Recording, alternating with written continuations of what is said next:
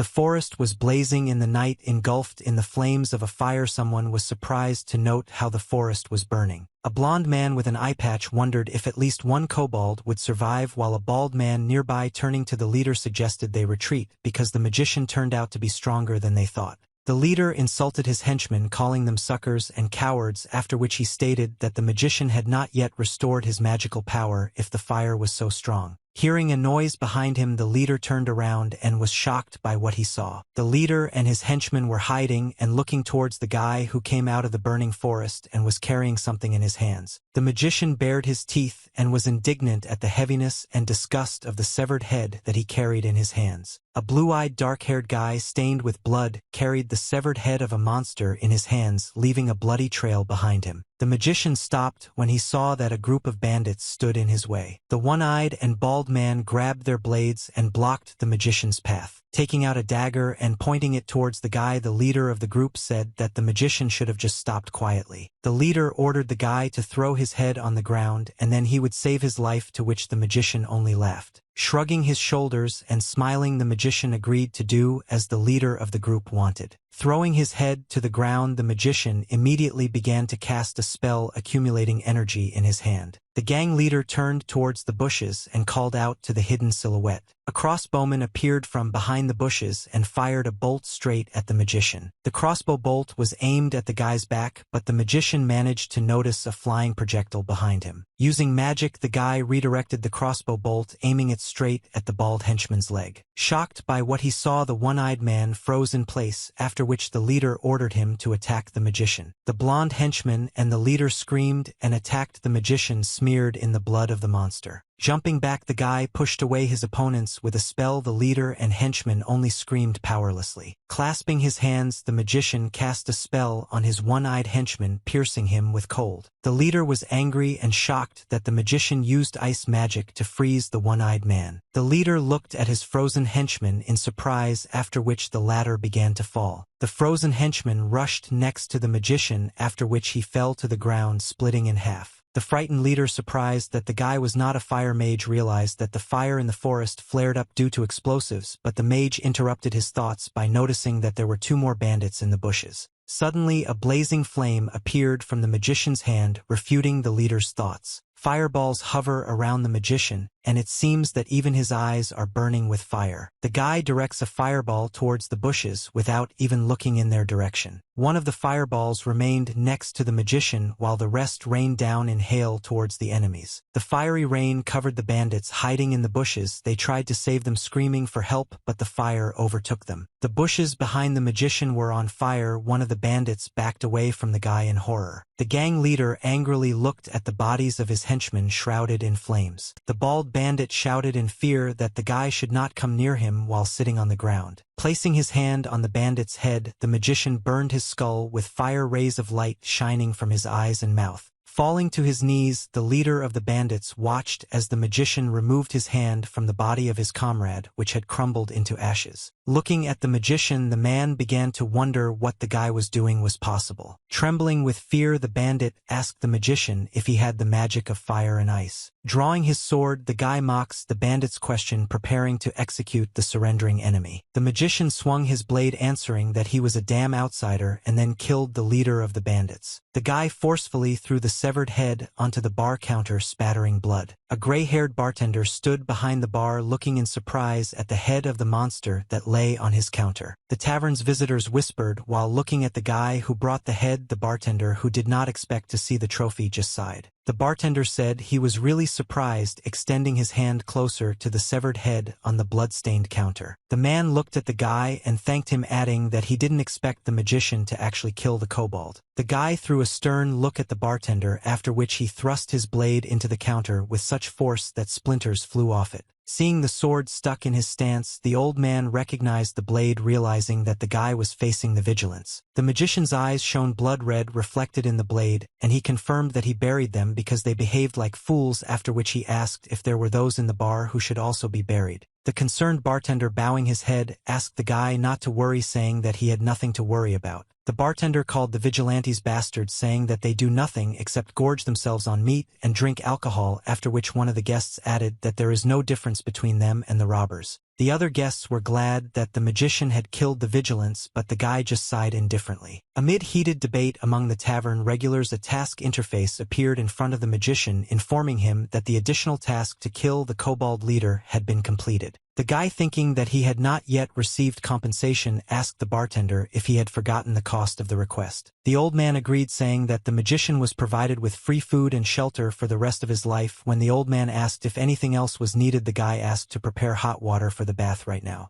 The bartender said that he would fulfill the request, looking after the guy as he climbed up the stairs. The old man called out to the magician and asked what his name was, which made the guy stop. Confidently turning around, the guy looked at the bartender and said that his name was Ian Hope. A game called Aquilonia was illegally downloaded from one community. A game with semi-open worlds in the style of dark fantasy full of intrigue and conspiracies. The main character became Ian Hope, a character in the game Aquilonia, whom he leveled up before becoming one. Yang was a mixed-type wizard. According to him, initially in Aquilonia it was possible to develop only one branch of power because this would help cope with difficulties in the middle of the game. But Yang did not follow these methods of leveling up, and developed the character based on needs, leveling up stamina or sword skills if necessary, because magicians hunt alone. But because of this approach to leveling up, he became an outsider, and realizing that he had screwed up the main character, decided to delete the character, but saw text on the screen. The screen flickered with strange pop-up messages that someone was watching and wanted to destroy the world. Coming to his senses in the skin of his own character, the hero was surrounded by 4 armed men in the middle of a swamp. Yang found himself in the middle of a location called the training zone, which was overflowing with enemies and monsters. The confused hero wondered how he got to such a place and why, but his thoughts were interrupted by a blow from a blade. Blocking the blow with difficulty, Ian collected his thoughts, realizing that if he thought about it, he would die. Ian's eyes glowed blue, his face turned into a grin, and his blade was stained with the blood of the enemy. Yang spent 6 months in endless battles with monsters and enemies, managing to adapt to this dark world. Yang, sitting in the bathroom, reflects on the fact that a year has already passed while his blade is next to him. Instantly, Yang jumps up and grabs the blade, sensing movement next to him. Yan's blade stops a few centimeters from the throat of a girl holding a bucket in her hands. Screaming in horror, the girl said that she had come to add hot water, spilling water from the bucket with shaking hands. Yang hid the blade and apologized to the girl, explaining that he thought that they were going to attack him. Having relaxed, Ian leaned back on the side of the bath while the girl was about to pour the hot water from the bucket.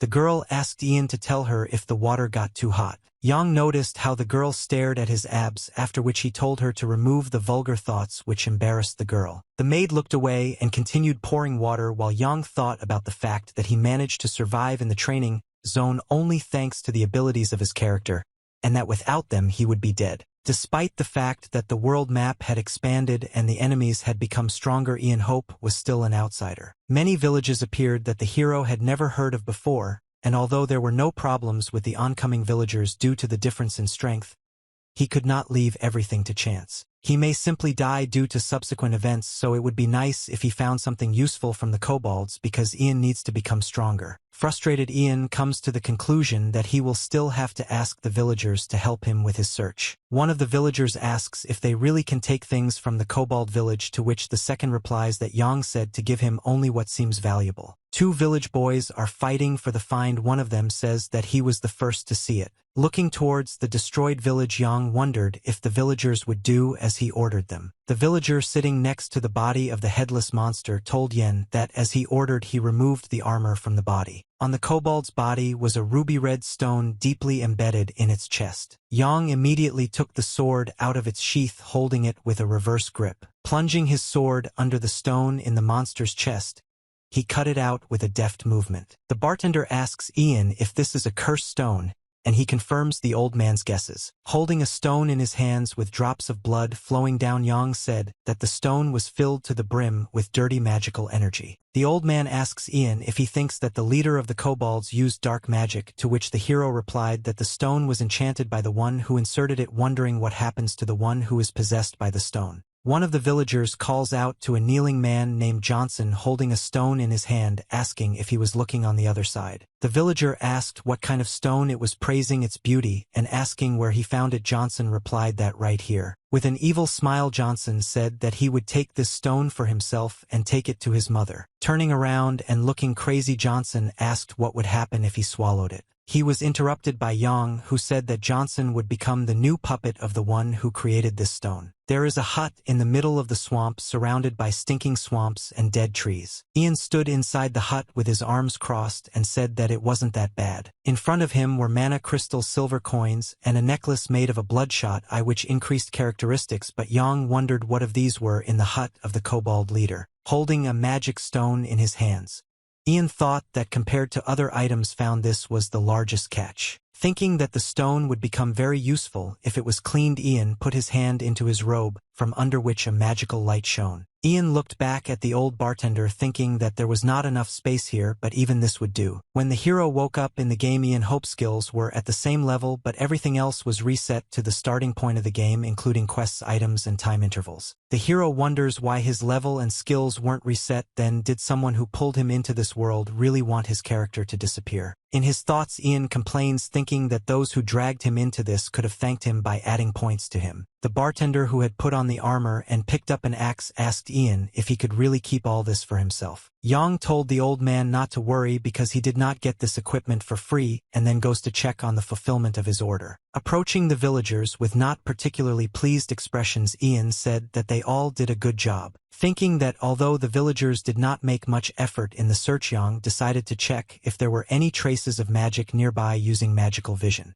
Having examined half of the village assistants, Ian finds no traces of magical energy near them. But then Ian noticed traces of magic in the bag of one of the villagers with blonde hair. Coming closer, Ian, putting his palm to his forehead, asked the guy if he was really so stupid, which surprised the villager. Putting the blade to the villager's throat, Yang ordered him to immediately empty his pockets. Before he could answer Ian that he didn't understand what he was talking about, the villager's eyes became bloodshot. Surprised, Ian watched as the villager was enveloped in a dark aura, causing him to only groan. The frightened villagers began to call out to Johnson, to which he only laughed madly. Johnson's eyes began to glow and his body began to distort as if something was possessing him. Throwing the blade over his shoulder, Ian assumed that Johnson was consumed by a curse. Realizing that this was no longer the same person with whom he had spoken earlier, Ian stabbed Johnson in the neck. But Johnson managed to stop the blade a few centimeters from his neck with his bare hand. Looking at Ian with his violet eyes, Johnson said that Ian was a hot-tempered guy because he decided to immediately cut off his head. With a dissatisfied look directed at Johnson, Yang only said that he was annoyed by him. While Johnson held the blade grinning, Ian said that he thought he had been swallowed up by a curse, but he was an imposter from the very beginning. Johnson says that he simply has no words because Ian ruined the field where he planted his seeds. Moreover, Ian also hid them. Yang realizes that he is talking about contaminated magic and believes that he is confused by the loss of connection with the objects that he placed in subspace. In addition, Ian notes that the attack on the kobold village was very opportune because otherwise they would have already attacked the village, after which he admits that from Johnson's point of view, he is only a variable. Smirking, Ian replies to Johnson saying that they were apparently in a hurry. Ian says that the magical power he created will be put to good use and calls Jackson a black magician. Johnson, enraged, called Ian a bastard with an arrogant face, at which point his hand changed to resemble a demon's paw. With his clawed paw, the black magician broke Yang's blade without any effort in one movement. Jumping back, the distressed Yang says that it was a good sword that he recently took out, but the black magician immediately rushed in his direction. Wielding a broken sword, Yang hits the magician's hand, winning a couple of seconds for maneuver. But the black magician's paw almost overtakes Ian, who barely managed to dodge, and Johnson begins to push the hero. The magician, intoxicated with his superiority, decided that he had already won, but immediately a fireball flew into his chest. A huge fiery explosion thundered from the shock wave, of which fragments of stones flew in all directions. Fireballs danced around Ian, while Ian himself, holding a broken sword firmly in his hand, looked confidently at his opponent. The shocked black magician in burnt clothes only looked at Ian in amazement, asking if he was really the same guy. Yang replied that he talks a lot, after which the fire covered his hand, turning into a fireball. Balls of fire flew at the black magician one after another, causing devastating damage. The villagers screamed in horror, asking what kind of nightmare was happening here. Yang created another ball of fire and shot it straight at Johnson's chest, sending him flying. Johnson's charred body fell to the floor, his eyes continued to shine, and his body was shrouded in dark magic. Groaning helplessly, the magician said that earlier the guy was just pretending, and now that he had shown his true strength,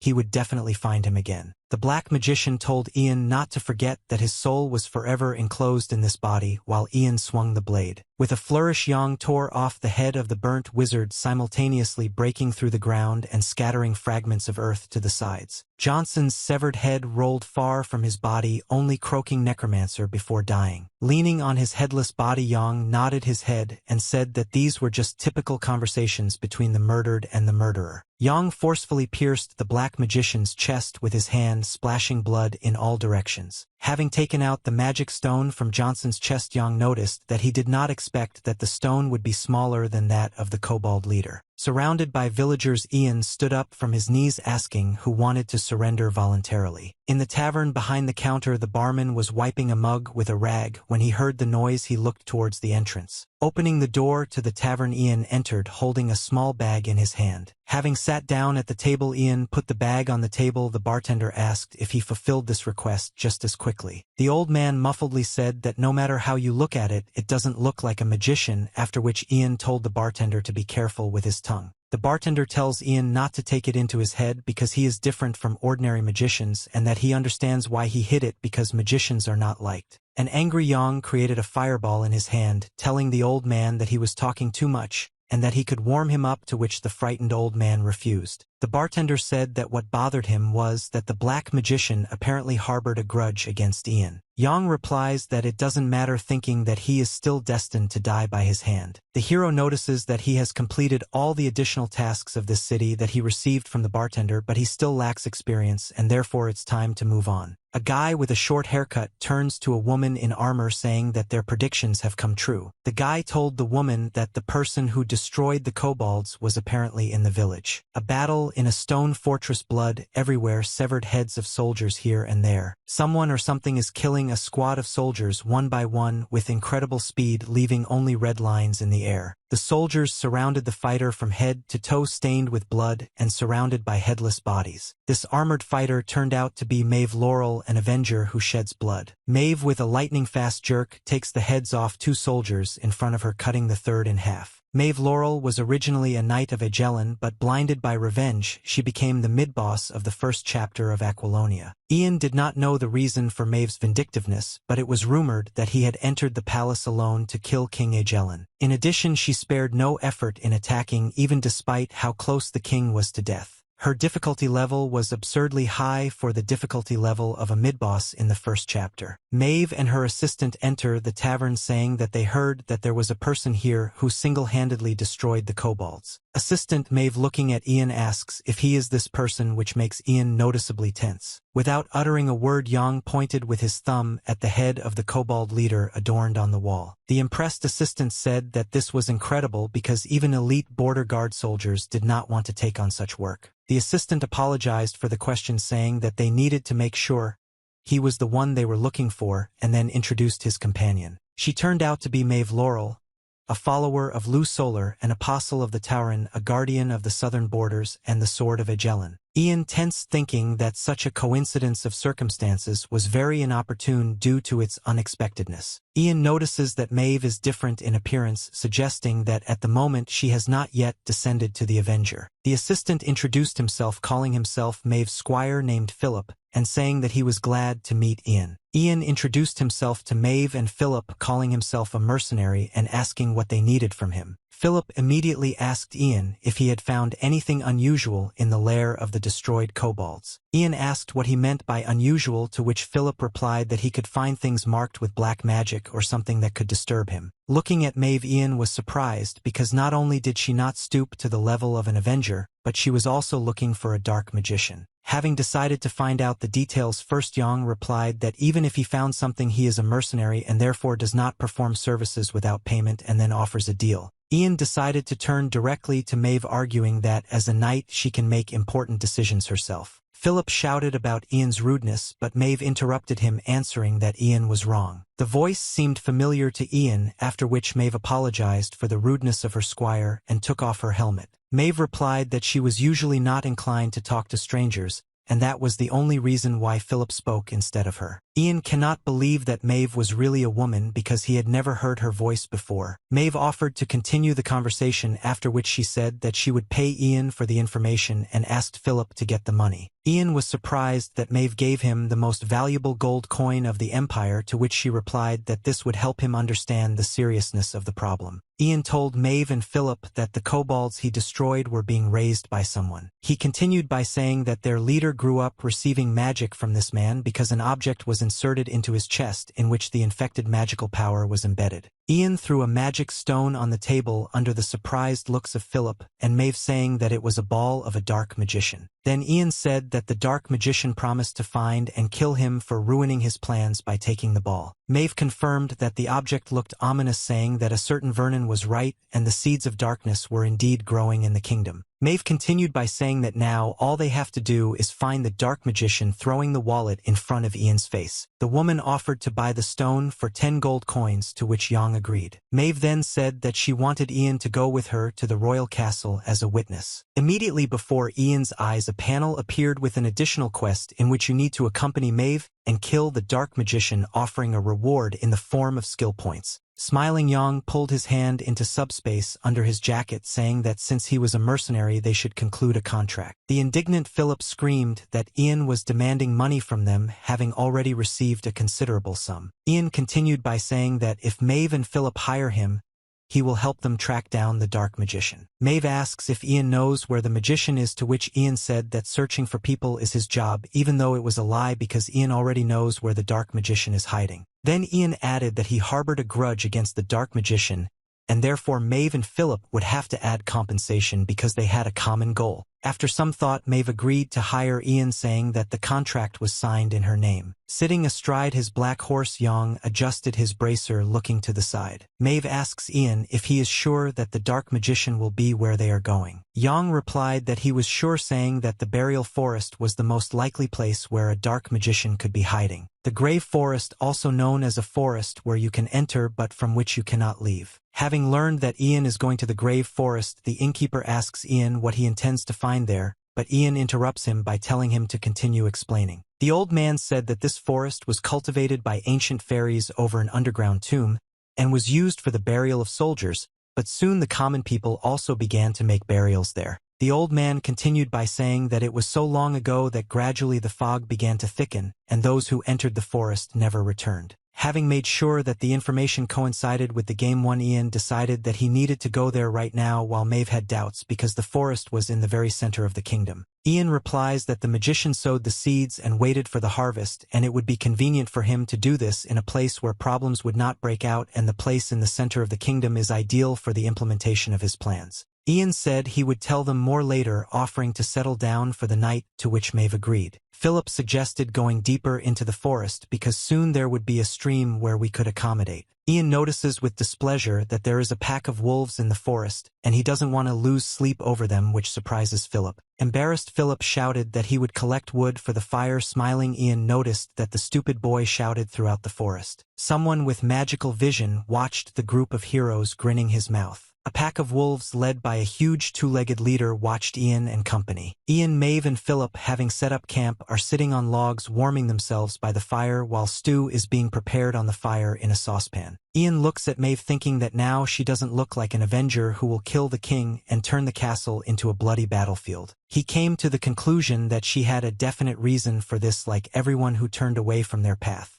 Philip, holding a large spoon, enthusiastically says that they will finally open the package that Ian is holding in his hands. The woman from the tavern calls out to Ian, handing him a package containing some ham and cheese. Holding the bundle in her hands, the woman smiles and asks Ian to take care of himself and be more careful. Philip clasped his hands together, saying that at that moment the girl's face expressed love, but Ian tells him to stop talking if Philip does not want to eat only rice for dinner. Surprised, Philip asked if Ian was going to share, to which Ian replied that he would share if Philip closed his mouth. The wind blew. Ian put the package on his knee, which made Philip decide that Ian was just making fun of him. Sticking his hand into subspace, Ian tells Philip to shut up while looking over his shoulder. At first not understanding, the group rose, and soon Mave sensed an alien presence calling the enemy's uninvited guests. Philip turned around asking why the wolf's roar was heard so close, after which he screamed in fear. The thicket behind the heroes was dotted with the burning eyes of wolves looking at their prey. The shocked Philip asked if these were all wolves. Philip asked Ian what they should do, while Ian, expressing obvious dissatisfaction, grabbed his sword and prepared for battle, saying that he would have to postpone dinner. Huge wolves shrouded in dark magic, sniffing and threateningly, approached the heroes. Mave says that the wolves are too big for ordinary ones and asks if they are connected with the black magician, to which Ian replies that they will find out about this after they kill the wolves. Taking out the blade, Mave agrees, ordering the frightened Philip to step back and guard the horses. Taking the sword in both hands, Mave tells Ian to go guard the horses with Philip. Ian refused, saying that Mave and Philip should guard the horses and he would take care of the wolves. Mave was indignant at this answer, but Ian explained that her armor could not defeat clever wolves. Philip called out to Mave, saying that the wolves were about to attack from the other side, interrupting the skirmish with Ian. Ian told Mave not to worry because he was going to do what only he could do and that there would be no losses. Silently agreeing, Mave rushed off in the other direction, telling Ian not to die. Gritting his teeth and expressing a certain dissatisfaction, Ian answered Mave, telling her not to die either. Looking at a pack of wolves a few meters away from him, Yang was surprised at their number, saying that there were too many wolves. One of the wolves, with eyes burning with fire, immediately jumped out at Ian. But Ian managed to dodge, and the wolf's jaws only slammed loudly a few centimeters from Ian's head. A noticeably angry Yang, enveloping the hilt of the sword with magical energy, said that using fire magic,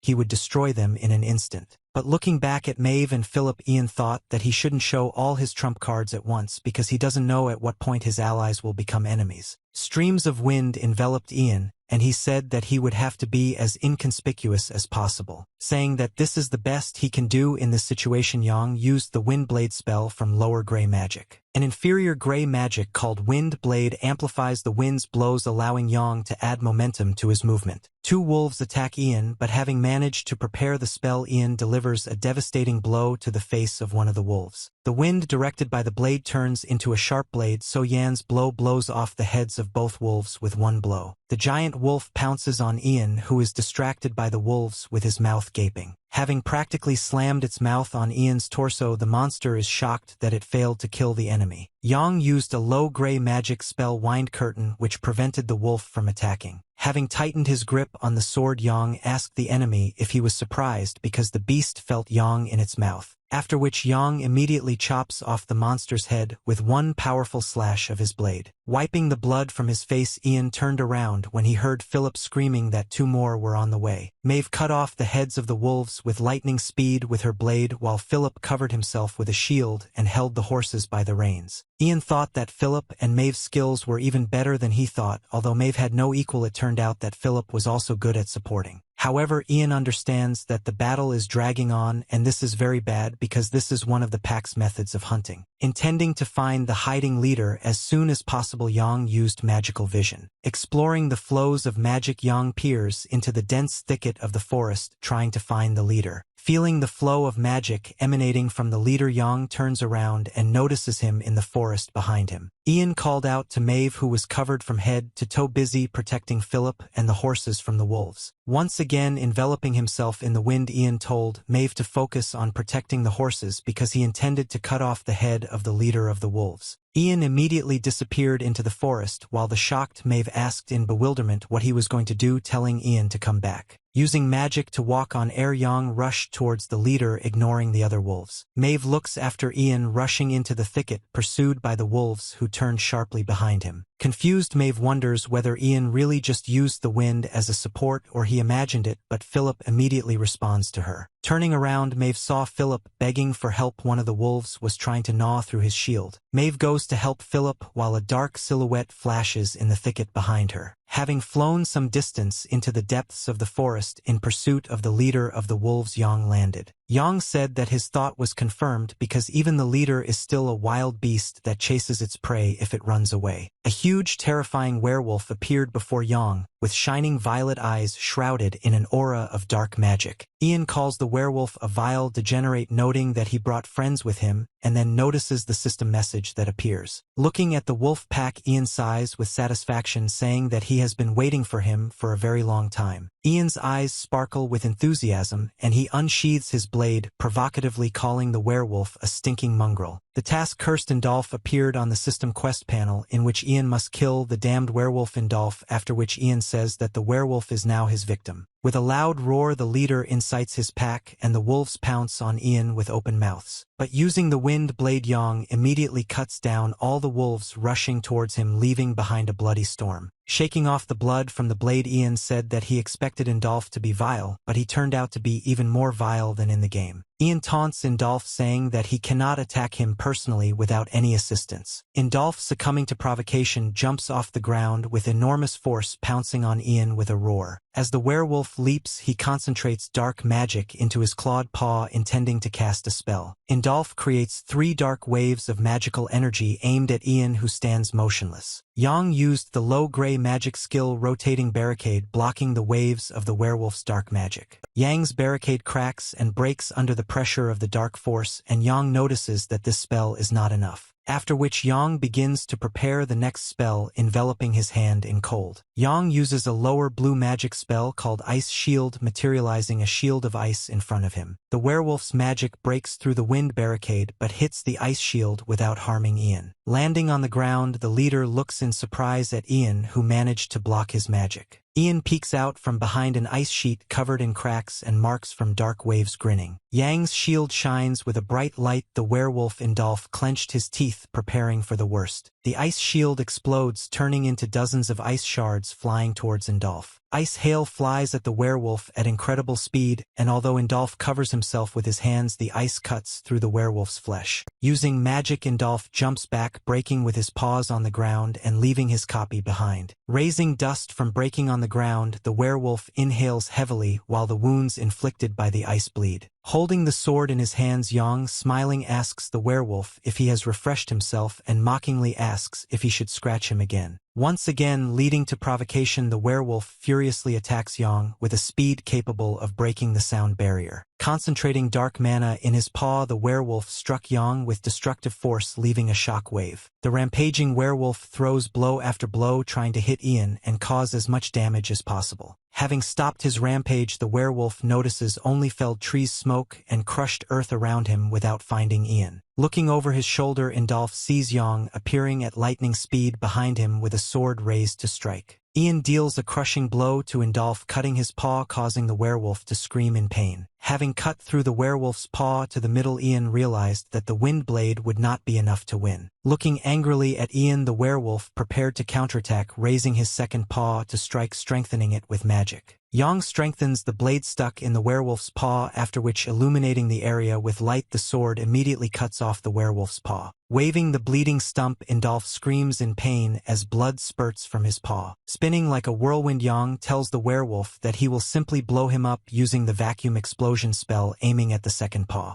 Gnawing into the flesh with a blade, Yang activates a spell undermining the werewolf's paw, leaving only a huge wound. In agony, the werewolf retreats back. Liters of blood pour from his wounds until Indulf himself can only growl. Holding his now broken sword in his hands, Yang asked the werewolf how long ago he left the village. Falling to his knees in front of Ian, Indulf wheezes exhaustedly and bleeds. Suddenly, the werewolf begins to exude a huge amount of dark energy, unwilling to give up and answer questions. Ian is surprised, asking if he is leaving, and manages to cover himself with an ice shield before being thrown back by a wave of dark magic. Yang, with great difficulty, blocks the dark magic of the werewolf with an ice shield right in the air, being thrown back. Surprised, Ian saw the armless Indulf flying above him, intending to escape. While flying, Indulf turns around, trying to see Ian, hoping that he managed to escape. To Indulf's surprise, an icy hail appears on his way, preventing his escape. Huge pieces of ice fell from above onto the downed werewolf, surrounding him on all sides. The surprised werewolf looked up and saw that he was locked in an ice prison. Dropping the broken sword to the ground, Yang asked the werewolf if he was about to run away. While maintaining the ice prison spell, Ian says that he was surprised and decided that the werewolf would escape. Gathering magical power in his palms and preparing to deal a crushing blow to the werewolf, Ian prepared a spell. With a furious cry, the werewolf rammed the wall of the ice prison, breaking off fragments from the walls. The werewolf's strength was enough to break through the wall of the prison and escape even despite his injuries. Ian called out to the werewolf, asking where he was going, the idiot, and the werewolf turned his gaze to Ian. Concentrating the spell in his hand, Yang jumped on the werewolf, asking if he was going to run away to call his assistants and come back. With a look full of anger, Yang created a ball of magical energy, and saying that he could not allow the werewolf to leave intact. An incredible explosion hit the werewolf as the residual magical power of the spell spilled throughout the area. Having taken the full blow of Ian's spell, the werewolf fell to his knees and was so exhausted that he could not move. Seeing that the werewolf was still alive, Yang used a wind blade spell to finish what he started, hitting the monster right in the stomach. Hitting the werewolf's stomach, Yang created a vacuum explosion in his hand, leaving the enemy no chance. The defeated leader of the werewolf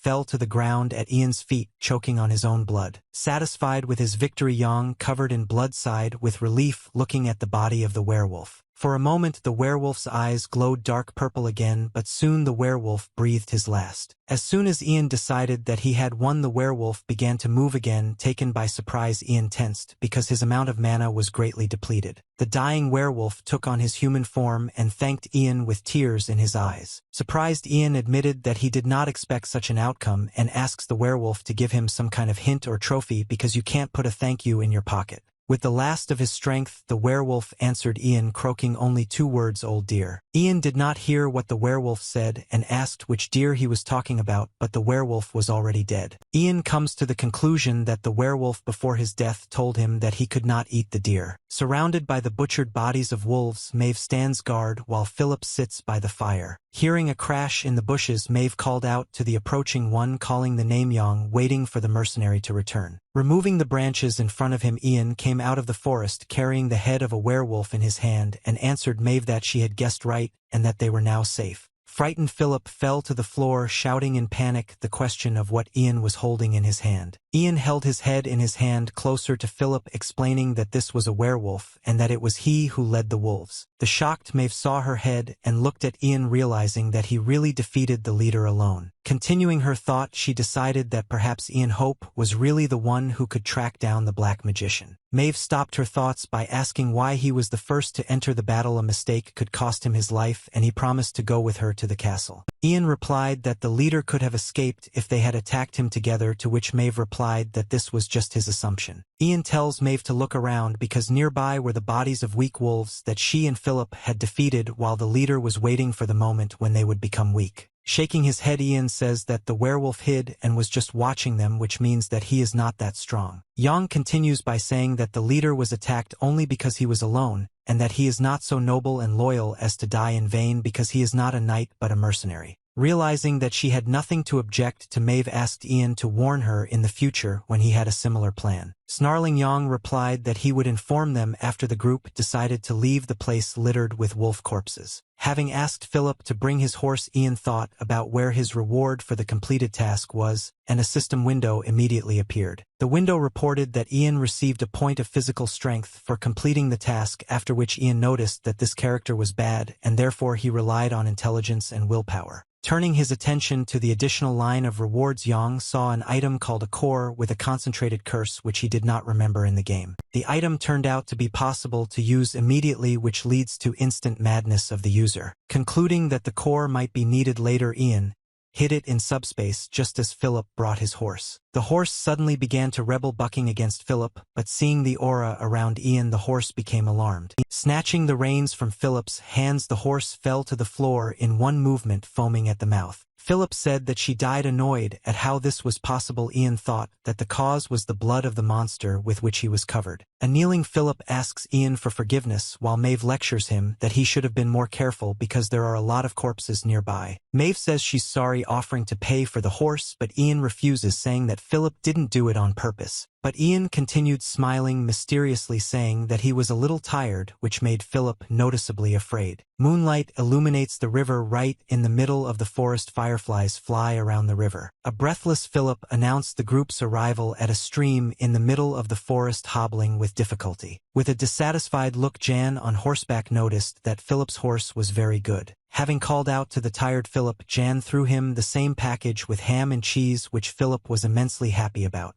Ian ordered Philip to cook half of it, first washing his hands and cleaning his armor after cooking until Philip flawlessly agreed with everything. Realizing that Philip was easy to command, Ian began to take off his blood-stained armor. Mave called out and asked what he was doing. Yang replied that as she could see, he was taking off his armor to wash it, thinking that his whole body was sticky with blood. Hearing Ian's answer, Mave also began to take off her armor, to which Ian asked the lady in surprise what she was doing. Mave said that her armor also needed to be washed and offered to do it together. In a stupor, Ian stood in the middle of the stream, wondering if what was happening was normal for this world, while Mave was upstream. Looking tensely at Mave, Ian caught himself thinking that she was even closer than he thought. Mave called out to Ian asking if he was injured, to which Ian was indignant because she decided to ask only now. Standing behind the stone, Mave said that she was impressed because Ian fought with a werewolf and was not even wounded. Mave notices Ian's fighting style, calling him unique, and noticing how he manipulates Philip, she says that Ian is a better knight than her. Mave continues, saying that an ordinary person from a noble family is not uncommon, which Ian counters by asking what if he is a commoner, realizing that Mave is making some kind of guesses. Taking water into her palm, Mave said that she understood Yen, saying that she too cannot talk about her origins just like him, since she decided to live as a tavern apostle and not a girl from a noble family. An apostle is one who has been blessed by God and has become a member of his family, being able to use some of his abilities. Straightening his hair, Ian asked Mave what kind of goddess Tavern was, to which Mave was surprised and asked if he was really asking about this. Smiling, Yang replied that he was not too friendly with the gods, keeping in mind that there were too many gods in Aquilonia to know about them all in detail. Mave replied that Torin's service is not easy because she is the goddess of order, the second daughter of Lu Solar, and the sword that punishes all sins. Mave says that as her apostle she cannot lie and ignore sins, otherwise she will lose her favor along with the blessing. Yang replies that if Tauren is called reprimand, then her other names should be even cooler. The main motives in Aquilonia are betrayal and moral decay, therefore, in addition to the well-known names, the gods have additional ones. Other names can become their weakness, such as another sun god named Lu Solar, blind faith. Mave replies that if Ian talks about other names, Tauren, of course they exist, and gives the example of the name Retribution. She says that stopping sin can replace someone's revenge, and sometimes after that you yourself become the object of revenge, therefore another name for censure is Retribution. Mave believes that this is why righteous revenge is under the protection of Tauren, while Jan begins to understand why Mave became an avenger shedding blood.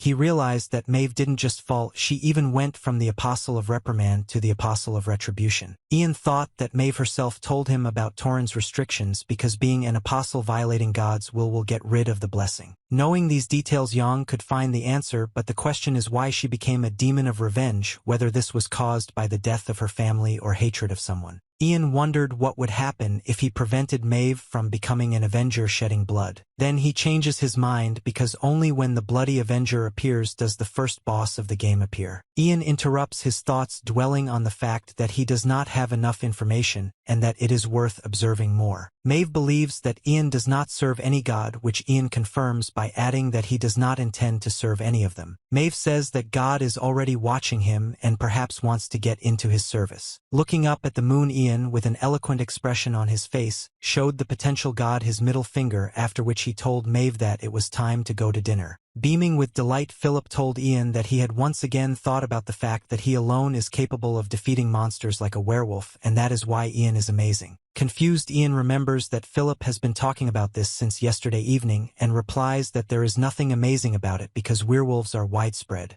Thoughtful Philip replies that he has never met so many monsters during his entire travels with Mave. Surprised, Ian asks if they hardly ever encountered monsters, remembering that since their arrival in the kingdom of Agellan, the number of monsters encountered has exceeded 100. Mave confirms Philip's words, saying that along the entire Quando route, they met only a couple of goblins and kobolds. Ian asks if they really followed the path of Quando, remembering that after leaving the swamp, he arrived in the city of Balk in the kingdom of Agellan. Having started his activities as a mercenary, he solved the problems of the city by moving along Quando, the main road of the kingdom, and killing all the monsters along the way. Frustrated, Ian slaps himself in the face with his palm, answering Philip and Mave that it was he who cleared the way for them. Turning around, he told Philip that the good days were over for him because there was a lot more crap in the kingdom than he thought. The trio of heroes emerges onto a cliff overlooking a burned and destroyed village still smoking from the attack. Surprised, Ian said that he didn't expect that the crap mentioned in the conversation with Philip would be found so soon. Philip, mentioning the name Lou Solar as a surprise, asked the others if this was the work of robbers. Philip noticed that this was happening not only on the outskirts but also near Quando's path, after which he noticed a terrifying aura emanating from Mave. With eyes full of rage, Mave said that she would not forgive the robbers for allowing themselves to just destroy other people's houses. Ian sighed indifferently, thinking that Mave was being dramatic, suggesting that it was precisely because they were distracted by such trifles that they still had not been able to find the black magician. Thinking that the village would have become much more useful if there had been a quest for him in it, Ian noticed silhouettes of people nearby. Mave answered that soon they will find out whose hands this is because they can find out information about what happened here with those people. Seeing a group of people, Mave's eyes filled with anger, and even the air around her was distorted with hatred. A group of people are half-heartedly digging a hole. One of them pokes a dagger into the ground while the second just stands with his foot resting on a stone. A man with a scar on his face and armed with a crossbow commands the group to dig a hole, normally calling them idiots. The crossbowman asks the others if they really need so much time to dig 6 graves, after which he says to do everything right because he had a bad dream yesterday. Hearing the clatter of hooves behind him, the crossbowman turned around and saw Mave rushing towards him with a blade at her advantage. The shocked gang, not understanding, shouts over each other, asking what the knight suddenly forgot near this village. The leader of the gang orders everyone to grab crossbows and aim at the horse because the knights have no mercy for anyone except the peasants. Mave, who in the eyes of the bandits resembled a monster, furiously shouted to throw down her weapon and fall to her knees. The confused leader of the group asks why they should throw down their weapons, and they won't do it unless Mave has a good reason, as long as one of the men is hysterically firing a crossbow. The leader calls out to the shooter, condemning him for not having been asked to shoot at the knight.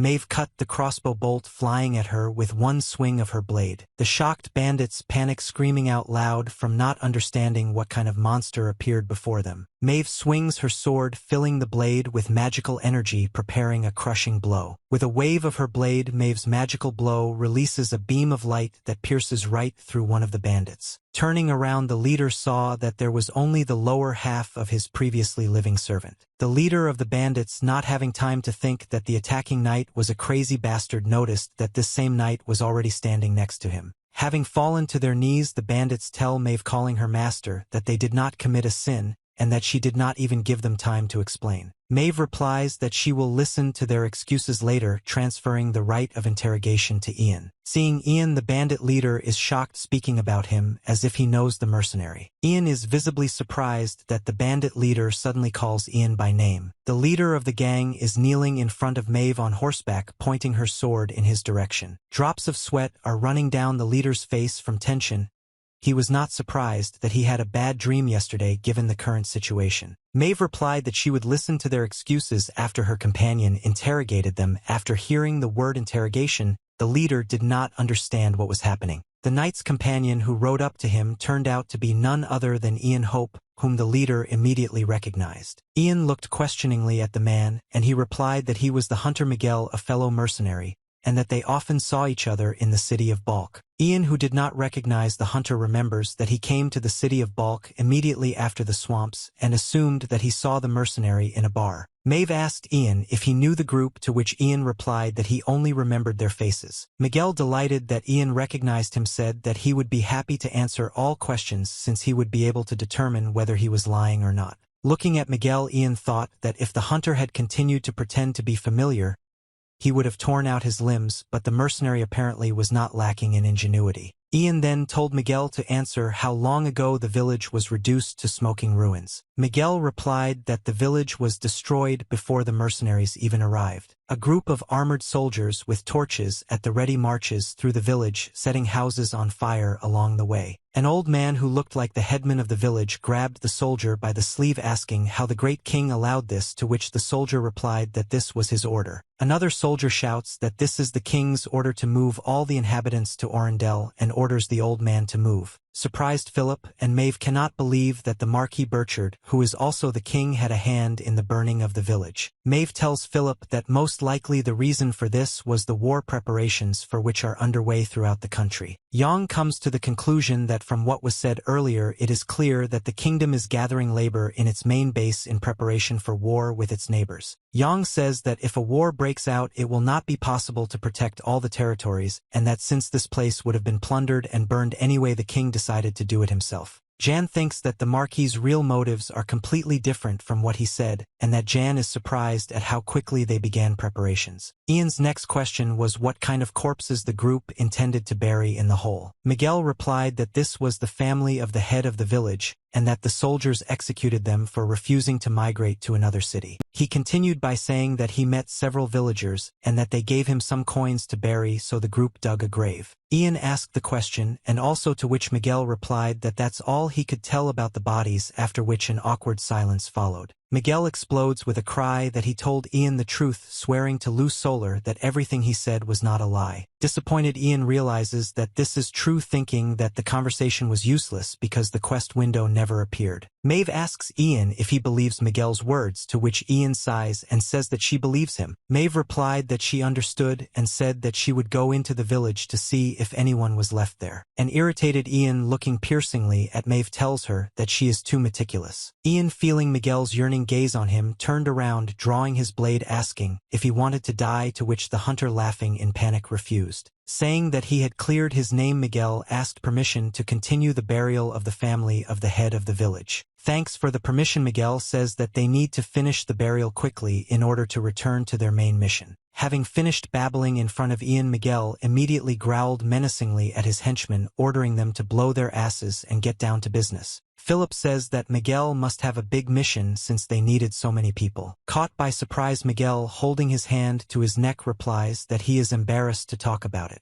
Philip asks Miguel why he looks at Ian like that, but Ian himself answers Philip that among the mercenaries there are bastards who steal requests from others, and tells Miguel that he may not answer. An embittered Ian asks if Miguel thinks he is such a bastard. Miguel replies in horror that he doesn't think so. Miguel says that they have probably already heard about a pack of wolves that devours people, and they say that in the forest where the heroes are heading a huge pack has gathered. He continues the story by saying that the wolves also devoured the customer's son, because who else but a former hunter can fulfill such a question. Miguel stared questioningly at Philip and Ian, who looked at each other, asking why they were looking at each other like that. Pulling his hand down, Ian told Miguel that they had no intention of stealing the group's request. Having removed the werewolf's head from the horse, Ian showed it to Miguel, saying that he had already decided this issue. Beaming with pride, Philip asks Ian if he took good care of his head, to which Ian agrees, promising to share the reward. Taken by surprise, Miguel says that he has never heard of werewolves in wolf packs, to which Ian replied that this werewolf used his subordinates to do all the dirty work, while he himself hid in the shadows, saying that in this he and Miguel are similar. Ian returned to the topic of the request, asking Miguel in which city he received this request. Evening came. Mave on horseback asked about the village on the way to the valley, asking if he would take the mercenaries with him. Ian agrees, saying that the journey will only take 2 days, and that those who lost their families because of wolves deserve to know the truth. Yang continued by saying that they also need to prepare supplies before going to the grave forest. Mave said that she understood, continuing that she did not like these mercenaries because mercenaries do not have faith in God, singling out Ian as an exception. Smiling through the pain, Miguel replies that it is an honor for him to go with Mave. A group of heroes waited while Miguel's henchmen buried the family of the village chief. With the thought that night is the time for monsters and now one cannot let one's guard down, Yang concentrated and used magical vision. Looking at Mave, Ian saw an aura of dark magic enveloping her, which in his opinion could not be a mistake. Mave asked Ian what was the matter, to which he replied that apparently Mave was not yet possessed by the black magician's curse. Without having time to ask why he decided this, Mave immediately rushed to her belt bag. Holding in her hands the magic stone that had previously been in her bag, Mave said that she had not noticed any changes.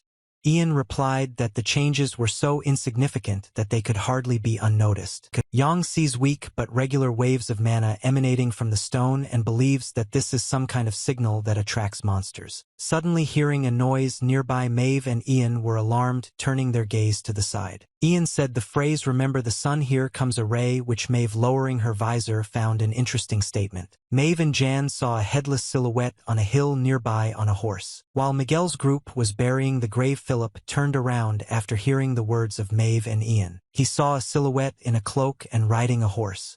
Philip asked in surprise who this headless man was, to which Ian replied that it was a puppet of a black magician. Yang asked if they hadn't heard rumors about a headless horseman who was wreaking havoc throughout the kingdom named Dullahan. Philip noticed in horror that he had recently met a werewolf and now another monster. Looking at the monster, Philip said that Ian was right when he said that the kingdom was a mess. Looking at the discouraged Philip, Yang thought that when he said a mess, he didn't mean that high-level monsters would appear one after another. Ian remembered that the black magician valued the seeds he had sown, and therefore they would not need to waste time searching. Ian asks Philip to hand him his sword, which Philip obediently does by removing the blade from its sheath. Mave on horseback calls out to Ian, who is preparing for battle, saying that she will be on the front line. Ian agrees but suggests they watch him first, as Dullahan looks like he's expecting them to attack. Yang thinks that when provoked, the rider takes a defensive position with quite dangerous techniques, and if he is ignored, he attacks with rather simple attacks. Philip happily agrees with Ian's idea but is interrupted by Miguel's loud cry that they are finished. Miguel, looking at Jan, Mave and Philip staring at him, asks them what the problem is. Suddenly Dullahan raises his hand, uttering a phrase in an incomprehensible language, discouraging everyone present, causing Philip and Miguel to clutch their heads. Ian replied to Miguel that there had been no problems so far, but thanks to him they had just appeared. The horseman continues to use the ability, terrifying everyone except Ian and Mave. The rider concentrates a huge stream of red magical energy in his hand, uttering incomprehensible words. Mave asks if this is a spell, to which Ian replies that it is an ancient language. As Dullahan continues to speak, Ian believes that the rider is saying that he will not forgive the people who invaded the fairylands. Philip asks how the hell Ian understands what he is saying, to which Ian replies that he somehow understands, remembering that he has the skill of an ancient language. Yang reflects that he upgraded this skill to complete tasks in the ancient civilization event, and that he is not interested in hearing that the rider is protecting the lands of the swamp fairies. Suddenly the rider utters a phrase that makes Ian wary, ordering everyone to immediately close their ears. Yang says that this is not just an ancient speech but a spell, and if a person hears it and does not resist, they will go crazy. Miguel shouts at his former comrades, calling them idiots and saying that they were ordered to cover their ears. From the grave behind the heroes, the resurrected dead began to rise, breaking through the loose soil. Those who were previously the headman's family, having emerged from the grave, changed beyond recognition, outwardly resembling ghouls. Philip and Miguel, still covering their ears, scream when they see the living dead, calling them ghouls. Ghouls have surrounded Miguel's former protégés until they are blissfully unaware of what is happening. Miguel rushed to deal with the resurrected with a shovel, shouting that they were ungrateful bastards. Philip asks Jan and Mave what they should do. Mave replies that as planned she will be on the front line and orders Philip to help the others. A terrified Philip tells Ian to kill him before the ghouls eat him. Ian asks Philip if he's really that worried about some ghouls, then says he wants to check something. Mave said that she would finally see Yana's real skills and rushed towards the Headless Horseman. The Headless Horseman struck the ground with magical energy, creating a huge plume. The trail of dark magic almost overtakes Mave, but having strengthened her blade with magic, she cuts the spell aimed at her. Heading straight towards the rider, Mave inflicts a crushing blow on him, piercing right through Dullahan. Watching Mave's blow penetrate Dullahan, Ian says that he thought that she was destined to become a knight.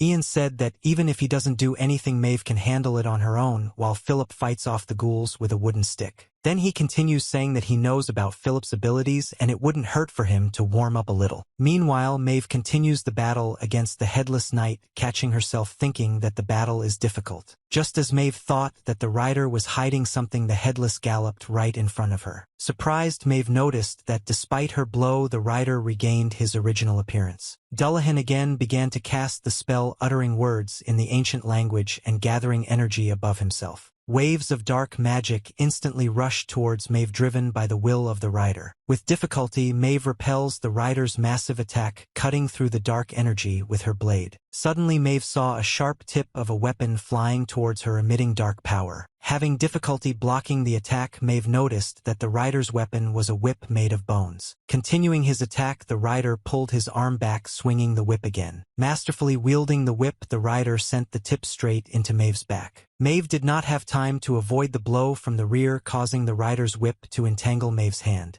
Having experienced sharp pain, Mave saw that, through the whip, dirty magical power was breaking through the divine mana. However, as soon as Mave raised her hand, a blow was struck on the rider's whip, freeing the rider's hand. Looking back, Mave saw that Ian had struck the whip with his spell, sitting on a horse next to her. Surprised by such a sudden appearance, Mave calls Ian by name. Yang apologizes for being late at the rear and saying that he has found out all the enemy's skills and can begin the real battle. Ian asks Mave to hit the rider again with all her strength so that he flies out of the saddle. Mave's gaze returned to the Dullahan, who was now focused on the sudden intruder. Her sword shone again, the divine power on the armor sharpened, and the strength spread throughout the body, and the horse's breathing stabilized. The Dullahan who was pursuing Ian struck, destroying the ground in front of his horse. Having overtaken Ian, the rider said, in an ancient language, that he had caught him approaching closer and closer. Mave released her divine power and collided with the Dullahan, and from her blow he again shattered into pieces. Even though she pierced him once more, Mave narrowed her eyes. Another failure.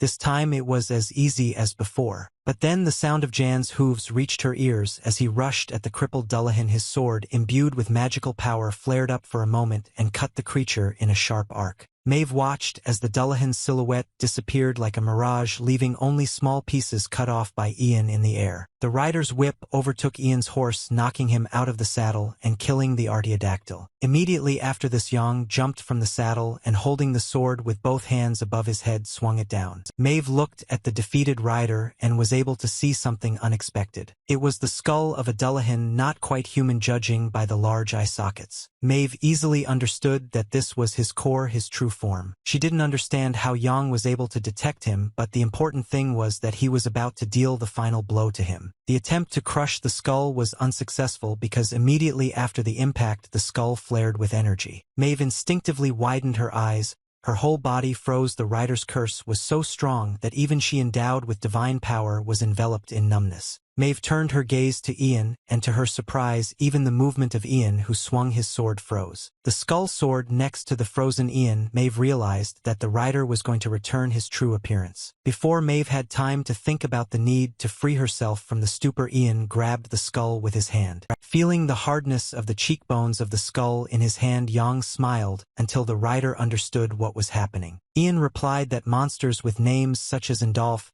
have at least one secret that helps to avoid a dangerous situation in battle. Continuing to grin, Ian told the rider that he knew his secret skills. Thanks to Ian's preparation and selection of appropriate resistance skills, torpor was only a slight slowdown for him. Despite the absence of eyes, Yang keenly felt the red light fluctuating in the eye sockets of the skull, saying that at such moments it was convenient to be an outsider. He lifted his lips slightly as if smiling and plopped the skull on the ground. Yang approached the skull with a blade at the ready and shrouded in magical power, noting that it was time for them to finish. The skull immediately rushed away from Ian, intent on avoiding his death and admitting defeat. But Yang immediately caught up with the flying skull and swung his blade with significant displeasure on his face. Yang struck the skull with the blunt side of the blade, interrupting its flight and slamming it into the ground. Yang continued to pound the skull without any fancy moves or flashy techniques. Mave silently watched the one-sided duel between Ian and the rider, not understanding why the numbness had lifted from her. Mave didn't understand how a monster of such power could be defeated so easily. Yang continued to swing the sword with all his strength, regardless of which side it was, with the tip or the flat side, and repeated strikes. Under the pressure of Ian's blows, the rider's skull began to crack in the area of the frontal lobe. The panicking skull began to chatter rapidly in the ancient language as Yang pointed the tip of his blade directly at the cracked area. Raising the magic-enhanced blade over the skull, Yang uttered only the word "die." Finally Yang's sword pierced the forehead of the skull right between the eye sockets. Immediately a blindingly bright red light flashed as if the skull had exploded. The wind currents together with the shock wave swept everything in the area to the sides. Yang, who exhaled with relief, held the cracked blade in his hands, cracked from blows. Having crumbled from the blows of the blade, the skull lay lifeless on the ground while Ian's sword was broken into fragments. Ian is unwell because another of his swords has broken while Mave just silently watches what is happening. The dark magician is indignant that Yang destroyed all the servants he encountered, starting with the leader of the kobolds and ending with Dullahan. In a rage, the magician throws his notebook at the wall, condemning Ian for appropriating the seeds he carefully nurtured. The magician calms down, saying that he will consider what happened as an opportunity to get rid of Ian because soon the whole world will be in his power. The warlock continues his monologue by saying that the world will return to its true form and throw off its shackles, and he will be reborn as a higher being. And after rebirth, when the time comes, the first person the magician will absorb will be none other than Yang. Clear morning, the village, surrounded by a wooden palisade, is bathed in rays of sunlight. Two villagers discuss the death of the head of their village, mentioning that his only son was torn to pieces by wolves. One of the villagers asks the interlocutor if there is any news from the mercenaries that the gatherer is going to hunt wolves. Mave is driving along the main street of the village. Miguel and Ian are walking next to her, to which the villagers ask what the noise is. The split skull of a headless horseman is tied to the saddle of the box. The villagers chatter, asking if the man who is completely covered in armor is a knight and what kind of skull is tied to his saddle. One of the villagers recognizes Miguel, saying that he is one of those who went hunting wolves. The villagers shout at each other, saying how brave Miguel looks, holding the head of the culprit in his hands, believing that it was he who killed him. Suddenly Miguel stops and tells the group behind him that they arrived even an hour earlier thanks to what a wonderful guide he is. The residents look in shock at Miguel, who was previously almost called a hero, while Miguel is nice to Ian, calling him master. Ian, looking at Miguel, thinks that despite his experiences he has still become a good guide. Ian, Philip, and Mave sit by the fire while Miguel buries the bodies of his former colleagues. Philip tells Miguel to finish, to which he replies that he is doing this for his own good because his colleagues can turn into evil spirits and curse him. Under Philip's sympathetic gaze, Miguel continued, saying that they put in a lot of effort until the very end. Philip asks Mave what to do because the journey takes much longer than they expected. Philip also notices that they are very late because they have lost their horses, while Ian only eats in silence. Philip continues, saying that it will take at least another week to get to the burial forest, and if this continues they will not have time to search in other places. Hearing Philip's words, Miguel asked if the burial forest was their goal. Miguel then continued by saying that 5 days would be enough for them to get to the village. Miguel said that they could take a side road that only old mercenaries like him know about, to which Ian replied that then he would take responsibility. After Miguel agreed, Ian told him to lead them straight to the burial forest. Shocked, Miguel is indignant, not understanding whether he was really asked to lead them into the grave forest. Suddenly Ian throws Miguel a gold imperial coin, and all his doubts are instantly dispelled. Ian thinks that it must have been difficult for Miguel to refuse because imperial gold costs twice as much as ordinary gold, especially considering that Ian accidentally complied with his request. Ian decides that it would be nice if Miguel replaced him as a witness to the black magician because he himself is going to go with Mave only to the grave forest. Miguel invites the group to gather in the tavern across the street when everyone has finished their business, while he himself goes to receive a reward for the task with the wolves. Jan gives Philip 3 coins, telling him to go to the stables and buy horses for him and himself. While Ian was lending money to Philip, Mave asked him that he was going to go to the Solar Temple. Mave said that she wanted to go to pray and offered to go together, which Ian resolutely refused. Jan excuses himself by saying that after the temple he planned to go to another place, and says that it is unclear what their companions could do if they were left alone. Approaching a small brick temple, Ian argues that knights value faith and honor. That is why they are an ideal target for priests, and by coming here with Mave he would have lost his money. Yang opened the doors of the temple, flooded with light from the window. Except for him, there were no people in the temple. Looking at the statue, Yang understands that it is not light or mana flowing down the hands of the statue in the middle of the temple, and that this is a real miracle, which means that the temple was real.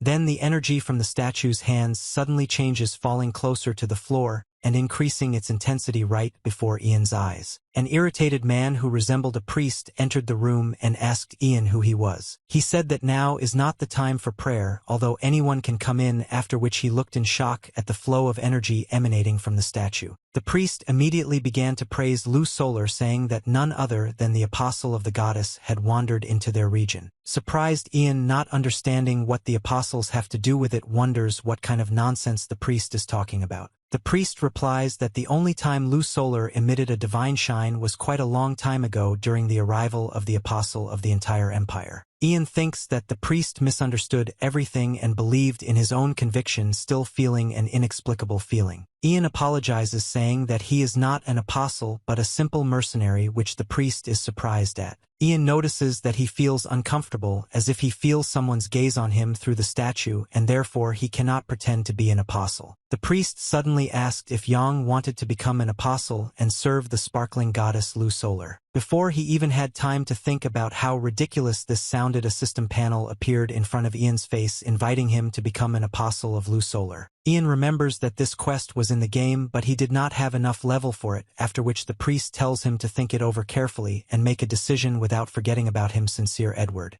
Ian tells Edward that he will remember him, and that he needs his help now, which makes the priest encouraged. Taking out the stones of dirty magic from subspace, Yang asks if it is possible to cleanse them with the help of the light of the goddess. The priest is frightened when he sees the stones and says that such a distortion of dark magic could not have been created by a simple monster. Ian insists on the question, saying that tomorrow he will leave the city by noon, and the priest agrees, saying that he cannot refuse him. The priest continues by saying that although there is more divine grace than usual, his physical abilities are only enough for one stone. However, the priest says that if Yang donates to the maintenance of the temple, the priest will pray all night long to cleanse the stones. Smirking, Ian says that Lu Solar's service will require a lot of investment, after which he rejects the apostle's quest. Divine grace immediately dries up, shocking the elderly priest. The priest immediately admits his guilt, saying that it would be an honor for him to help someone who is under the protection of the goddess. Divine grace immediately illuminates the entire room with its radiance returning in even greater quantities. The light of the goddess fell on Ian, casting a shadow on the priest, after which Ian told Edward to try harder, maybe then the goddess would appreciate his loyalty. Mave, Philip, and Miguel in the tavern tipsy call out to Ian, calling him a dragon hunter. An irritated Ian, standing in the doorway, dejectedly summed up that the others had already gathered. Ian asks what happened to the payment for the request about the wolves, to which Philip pours money on the table, saying that he added money there for the horses. An enthusiastic Philip asks Ian if he really hunted dragons. Ian looked irritably at Miguel, who, cowering in fear, said that he had not told so much, and that was because Philip was very interested. Ian answers Philip, saying that it was not a dragon but a drake, and he only recently became an adult. Yang also noticed that this winged lizard could not even be compared with a dragon, thinking that he was forced to remember the disgusting times. With their mouths agape, both Philip and Miguel shouted and asked Jan if this meant that he had previously met real dragons. Dissatisfied, Ian, ignoring the question of Miguel and Philip, stabbed the meat on a fork, threatening to shorten their tongues. Without reacting to Ian's words, both Miguel and Philip continued, saying that according to rumors the swamps are cursed, and a person who steps there without being a descendant of ancient people will die, but Ian remembers that there is such an item in his characteristics window. Then he remembers the dark barrier, one of the biggest problems, the wall that divides the continent in half. Most of Aquilonia's problems are often attributed to madness caused by contact with the dark barrier. Suddenly hitting the mug on the table, Mave shouts and orders the two to stop asking questions about Ian. She says that they got too loose when they got drunk and sends them both to bed. As they left, Philip and Miguel began to quarrel, accusing each other of pestering Ian. Ian, sipping a drink from a mug and looking in the direction of Miguel and Philip leaving, thinks that there is not a moment of peace with them. Mave turns to Ian, inviting him to go out and walk around the village for a while, saying that she needs to tell him something. Village at night. Torches are lit on the houses along the streets. Fireflies are flying in the air. Ian walks next to Mave holding a lamp. Mave asks if everything is okay with him after receiving that thing during the victory of the Headless horseman. Looking at the ring on his finger, Ian asks if she means the trophy he received from Dullahan. Yang crouched over the rider's split skull, complaining that he had broken his sword again. Suddenly the dark energy remaining from the skull flew towards Ian, falling into his hand. Suddenly Ian was enveloped in a curse. The spirits of the swamp fairies attacked him, trying to strangle him. However, grinning Yang only asked if this was the same madness surprised at its low level. Yang said that this madness was nothing compared to what he felt when he found himself in this world as his outsider character and instantly dispelled the curse. Smiling sadistically, Yang mentally asked if this was all the spirits were capable of, saying that he would crush them with his own mana. Suddenly Yang felt a surge of energy in himself, something he had only experienced when he first felt mana within himself. In his hand Yang saw a small dark snake formed from the curse Yang compressed. Yang looked at the snake, saying that it was she who conveyed her feelings to him and invited her to become his pet. The snake immediately entangled Ian's finger, forming a ring, turning out to be a trophy called Swamp Hatred, which allows one to curse the enemy for their life force, causing confusion. Ian remembers that the ring cannot be used at the beginning of the game if your will and intelligence are at a low level, after which he answered Mave that, as far as she could see, everything was fine with it. Mave said that Ian had already surprised her several times, from how he simply dealt with the ghost to how he wore the cursed ring without any problems. Mave continued by saying that this is not surprising considering that he single-handedly overcame many obstacles in the cursed swamps. She continued by saying that she didn't know anything about it because she was in the border area and that she was lucky to meet such a person as Yang. Smiling and blushing, Mave said that she was sincerely glad to meet them. Ian looked at Mave warily and decided to ask what she wanted to tell him. Going outside the village, Mave said that she first learned about the existence of a black magician a few days after the order to protect state borders. When Mave was about to set off, a messenger brought her a letter. It was a letter from Mave's younger brother Vernon Laurel. Mave said that he is the head of the Laurel family and the shield of the royal family, which surprises Jan because it is strange that the apostle tavern guards the borders while her younger brother is assigned to protect the king.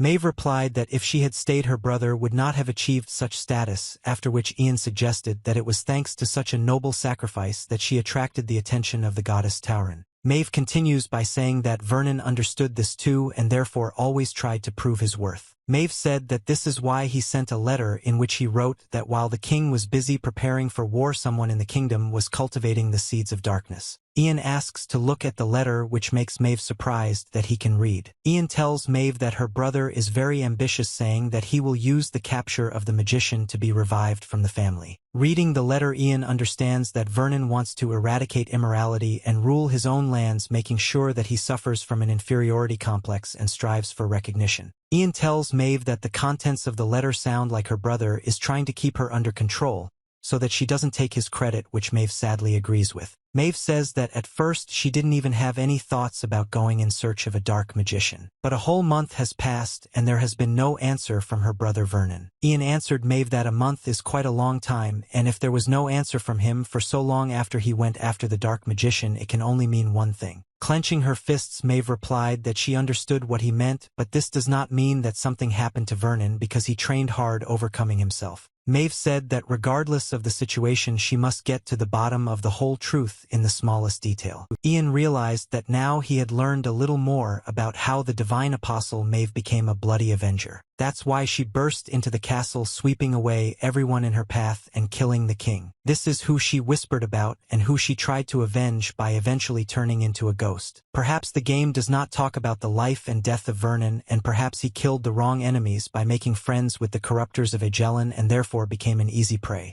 Mave says that she hopes that they will be able to catch the dark magician because this is not the only reason for her story. She says that they are now in a situation where it is not clear who the enemy is and therefore she needs an assistant worth trusting. Mave continues saying that it would be great if this place was taken by someone who has already fought with a dark magician and has excellent fighting skills. Yang thought that he was curious why she was telling a story about which he was not interested, but a window with a chain of quests appeared in front of him. Yang replied that he was a mercenary and therefore would not take up the matter at the usual request, realizing that at least the rewards for the quest chain were attractive. Ian asked if he understood correctly that Mave wanted to sign a new contract with different terms after the current request was completed. Mave replies that everything is correct, and since the task is dangerous and serious, she can promise a decent pay, and if desired, the status of a nobleman, but now Ian is not interested in the reward. Yang said that before that he would like to familiarize himself with the contents of the agreement, especially about the cooperation part.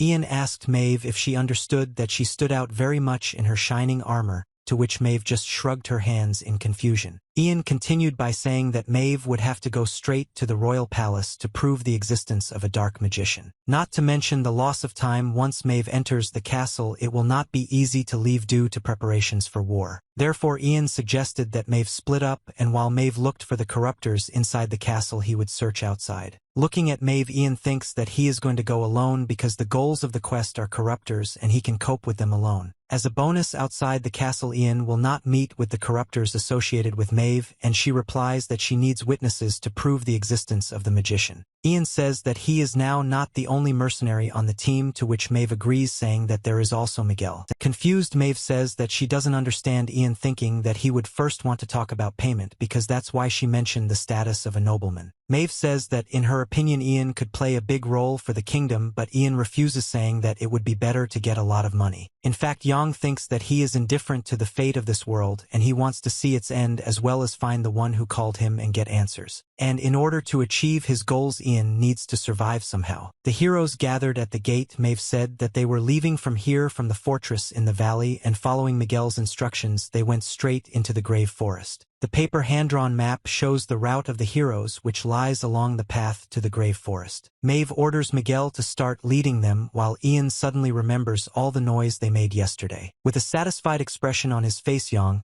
holds 2 stones in his hand, artifacts cleared of black magic, hoping that he will soon be able to try them out in practice. Jan, Mave, and Philip follow Miguel along the path, reaching the outskirts of the Red Valley. A dissatisfied Philip, jumping off his horse, shouts at Miguel, saying that the road here is so terrible that it is impossible to pass on a horse. Scratching the back of his head and looking at the overgrown path, Miguel replies he is sure that everything was different on the path before. Philip asks Miguel how long ago, to which he responds by wondering if it was 5 or 6 years ago, which makes Philip feel unwell. Indignantly, Miguel replies that it is not as dangerous here as before because crowds of goblins and gremlins lived here. Dismounting, Ian asked if Miguel was telling the truth, to which he replied that this used to be their lair. He continued, saying that they even eat grass and leaves, and therefore only bare branches remained on the trees. Catching the leaf in his hand, Ian sees that it is saturated with black magic and says that what happened is that the goblins and gremlins could no longer feed on the local flora. Philip doesn't understand what Ian is talking about, and he reminds them that just recently they saw something that was moving while dead. Philip, shuddering, asks if Ian meant the family of the village head who turned into ghouls. When Philip asked if monsters could become ghouls, Ian replied that the forest was destroyed by dark magic and therefore anything could happen. Yang tells the group that in addition to the burial forest there is also an infected forest, and from now on everyone should be careful. Ian also says to immediately report if anyone sees strange plants, and Miguel, pointing his finger, asked if he meant such plants. On a massive tree along the path hung strange-looking red fruits. Ian, noticing that the fruits were less ripe than he had seen, said that it would be better not to approach them. Miguel asked what would happen if they got closer, to which Ian replied that he could try it given that the tree would definitely like it a lot of meat.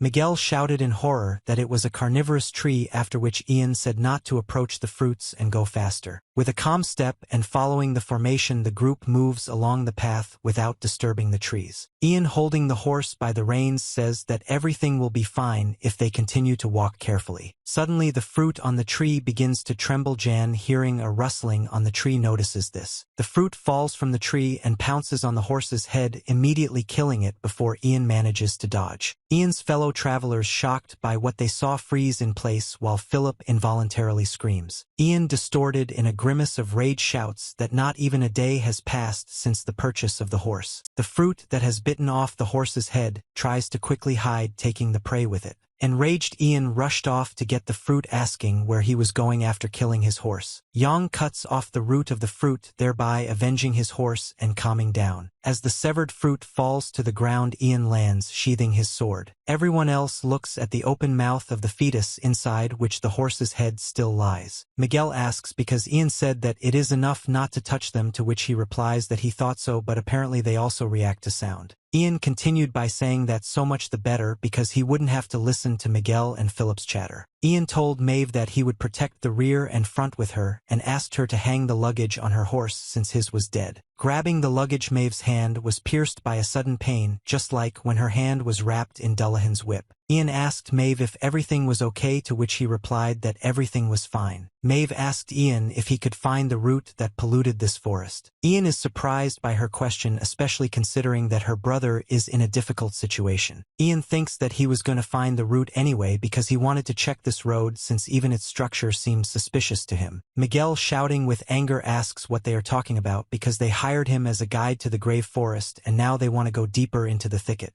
Mave asks Miguel for forgiveness for such a drastic decision and says that she will pay him good compensation, promising that he will not die here. Confused, Miguel agrees to move on, asking if they know how to find this route. Yang replied that he knew one way, after which he activated his magical vision. Yang also used the additional skill Sixth Sense, which increases the detection power of magical vision. Blade Yang followed deeper into the forest, telling the others to follow him. Instantly, dozens of open jaws of hungry cannibal fruits rained down on Yen from above. But Yang immediately cut each and every one of them, deftly wielding his sword, strengthening it with a windy blade. The group led by Ian continued its march through the forest. Ian still chopped down all the oncoming threats. Suddenly Ian stopped. Miguel behind him asked what the hell was waiting for them in front. Yang said that it was quite interesting, wondering if they came out to personally greet them. The corpses of goblins and kobolds, revived by dark magic overgrown with mushroom roots, emerged from the ground.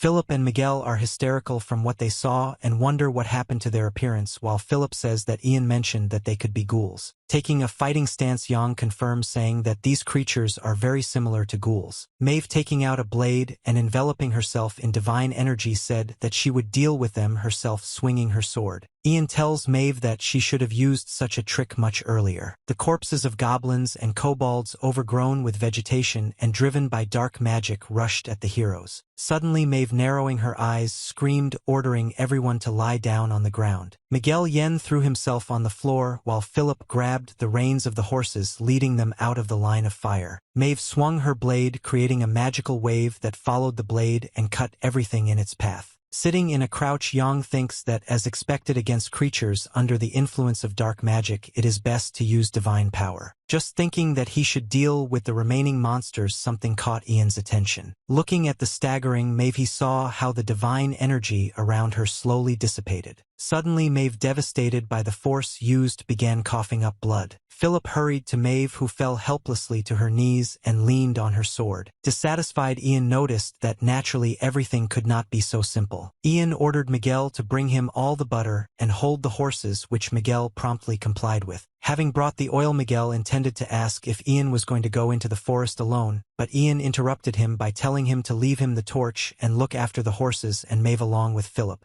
Miguel, passing the torch, asked Ian, perplexed, what he intended to do. Yang, armed with a torch and throwing a bag of oil over his shoulder, replied that he would go into the very heart of the forest. Miguel asked if Ian was going to go into the heart of the forest alone, to which Ian asked him to stop asking the same thing. At this time, Philip tried to bring Mave to her senses, but Miguel turned around, not knowing what to do. Miguel answered Ian that he understood and told him to be sure to return alive. Miguel and the horses rushed towards Philip and Mave while Ian headed deeper into the forest. Ian displeasedly remarks that he would be better off worrying about himself and took out a bag from subspace. Saying that he hoped that these two could take care of Mave, he poured the contents of the bag onto the torch, saying that he must first attract the attention of the monsters. The torch instantly flared up with great power, surprising Ian and slightly burning him. Armed with a blade and a torch, Ian decided that this would be quite enough. Miguel ran to Philip, shouting for him to get ready, saying that now they are responsible for protecting the Lady of the Night. Goblins and kobolds, resurrected by dark magic, continued to crawl out of the ground, screaming and growling. Yang appeared behind one of the goblins, asking where he was going, after which Yang, with a deft vertical blow, cut the goblin into two halves. While Ian was beating one of the resurrected goblins with a torch, the others began to notice him, distracted from Mave and the others. Suddenly Yang felt movement from the branches of the tree at the moment when a carnivorous fruit was about to attack him. Yang activated his unique concentration skill, thanks to which he managed to dodge the fruit's attack without much difficulty. Yang, noticing that he was not even given experience points for killing goblins, freaked out, instantly cutting down all the goblins on the way. Pointing the torch towards the dark cloud, Ian said caustically that this must have upset him greatly. After this, Ian suggested that the observer turn his regret into anger because he had only just begun. Rushing through the forest, Ian ran past the goblins, leaving behind only a fiery trail from the torch. Ignoring the goblins, Ian thought that letting weak mobs through was the rule of all players. Rushing through the forest, Ian came across a giant monster made entirely of wood. But his appearance did not impress Ian, which is why he simply jumped over him, pushing off from his head. Angry that Yang ignored him, the monster hit him, breaking the torch. The knockdown, Yang sat down, saying that this monster was something like a mid-boss and that because of him he lost his torch. However, Ian immediately remembered that he has the ability of a sixth sense and that he did not need a torch. Having found the source, Yang went to the boss of the polluted forest, a twisted ancient tree. Ian is surprised that the tree is so big because in the game it was much more polluted than at the moment. Without paying much attention to this, Yang decided to stick to the plan, finally deciding to use the purified artifact. One of the fruits on the tree tried to strike Ian, but he managed to dodge. Surrounded by a large number of huge toothy fruits, he began to dodge, trying to get to the tree itself. Continuing to dodge, Yang stuck his hand into subspace, thinking that he could rush into battle, but that it was pointless. Taking out a bag of oil, Ian doused all the fruits in his path, waving the bag in all directions. Throwing out a couple of bags of oil, Yang shot after them with a fire spell, setting them on fire. Lost in thought, Ian stood in front of a tree surrounded by burning patches of earth. As he originally intended, his actions led to the fire engulfing the entire tree. Looking melancholy at the burning tree, Ian thinks that if he had studied strategies while playing this game, he would not have wasted his skills on useless gray magic. Reflecting on the fact that Yang is still using useless magic, he suddenly notices another weak point. Jumping off the ground, Ian is indignant at why the hell this boss's weak point was placed so high. Suddenly, in the middle of a jump, a tree attacks Ian, throwing him back with streams of steam. Taking out the cleaned artifact, Ian grins, saying that he expected everything when the boss uses his steam technique. Ian describes the steam technique that would uses to extinguish a fire in a crisis. Immediately after which he uses a powerful long-range attack, during which he uses all his heads. The most important thing is that this period takes time, which means Yang can use magical skills. Yang uses the low red magic spell Flamethrower, although thinking that it is for close ranges but deciding to strengthen it with an artifact. However, Ian notices that the artifact continues to intensify, which makes him decide that something is wrong. The artifact was draining Ian's magic more and more, something he didn't remember doing in the game. Having absorbed enough mana, the stone concentrated Yang's spell, turning it into a destructive fiery explosion. Yang had difficulty holding back the fire spell, which the artifact intensified to incredible power. When the spell dissipated, only a charred trunk remained in the place of the boss tree. While the burnt armor was crumbling, covering his eyes, Ian realized that this was not the power of the artifact, it simply absorbed his magic and strengthened it. Ian is surprised that the mechanism of the artifact is so different from what was in the game. Ian recalls that in the game he was fully equipped with artifacts and magical weapons. I think that maybe they were all controlled by magical stones. Looking at the tarnished stone, Yang sadly says that the concentration of power has become lower, but he was going to use it more than 50 times. Nothing remained of the twisted ancient tree except a large supply of charcoal. Taking the blade out of subspace, Yang says that he feels sorry for the poor guy and says that he can rest. Holding a torch in his hands, Miguel looks at the clouds of smoke in the distance, wondering what Ian did with all this oil. Remembering the pillar of fire that recently broke out, he is sure that it was the work of Ian. Hearing the rustling, Miguel turned around in fear, deciding that there were still ghouls left. However, Miguel saw Ian coming out of the bushes and was incredibly happy about him. Miguel asks Ian if he is okay, saying that he does not look very good, to which Ian simply asks for a rag to wipe off the dirt.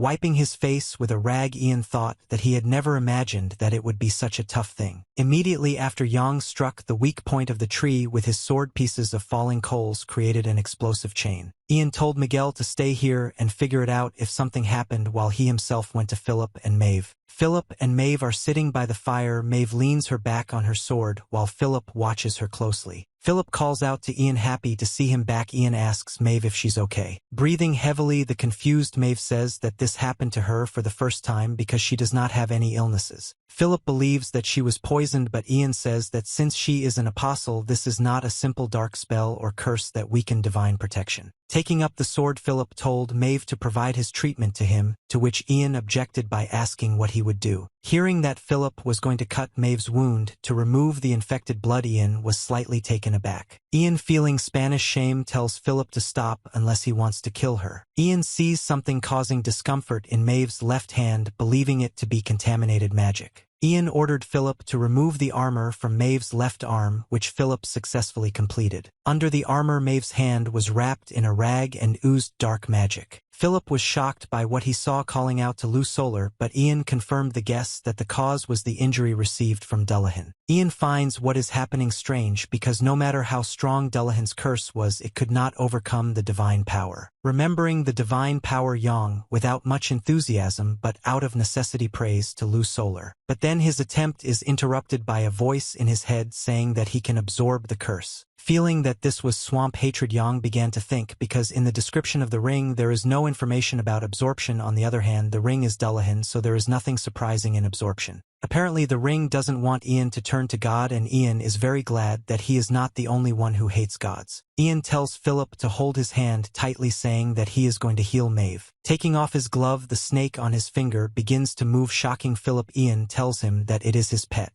An indignant Philip says that Mave needs to stay away from corrupt people and monsters, otherwise the goddess will get angry. An angry Ian asks Philip if he thinks he's a spoiled person, to which he awkwardly replies that he doesn't. Ian then tells Philip to shut up and hold Mave's hand, otherwise he will do everything bad that comes to his mind to him. The snake slid from Ian's hand and grabbed Mave's hand, beginning to absorb the curse. Philip, delighted that the curse has disappeared, calls out to Mave saying that they succeeded. Philip, with tears in his eyes, says that this monster really managed to heal her, after which Jan says that she is in no danger. Suddenly the snake snarls and hisses at Philip, who was stretching his hand towards it. Frightened, Philip pulls his hand back, asking Ian what's wrong with him, to which Ian responds with ignorance. With a terrifying look, Ian tells the snake to crawl back, causing the latter to submit to the order. Philip asks if it's normal to wear a monster on your finger like this, to which Ian replies that even though he tamed it, the nature of the snake has not gone away. Jan again asks Philip to shut up and bring him a dagger, bandages, and alcohol, while Jan himself uses the first aid skill. Next to the fire was a barrel of alcohol, a dagger, and bloody bandages. To the joyful exclamations of Philip, Mave came to her senses after treatment from Ian. Mave, looking at her bandaged hand, says that she is again receiving help from Ian, although it was her idea to find the root of the pollution. Sitting down on one knee, Ian replied that he had already solved the problem at the root, to the shock of Mave and Philip. Mave, annoyed that Ian again did everything alone, replied that the artifact had taken possession of her. When asked if the magician was trying to desecrate her, Mave refused, saying that he only said that it was brazen to use red magic, and that this man would soon pay.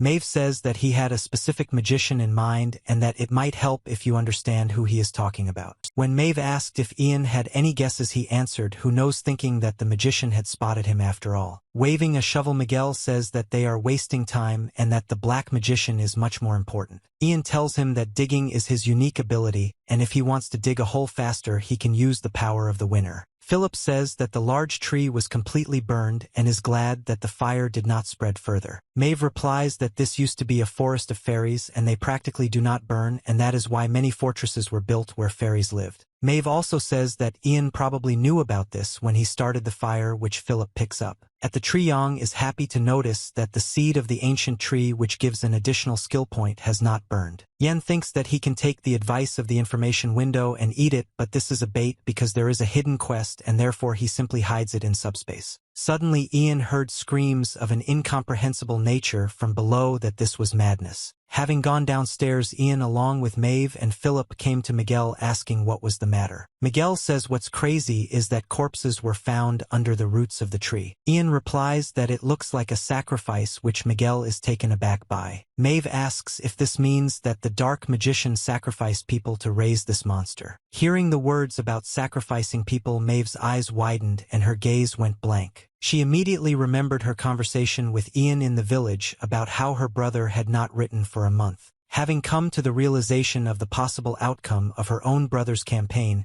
Mave fell into a stupor, beginning to deny even such a thought. Mave became enraged. A dark aura enveloped her from head to toe as Ian watched her. With a grunt of dissatisfaction, Ian realized that most likely he would have to sort out even more problems. A group of heroes looks in surprise into the hole dug by Miguel. Philip does not believe his eyes. Buried under the roots of the monster's now burnt tree are many human bodies of varying degrees of decomposition. Philip says that they were all killed for sacrifice and suggests that quite a few were sacrificed. Continuing his thoughts, Philip believes that it is possible that Mave's brother Vernon, with whom contact was lost. Suddenly Philip falls silent, looking at Mave and realizing that it was reckless to say something like that. Mave silently looked at the bodies of the victims, completely immersed in her thoughts. Images of her brother from days gone by appear in her thoughts, but Mave does not believe in his inglorious death, saying that it is better if he died bravely fighting the darkness rather than as a sacrificial beast. But then Mave wonders what if this is really the case and Vernon was trapped in the darkness before he could use his skills. Angry, Mave, clenching her fists, thinks that if this happened then she will risk everything she has to take revenge. Suddenly Ian interrupts Mave's thoughts, saying that the longer he looks at this picture, the more convinced he is that this does not look like the methods of a black magician.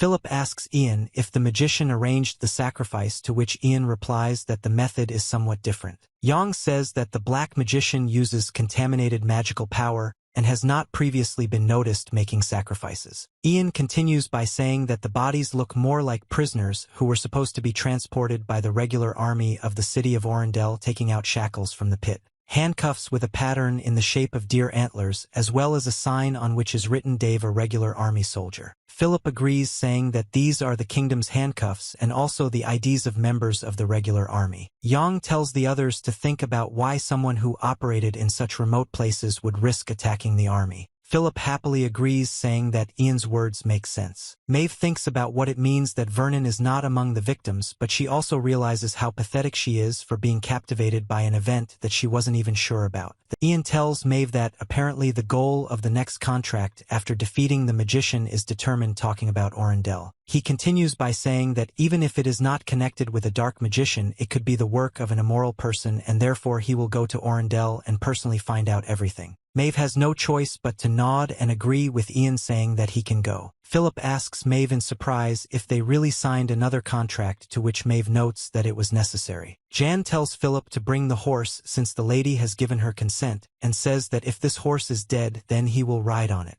Philip replied that now was not the time for jokes, but did not hear anything in response, and realizing that Ian was not joking, he rushed to look for the horse. Ian turned to Mave, who had drowned in her own thoughts, asking Mrs. Lors to pray for the dead. Not expecting such words from Ian, Mave was taken aback, but Ian replied that in his opinion it would be better if the gods put their souls to rest. Mave, very encouraged by this request, noted that this was a great idea, saying that she would do it. Mave immediately knelt before the mass grave, praying to the gods to rest the souls of the sacrificial lambs. Yang wonders whether he should be happy that she took on this, because until recently she by all indications was deprived of divine power. Ian thinks that if this happened once it will most likely happen again, but notices that divine power, although temporarily, will be able to restrain the madness. Mave prays to the sparkling goddess, asking her to take care of those who suffered on this earth and bless their souls so that they can find peace. Mave thought that although there is no evidence that Vernon is dead, she is still very worried, wondering what Vernon is doing now. Suddenly her brother appears in front of Mave, saying that he will surpass her and prove that he is worthy to lead the whole family. Confused, Mave, who did not expect to see her brother, tells him that he has already done enough to prove himself. Vernon asked Mave if this was so, to which Mave confidently replied that he did not need to be so zealous. Vernon told Mave that she knew nothing at all, which surprised and confused Mave. Vernon turned around, blood flowing from his eyes and mouth and flowing onto his neck, and he continued by saying that Mave did not know that he was already dead. Instantly Mave returned back, disheartened by what she had just witnessed. Mave grabbed the visor of her helmet, not understanding what happened and believing that what happened was a crazy dream. With an unfocused look, Mave looked around, seeing that she was lying on a cart behind the reins of which Ian was sitting, while both Miguel and Philip walked nearby. Ian calls out to the confused Mave, asking whether she can be considered as having already woken up. Mave asks Ian how long she slept and wondering where the cart came from which Ian realizes that Mave does not remember anything. Ian replies that they found an abandoned cart along the way and Ian decided to use it. Mave only agrees, thinking that she cannot remember anything due to the fact that she is absorbed in personal experiences, but Ian says that she woke up just in time. Ian replied that they would soon arrive at the burial forest, which left Mave in a little shock. Looking back at Miguel, Mave asks why they didn't warn her in advance, to which Miguel only looked away in confusion. Ian says that it was he who asked them not to talk because if Mave had known about this earlier, she would not have been able to rest so well. Ian replied that if Mave had nothing to object to, then she should continue her rest, to which Mave agreed, answering that she would give in to him this time. Miguel continued to exchange glances between Ian and Mave, which is why Ian caught himself thinking that he was going to tear out his eyes. Suddenly the cart stopped. Miguel asked why Ian stopped the cart, to which he replied that it was the horses that refused to go further. Mave tells Ian that the sinister magical power is similar to the one contained in the contaminated artifact right in front of them. Yang agrees, saying that these lands shrouded in ominous fog are the border with the lands of evil. Philip asks if Ian means that these lands are cursed by calling them lands of evil. Yang confirms his words, saying that these lands are cursed and corrupted under the influence of the Dark Wall, and even the laws of nature are different here, so anything could mutate. Ian remembered that they say that you no longer come out of this forest wondering if you really will be able to get out of it. Mave gets off the wagon, saying that she will not go further, and tells Miguel and Philip to take everything they need. Miguel panics slightly after saying that they are not returning from the forest, but Ian convinces him that the curse will be lifted after killing the magician probably. Miguel replies that essentially his job was to lead them to the burial forest, to which Ian asks if Miguel is asking to kill him. Miguel replies that he wanted to say that this is a great opportunity for him to prove his loyalty in such a dangerous situation. Philip says that even though he was ready for this, he is still very nervous, to which Miguel replies that he too will eventually have to go there. Ian asks his partners if they are all ready. Mave answers her about her unconditional readiness. Mave continues, saying that she will not back down no matter what happens in the grave forest. Suddenly Ian feels an evil gaze on himself, realizing that the black magician has discovered him. However, Ian believes that this does not really matter because the magician was not ready to meet the guests, which makes Ian happy to see his stupid face. He continues his thought, saying that it's time for him to pay for tormenting him by sending his monsters, and besides he needs a reward and skill points. The group moves through the burial forest surrounded by dead trees and shrouded in fog. Philip asks Ian if they are definitely on the right path, to which Ian says that they are and that Philip is tired of asking about it.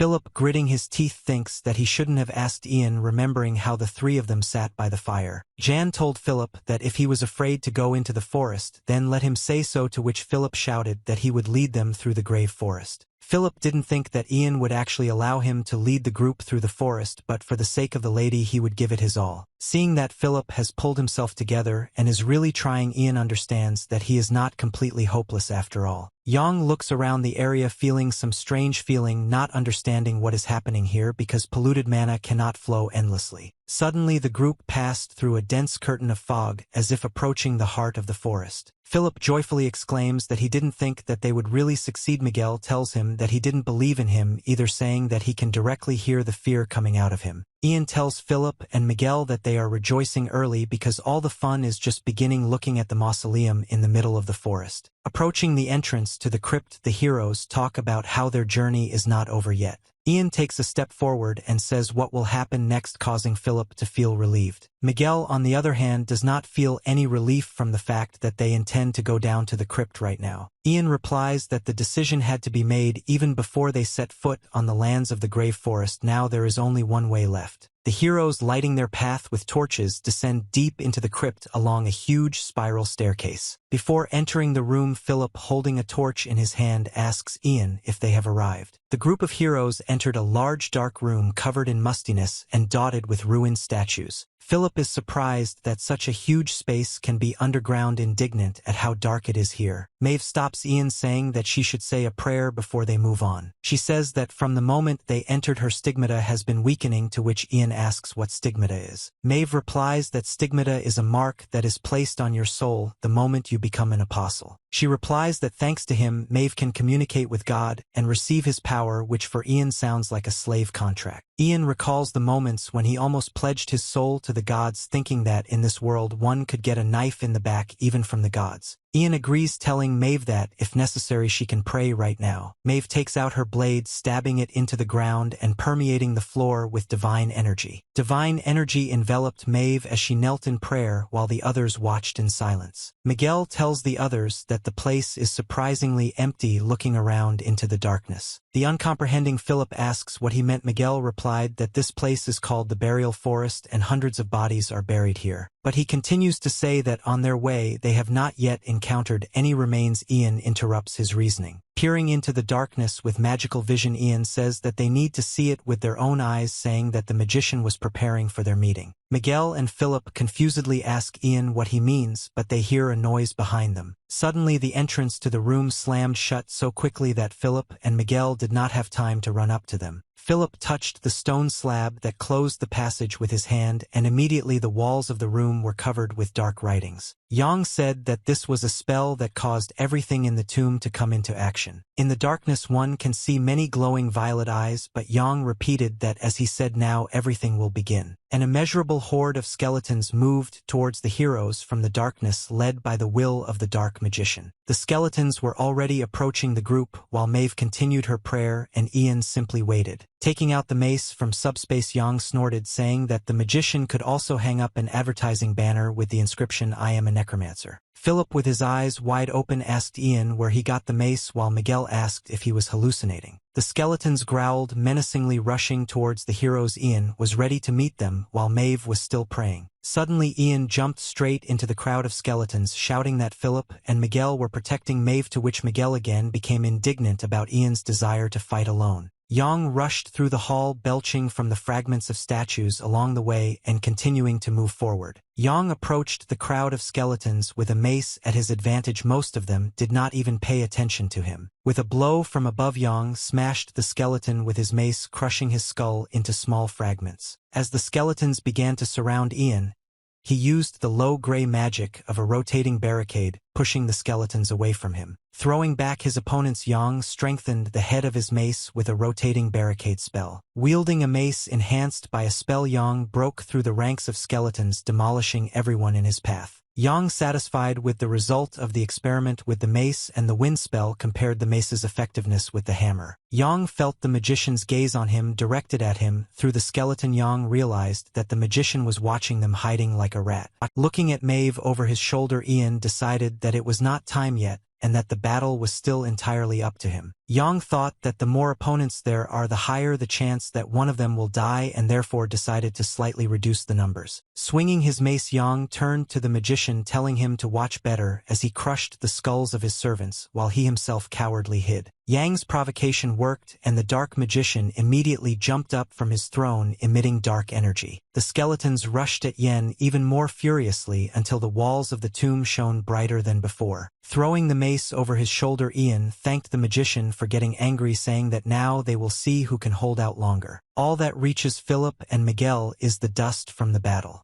Philip asks Miguel if they shouldn't help, to which Miguel replies that Ian told them to guard Mave. Suddenly Mave opened her eyes, having finished her prayer, and ordered Philip and Miguel to get out of the way. Yang continues to swing at the evil spirits with his mace, knocking back skeletons and ghouls. Suddenly Mave rushes towards Ian, shining with divine energy and calling out to Ian. Ian replies to Mave, who is rushing towards him, that she is rather late. Ian stepped aside, allowing Mave to fly next to him at great speed, while Ian only held his chin. Taking the sword by the blade, Mave used the hilt to hit the skeletons, strengthening her attack with divine energy. The ghouls and skeletons that stood in the way of Mave's blow fell into pieces, flying in all directions. Mave continued to deliver a series of swings, sweeping the skeletons out of the way like dust. Smirking, Ian thinks that every time he sees something like this he feels insignificant. And yet, deciding that it is impossible to just stand and watch, Ian strikes a blow to the head of the ghoul, who approached Mave from behind. With a face full of surprise, Mave looked at Ian, and after exchanging glances, both continued the fight.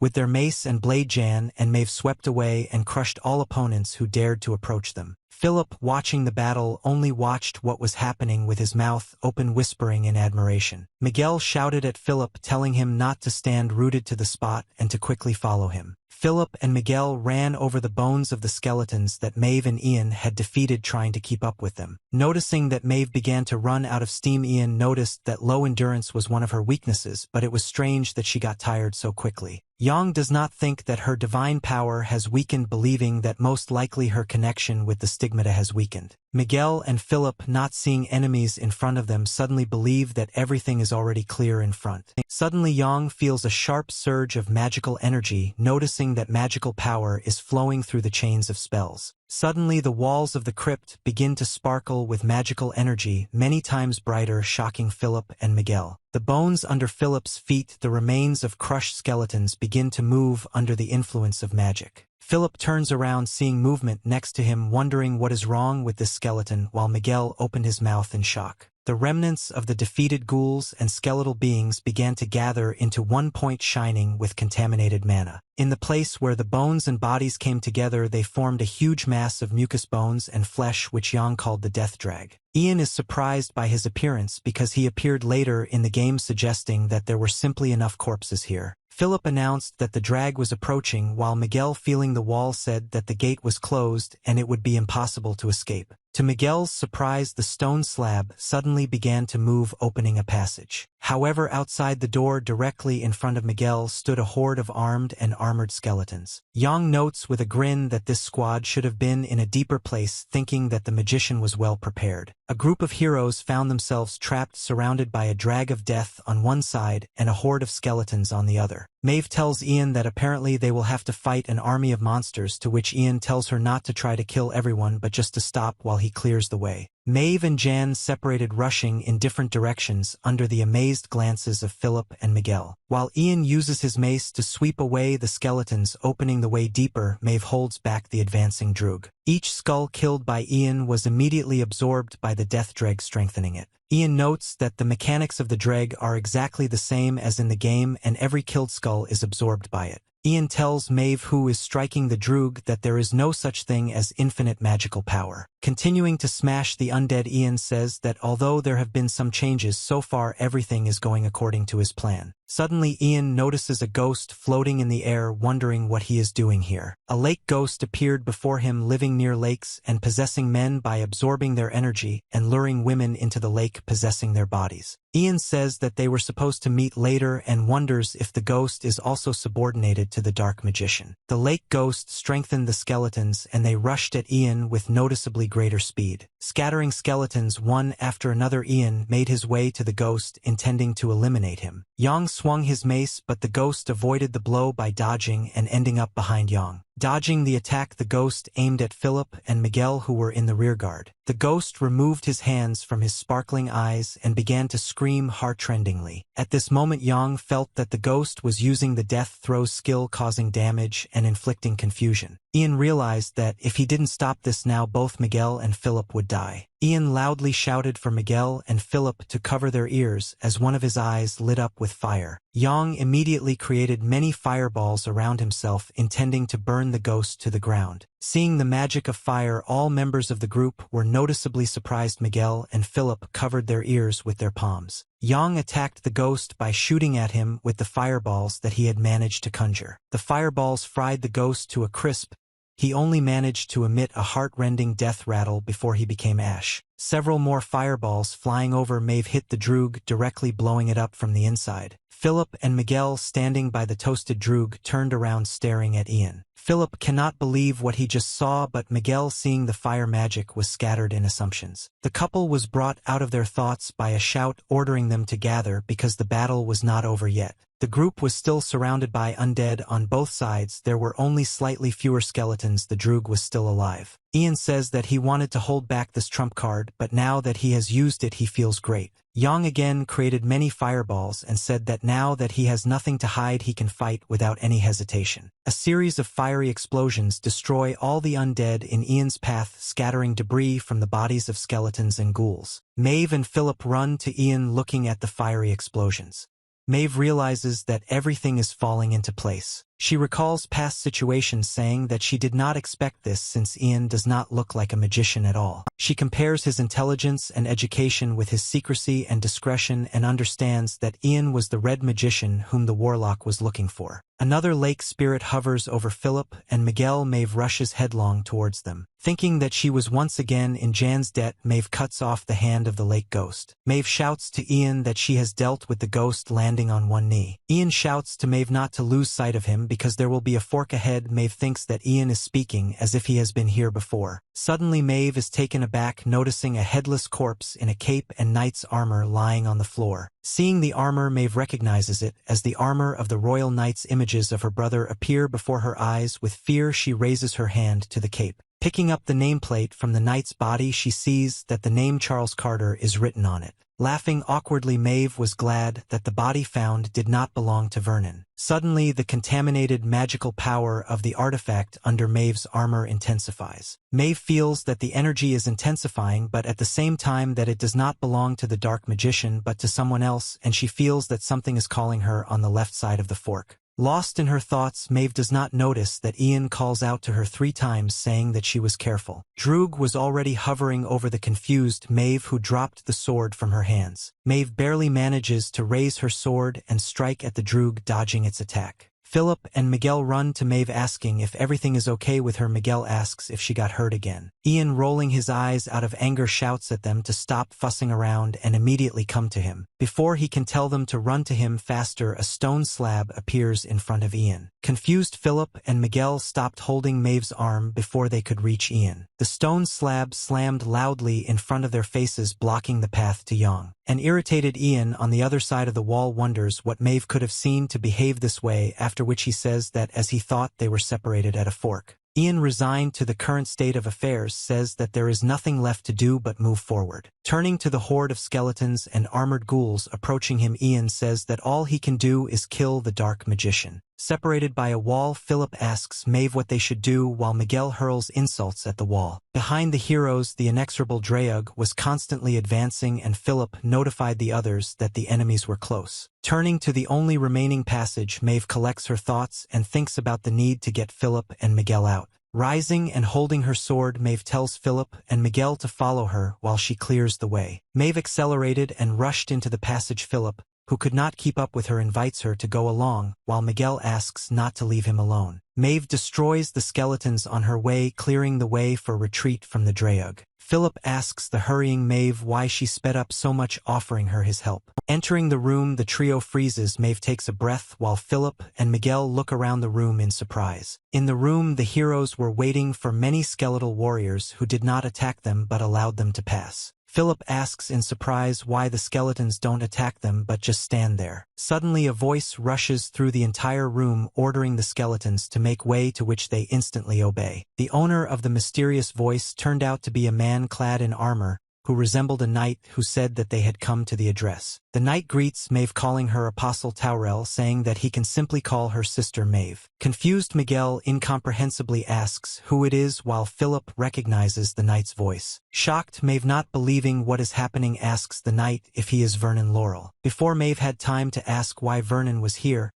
he immediately lowered his visor and rushed at Mave, who had difficulty blocking his blow. Mave, shocked by her brother's actions, asks him why he pointed his sword at her. Laughing madly, Vernon replies that now his time has finally come to surpass Mave. Having thrown her away with a blow, Vernon again raised his blade over Mave's head, answering that he was strong enough to kill Mave. At this time, Ian fights off a horde of skeletons trying to get to the dark magician. Irritated, Ian says that the skeleton can take the mace if he likes it so much, after which he throws the mace and quickly runs on, ignoring the enemies. Seeing a statue of a knight in the middle of the room, Ian enthusiastically remembers that this knight is part of the puzzle. At great speed, Yang jumped straight towards the statue, covering the distance in a split second. Yang landed right on the pommel of the sword of the knight statue, causing it to sag downwards. Hitting the floor, the knight's stone blade opened a passage below into the crypt, bringing Ian closer to the black magician. Yang goes downstairs, saying that in general this is a short exit that is used after killing a dark magician. Ian thinks that even though he knows about the exit, what's the point of leaving if he only killed the mid-boss, while the battle between Mave and Vernon continued. The skeletal hordes overtook Ian again, pinning him at the secret exit.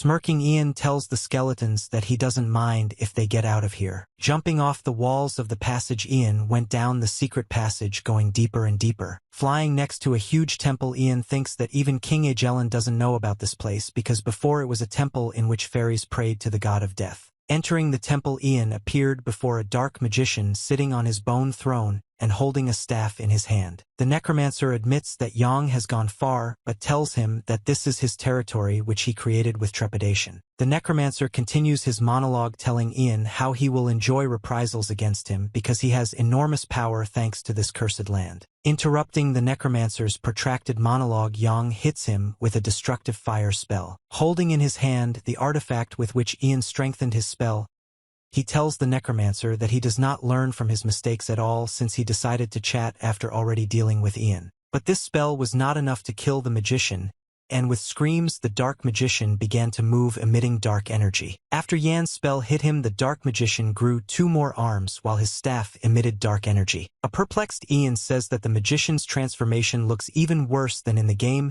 and tells the necromancer that he talks too much while he has not yet taken his final form. After which Yang, again strengthening the spell with the artifact, told the magician to approach if he was not afraid. The dark magician, raising his staff, activated the spell to summon minions, calling on the ancient fairies to answer his call. Dark energy shone around the magician, and the hall was immediately filled with hundreds of screaming skeletons. The dark magician says that in addition to gray and red magic, Ian also brought artifacts with him, but now having lost them, he does not pose a threat. With shouts that the magician will show Ian how insignificant he is, the warlock sets fairy spirits against Ian. Skeletons surrounding Ian rush towards him while Ian stands still without moving. The laughing necromancer says that Ian froze with fear when suddenly he soared into the air. The confused magician does not understand how Yang could instantly rise into the air, aiming his staff at him. Concentrating mana in the artifact, Yang says that it is difficult to hit with this skill, but this does not matter since there are enemies everywhere. The entire ceiling of the room was instantly covered with a huge number of fireballs. Yang used a skill called Dancing Flames. The skeletons, opening their jaws, only stood and looked up, sanctified by the flames of the fire. A rain of fireballs immediately covered the entire space of the room, destroying all the summoned minions of the magician. The dark magician shouted in rage that Ian's spell was just childish tricks, and began to cast a spell himself while Ian was already approaching him. Swinging his staff, the magician created a ghostly wall, shouting that Yang would not be able to avoid it while in the air. Ignoring the mage's words about the inevitability of his wall, Yang created a fireball in his hand. Throwing a fireball under him, Yang was able to dodge the warlock's ghostly wall with the help of a shock wave. Taking out the previously discarded mace from subspace, Yang enveloped himself in gray magic hanging right in the air. Yang rushed towards the warlock and caught him by surprise. Trying to protect himself from the blow of Yan's mace, shrouded in a wind spell, the black magician covered his face with his hands. With one swing of his mace, Yang tore off a pair of the warlock's arms, flying past at residual speed. The black magician screamed in pain, having lost 2 arms from Ian's blow, his face contorted in agony. Yang landed on the ground, his mace smoking after the strike, and Yang noted with dissatisfaction that he had missed. Yang stands on the pedestal of the temple. The floor is strewn with fragments of skeletons, and in front of him on his knees lies a dark magician who has lost 2 arms. Twisting the mace in his hand, Ian says that as he thought using this thing is not easy, and that he should continue to study various combinations in battle. Yang continued, saying that he wouldn't have had to study them if he weren't an outsider. The panicking dark magician said that Yang deceived him in order to weaken his vigilance because he had more than one artifact of gray magic. Ian says that the magician is right, which is actually a lie, and says that he has prepared something special for him, which is also a lie. The magician's staff shone again, emitting dark energy, and the magician said that he recognized Yang's power and therefore would fight at full strength. The magician pointed his staff and energy flowed throughout the room and even beyond. The remains of skeletons from all over the room were drawn straight to the warlock's staff. Yang, without much enthusiasm, notices that the dark magician is moving into the second phase and will become a little faster. The black magician in his second phase appeared before Yen in the form of a huge undead warlock. Yang answered the magician that now his weakness in physical defense is absolutely unimportant because his new form is very predictable. The dark magician exclaimed that he received this power from the void,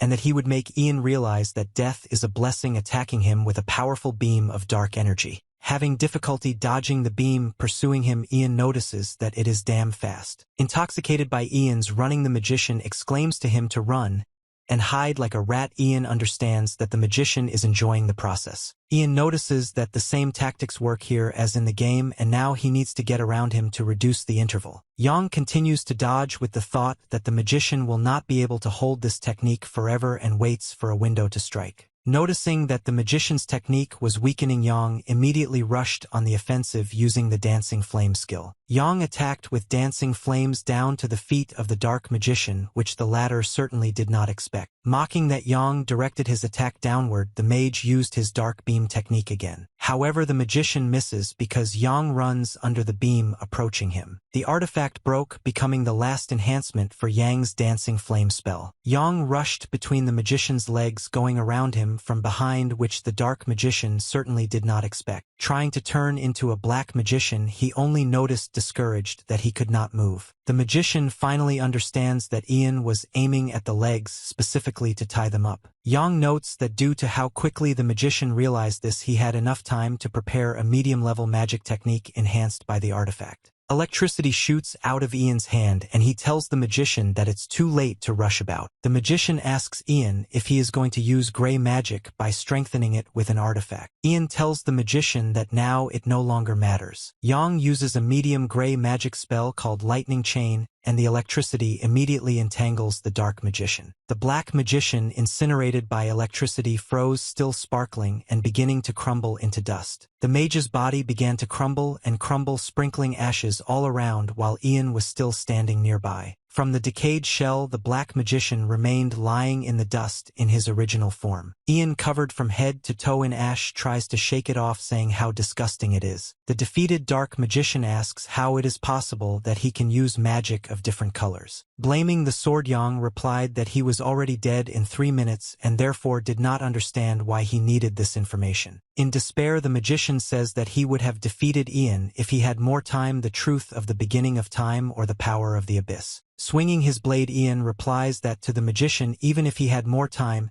he would not have known the truth and would not have learned the secret of immortality, calling him by name Conrad. Turning around, the magician says that this cannot be and asks how Ian knew his name. Without answering anything, Yang cut off his head with a deft blow to the necromancer, suffering in agony. Hiding the blade in its sheath, Yang asked why there were so many questions because he wouldn't understand anything even if you told him everything. Yang grabbed his head, saying that he had overdone the use of magical power and almost suffered exhaustion. Yang thought that he needed to take the loot he could keep the magician's staff and use his head as evidence of his murder. Suddenly, dark energy began to emerge from the magician's head, forming the magician's distorted soul. Surprised, Ian is shocked that the boss has 3 phases, saying that this never happened in the game. The spirit of the magician with screams attacks Yen, taken by surprise, holding his staff in his hand. Suddenly, behind the ghost, spaces begin to crack, forming cracks saturated with energy. The space cracks revealing a huge hole, pulling the soul of the dark magician inside itself. Having completely absorbed the magician's soul, the rift in space closed, leaving no trace behind. Yang wonders if this was the same emptiness that the dark magician was talking about. Yang also recalls that the sectarians from the game said the words emptiness, chaos of the beginning of time, and the abyss. Shrugging his shoulders, Ian says that he wanted to go into the abyss anyway, so that's where he went. Looking around, Ian notices that the spell on the tomb continues to work, coming to the conclusion that the murder of the magician still did not cancel it.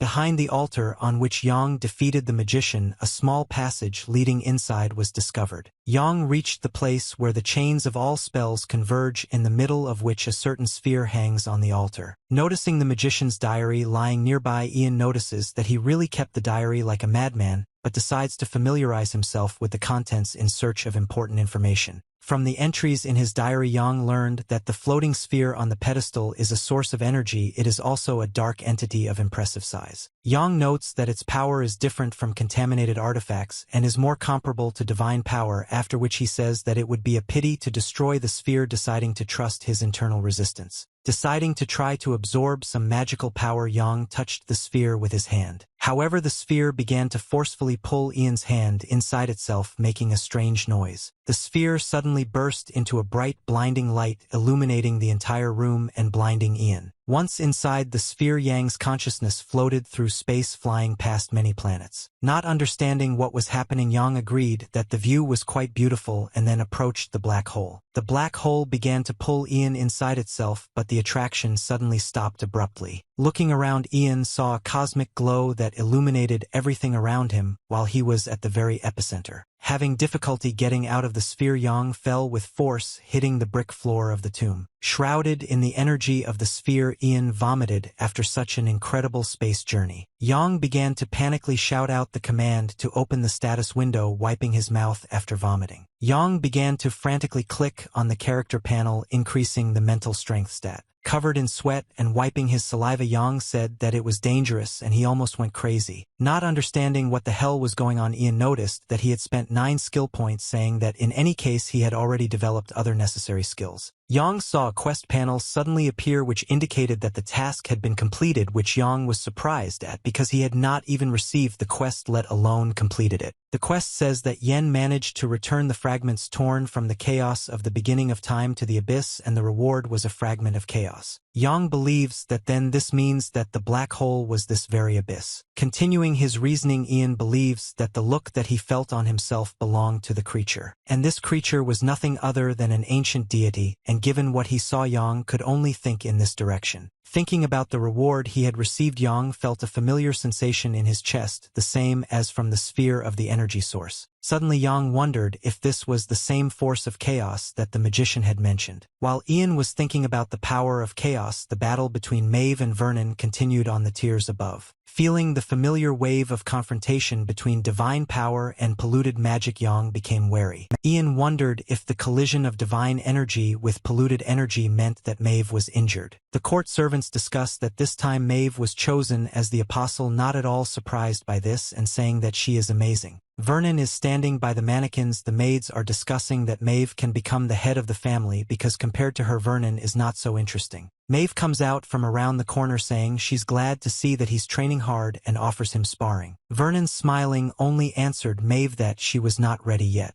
Mave and Vernon crossed blades, parrying each other's blows expertly. Vernon throws a punch at Mave's head, knocking her helmet off her head. Philip and Miguel shout that Mave barely manages to take the blow and ask if she has used up all her divine power. Laughing, Vernon continues the attack, asking Mave what happened and why she can only defend. Suddenly Vernon freezes at the moment when Ian pierced the dark magician with a lightning spell. Mave silently looked at her brother, calling out his name in a questioning tone. Vernon, with a surprised look, says that he feels that his master's energy has disappeared. Philip asks if she has a black magician under her master, to which Miguel replies that it was probably Jan who killed the necromancer. Mave lowers her sword, saying that if the dark magician is dead, then they no longer need to fight any further. Mave asks Vernon to return home, saying that even though his body has changed, there is probably a way to fix everything. Vernon replied that now that the one who was holding him back was dead, he was completely free. And the first thing he plans to do when he gets out is to burn the hated kingdom to the ground. Immediately after this, Vernon will take the lives of all living things and become stronger. Then he will become the sole and all-powerful ruler of his own territory, just like the demons behind the Black Barrier. He continued by saying that all this will begin after he kills his sister. Vernon rushed at Mave, who was only looking at her brother with a blank look. Suddenly the dungeon's spell chains sparkled, emitting a bright light and becoming unstable. Vernon immediately jumped away from Mave, slightly shaking in surprise. Philip and Miguel watched in shock at what was happening with the spell chains. Suddenly Philip called out to Mave, saying that her divine power flared up with renewed vigor. Drops of sweat flowed down Mave's face. She said that divine power was overwhelming her. Vernon laughed, saying that the goddess was probably angry that her beloved apostle first broke off contact with her and then resumed. He continued, taking the sword in both hands, and said that then they would fight with full force. Mave, who did not raise her sword, tried to stop her brother, saying that all this was pointless. But Vernon did not listen to his sister and continued his blind attack. Shouting out her brother's name, Mave raised her blade with tears, realizing that Vernon could no longer be convinced. Vernon jumped on Mave, striking from above, and Mave Mave raised her blade to pierce her opponent. Mave with a blank look was doused with blood immediately after the collision between brother and sister. The blade pierced right through the armor, coming out from behind, crumbling the breastplate and spraying blood. Philip and Miguel shout out to Mave in horror, saying that this cannot happen. The blade stopped, slightly scratching Mave's shoulder. Her sword pierced Vernon right through. Philip joyfully proclaimed Mave's victory. Dropping the blade, Vernon coughed up blood, groaning from the pain and the wound. Mave realizes that at the very end Vernon could not point his blade at her. Vernon tells Mave that his feelings prevented him from delivering the final blow. Standing with his sister's blade in his chest, Vernon said that as he thought he remained a weakling until the very end. He continued by saying that he hated her for the way she smiled at him without even realizing that she had everything and he had nothing. But in fact he did not hate his own sister continuing to train tirelessly. In fact, Vernon just wanted Mave to recognize him as her equal. Vernon continued saying that in the end he still couldn't surpass his sister. Mave calls out to her brother in panic, saying his name as his consciousness begins to fade. With tears in his eyes, Vernon tells his sister that he is still happy about this outcome. After all, he always wanted to fight on equal terms with his sister. Holding her dead brother in her arms, Mave continued to call him by name, not believing what had happened. Philip silently looks at his mistress. Miguel asks Mave to calm down. Tears flow down Mave's face, and with a mournful cry, divine energy bursts out of Mave. A whirlwind of divine energy enveloped Mave and Vernon, lifting them into the air, which Miguel and Philip could only watch. Ian rushes through the dungeon, saying that he was so distracted by the power of chaos that he did not notice that the spell had been lifted. He says that the only reason for everything that happened could only be the mid-boss Death Knight. Having turned into the street, Ian recognizes the boss knight in this room as the boss of the night, slowing down with difficulty on the stone floor. Ian froze when he saw a column of divine energy lifting Mave into the air, holding the body of a death knight in her hands. Philip and Miguel stand near the pillar of light. Philip says how sorry he is for his mistress. Ian runs up to the guys and asks what happened here, to which Miguel only manages to mumble something incomprehensible. Mave sank to the ground, still holding the body of the defeated Death Knight in her arms. Mave tells Ian that he returned, thanking him for all his help, because without him she would not have been able to get so far. But she continued, saying that they would not be able to continue their journey together, which Ian did not understand at first. Mave replies that Vernon is dead, and that he was here all along, saying that he was already killed and resurrected in order to manipulate him as a puppet. Ian, shocked by this news, thought that he could not even imagine that the Death Knight was Mave's brother. Mave says that she prayed to the goddess to save her brother's soul, but of course she did not answer because she blames the soul for its sins and does not save. However, Mave then says that if she wants to take revenge for her brother, the goddess will answer her. Ian asks Mave, speaking of revenge, she means that she will kill everyone who was involved in this. Mave, turning around and looking at Ian with eyes burning with fire, replied that this is the revenge that she wants to bear. Hearing Mave's phrase, Ian fell silent for a second, understanding where the bloody avenger had come from. Ian grabbed the blade, apologizing to Mave and saying that he would not allow her revenge to take place. Mave, taken aback by Ian's words, asked with dissatisfaction in her eyes what he meant. Ian responds by reminding Mave that there is a contract between them and that she apparently forgot about it. Jan asks if Mave forgot that she asked him to find out the full picture of what happened with that huge tree, to which Mave asks to cancel this contract. Ian replied to Mave that, until now, he had never cancelled a contract at the request of the customer. Moreover, he never left the customer alive who unilaterally tore up or did not pay for the contract. Ian says that Mave will have to fight him, it's not that difficult, and if she intends to kill a lot of people, she'll just add him to this list. But Ian continues with a piercing look, saying that otherwise the Lady Knight will die. Mave gets up from her knees, retreating from her brother's body, and clearly dissatisfied with the words she heard from Ian. Philip tries to calm Mave, but Miguel immediately covers his mouth with his hand, saying that he does not understand the current situation. Mave, with a look full of hatred, asks Ian if he was really going to kill her. Mave and Ian exchange piercing glances as the tension between them continues to rise. Mave exhales powerlessly, saying that today she has already lost one person dear to her. Calming down with tears in her eyes, Mave says that she doesn't want to lose another one. Ian asks if this means that Mave will not cancel the contract contract, to which she agrees, saying that their agreement continues. But Mave also says that she will still take her revenge, to which Ian replies that he does not intend to interfere with her, but does not know whether she will be able to succeed. Mave asks what he means that her path is unrighteous, or that she cannot cope alone. Ian agrees with both theses. Mave asks Ian, who is sheathing his sword, what will happen if he helps her take revenge. Ian replies that then the story of her revenge will be completely different, but they will talk about it when they get out of here. Philip and Mave carry out Vernon's body, placing it in a cart that is driven directly to the crypt. Miguel tells Ian that he is amazing, which confuses Ian, and he asks what Miguel means. Miguel tells him not to pretend that he didn't know that Mave wouldn't kill him, even though she wasn't herself. Ian tells Miguel that he didn't know, which shocks Miguel, and then adds that once you start making exceptions there will be no end to them. Ian thinks that he did not want to kill her. His plans were to force her to obey, even if he had to tear off her hand, although in this state she would go crazy and die, which Ian did not want. Ian finds it surprising that Mave even grabbed the sword. It is obvious that madness was raging inside her, and it was not easy to suppress it.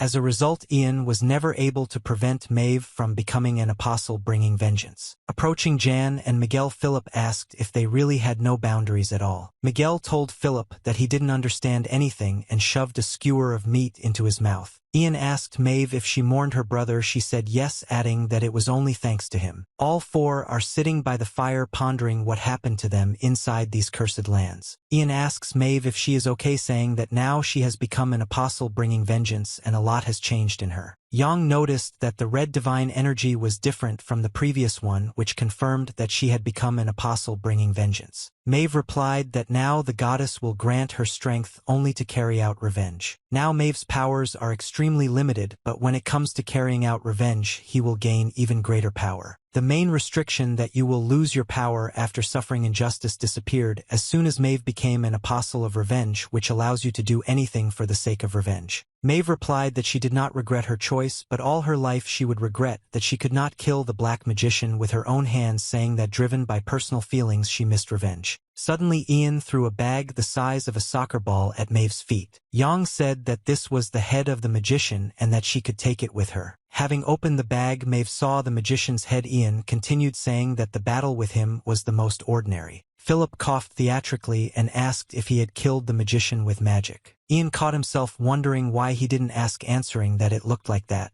Miguel, rubbing the bridge of his nose with his fingers, tells Philip that he is giving him advice because he is worried about him, saying that he has no ingenuity, asking if he even thinks before asking. Miguel continues his monologue by saying that he hid his magic so that they would not know about it, but since there was no other choice he used it to save them, and therefore they should just pretend that they didn't see anything. Philip apologized to Ian for the questions, then thanked him for saving him. He continued by saying that he would take Ian's secrets to the grave, but Ian with a wink replied that this was great. Mave tells Ian that she owes him additional compensation for killing the dark magician and asks what he wants. Ian thinks that at first he wanted to keep all the loot for himself, but in the end he made concessions, saying that he wanted something worthy. Hearing Ian's demand, Mave thought for a moment, selecting the required board. With a sudden movement, she removes her sword from her belt, handing it to Ian as compensation. Philip is indignant when he tells Mave that this is her sword made of imperial steel, to which Mave says that that is why it is a worthy reward. Noticeably surprised, Yang, thinking that he certainly did not expect to receive her sword, says that he will handle it well. Taking the sword in his hands, an information panel appeared in front of Yang, in which a description of the blade was written. Ian recalls that in the game the blade was a simple trophy, but now it has not been desecrated and therefore has no restrictions other than recovery time. Mave tells Ian that although this sword is not so famous, it has been with her for quite a long time and therefore will be useful to Ian. Taking out a blade shining with blue light from its sheath, Ian answered Mave that the blade was amazing. Ian thought that the balance of the blade was good. It was heavier than it looked and therefore he could swing it as easily as Mave, but if he couldn't handle it he could always invest a couple of skill points in strength. Mave tells Ian that from now on he will temporarily replace her and hopes that he can get to the bottom of the truth about what happened to the village in Orendell. Mave also asks Ian to make sure he comes back alive. Smiling, Yang replies that the only thing she has to worry about is herself. Ian tells Mave that if he wants to take revenge, she needs to be extremely careful, that she must hide her feelings and she cannot kill anyone until he returns. Mave just nodded silently, but Ian continued by saying that she should stay alive because someone should pay him for the information that he finds out.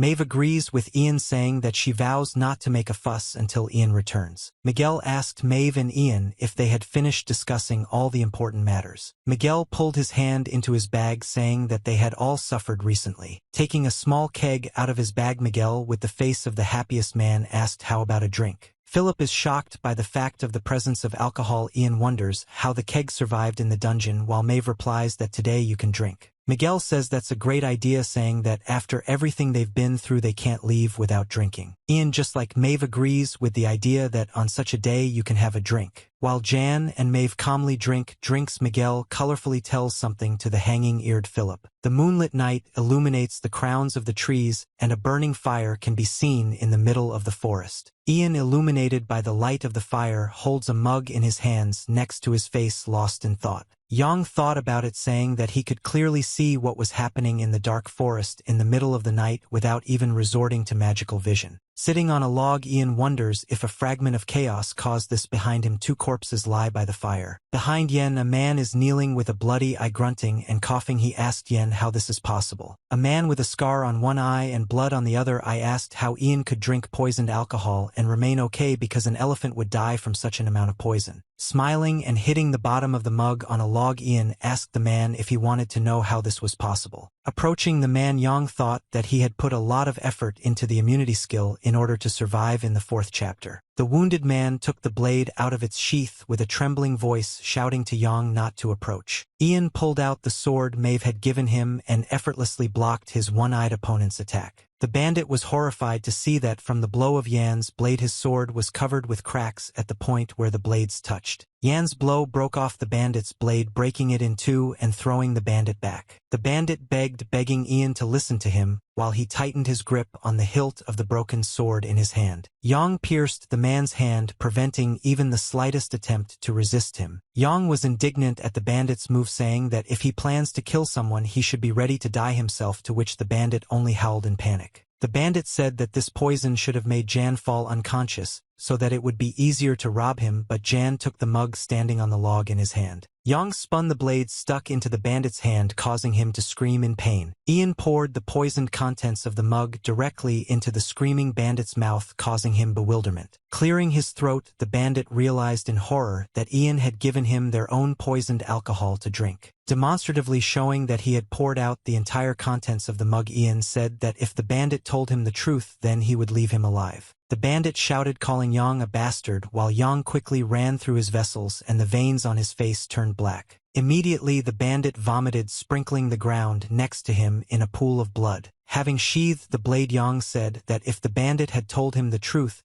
he would have died painlessly. Yang turned around, hearing tense sighs mixed with screams behind him. The sound came from Philip, who with a noticeably tense and frightened face pierced one of the bandits with a sword while covering himself with a shield. Looking at Philip's frightened face, Yang said that even his face began to look more courageous. Sighing wearily, Philip asked Ian why he didn't help him after defeating the rest of the enemies. Ian replied that as he had already told him, what was happening was different from their usual walks. After leaving the grave forest, the group of heroes split into two parts. Mave, taking Miguel, went to the royal palace to report on the battle in the grave forest. In addition, Mave ordered Philip to hit the road with Ian. Not expecting such a request, Philip asked why suddenly, to which Mave replied that even though it was just a request, she did not want to send such a valuable witness as Ian alone. Mave said that Philip would help Ian and witness what he would have to go through, to which Philip objected by saying that he was her squire. Mave replied that they had Miguel asking if he would be her squire, to which Miguel happily agreed. Ian wondered if Mave did this on purpose because she needed another witness, and decided that Philip would be suitable as his assistant. Ian thought that since Philip had made many mistakes, he could pay off his debt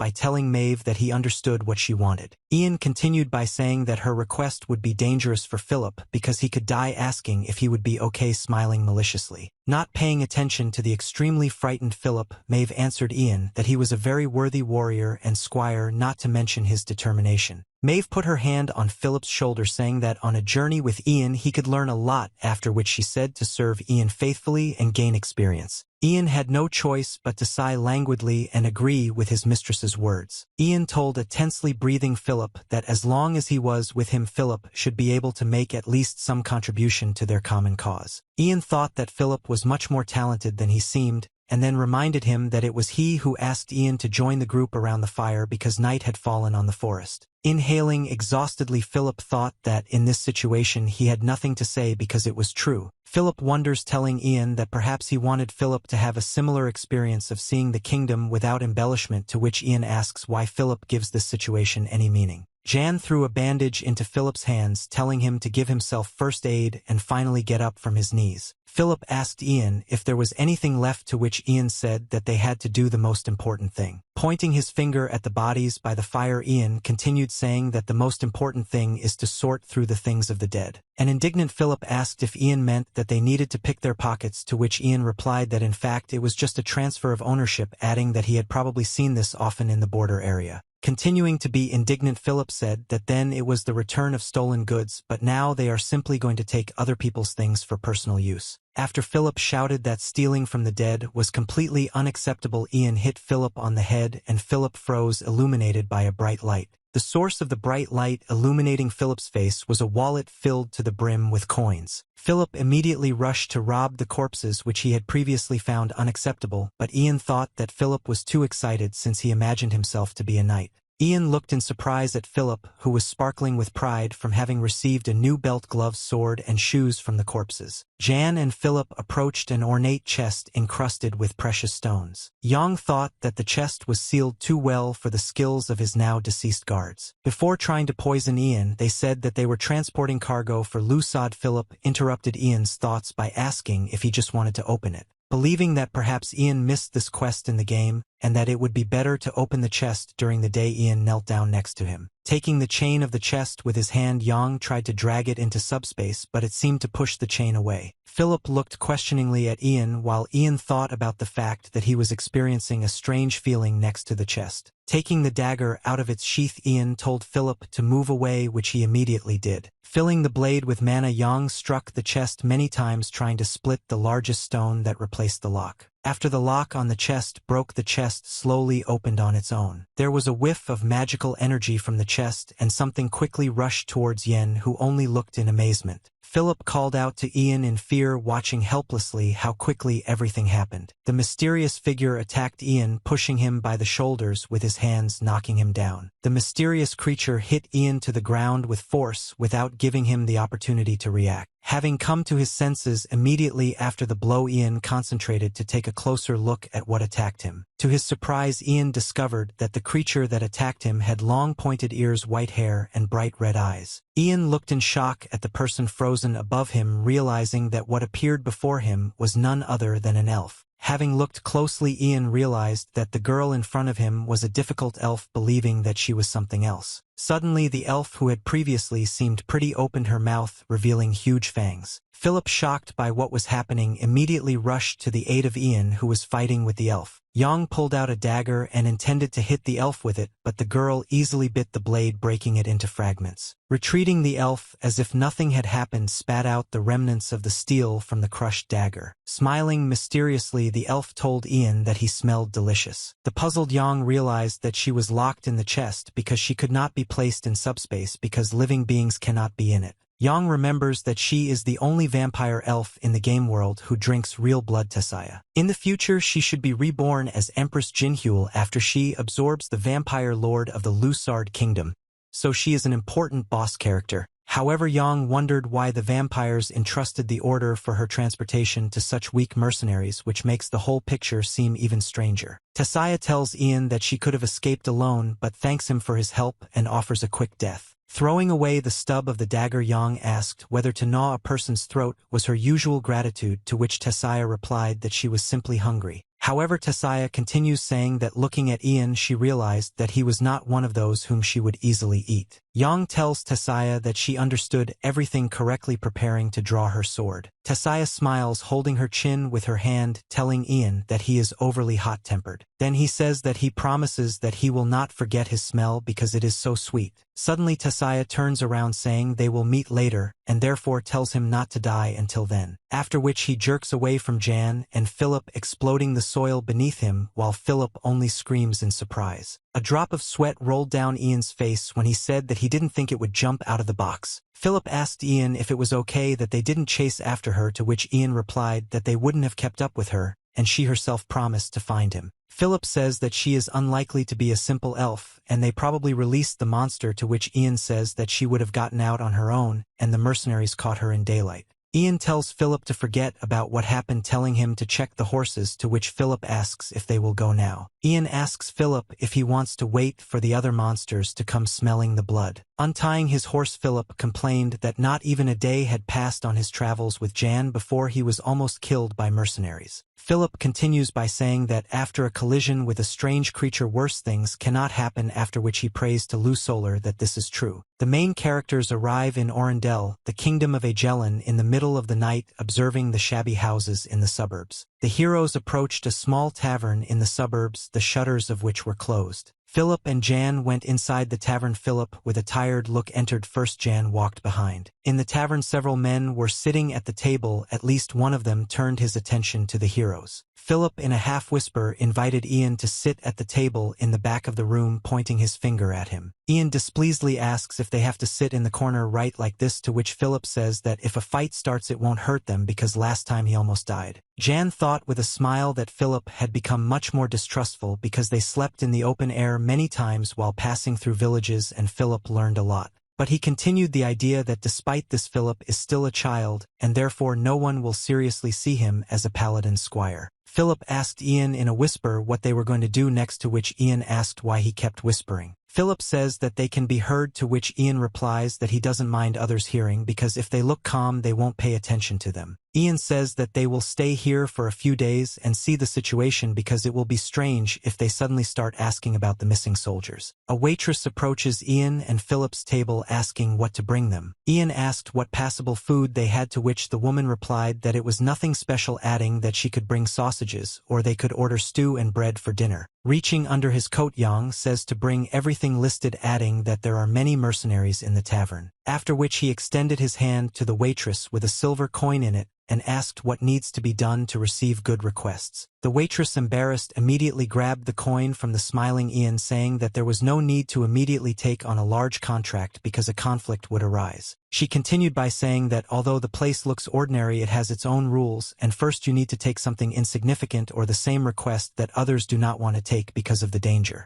Ian smiled, saying that they just needed something dangerous. A man who was previously sitting at a table in a tavern returns to the tavern in the morning, complaining that he drank too much yesterday. Entering inside, he saw that many people had gathered at the table, which made him wonder what was the matter. One of the men greets the hungover mercenary, calling him Patton and inviting him to join their bet. When Patton asks what the point is, he replies that the guys who came last night went into underground tunnels that were dug by fairies. Patton asked again, saying that the tunnel was full of waste, after which he realized that they had followed the four-eyed cannibal crocodile. The man answered Patton that most likely it was, to which Patton said that they were crazy because there were only two of them, after which he asked what the bet was. The man replies that it depends on whether the two return by midnight. If they return, then someone takes the money, if not, then buys everyone a drink. Patton thinks about it, remembering how he saw the couple yesterday and that he noticed the aura emanating from Ian. The man asks Patton why he doubts, saying that he will just get drunk in the evening for free. Patton replies that he would rather bet on the two that they will be back by midnight. The regulars are surprised, asking if Patton is serious, to which he replies that he will make good money if the couple returns. While the man with the scar who was collecting bets says that Patton is a good guy, another guy says that he looks like one of them and that's why he liked him. Patton grinningly tells them to stop, jokingly calling them assholes and suggesting that they find another guy to mock. Suddenly everyone heard an incomprehensible noise, which is why they fell silent and began to listen attentively, asking what it was. Hearing the noise again, one of the mercenaries put his ear to the ground, saying that it sounded like a vibration coming from underground. One of the mercenaries in disbelief asks if it could be those guys, when suddenly a powerful explosion occurs in the tunnel. The roar that followed the explosion shook the entire tavern, and the patrons grabbed their heads. Suddenly the noise stopped and everything was quiet. The tavern visitors looked around in surprise, and the waitress looked out from behind the counter. Patton asked in surprise if these sounds really meant that the guys managed to cope while the door to the tavern opened behind them. The door to the tavern swings open and Ian and Philip stand at the entrance, at which the visitors look in surprise. Philip and Jan throw the mangled body of a four-eyed man-eating crocodile onto the floor. Ian tells the others to call the main ones because he and Philip caught a monster from the underground tunnels. The hostess, who threw down her mugs in surprise, only asked in bewilderment what they were saying. Philip, to his surprise, angrily and displeasedly shouted to call the guard or the chief, and immediately, two men dressed in armor carry on a stretcher the head of a four-eyed crocodile killed by Jan and Philip. The locals are clamoring in surprise that they really killed the monster from the tunnels, saying how huge it is. Locals continue to argue, saying that they used oil because even the water was burning, while others say that they used a sledgehammer because even the walls were shaking. A discouraged man in armor, apparently a guard, asks if Jan and Philip were really able to catch the crocodile. Philip and Jan are sitting at a set table. Jan says that during the battle the aqueduct was damaged and therefore it would be worth sending masons there. The confused guard says that he understands them, adding that the reward will be paid within 3 days. After which, having loaded the remains of the crocodile into the cart, the guard and other soldiers leave. Ian complains that he has already swam 3 times, but the stench from the sewer has not gone away. Ian continues to complain, saying that he also cleaned the equipment, but the smell does not go away, saying that it's a pity that there isn't at least cucumber soap.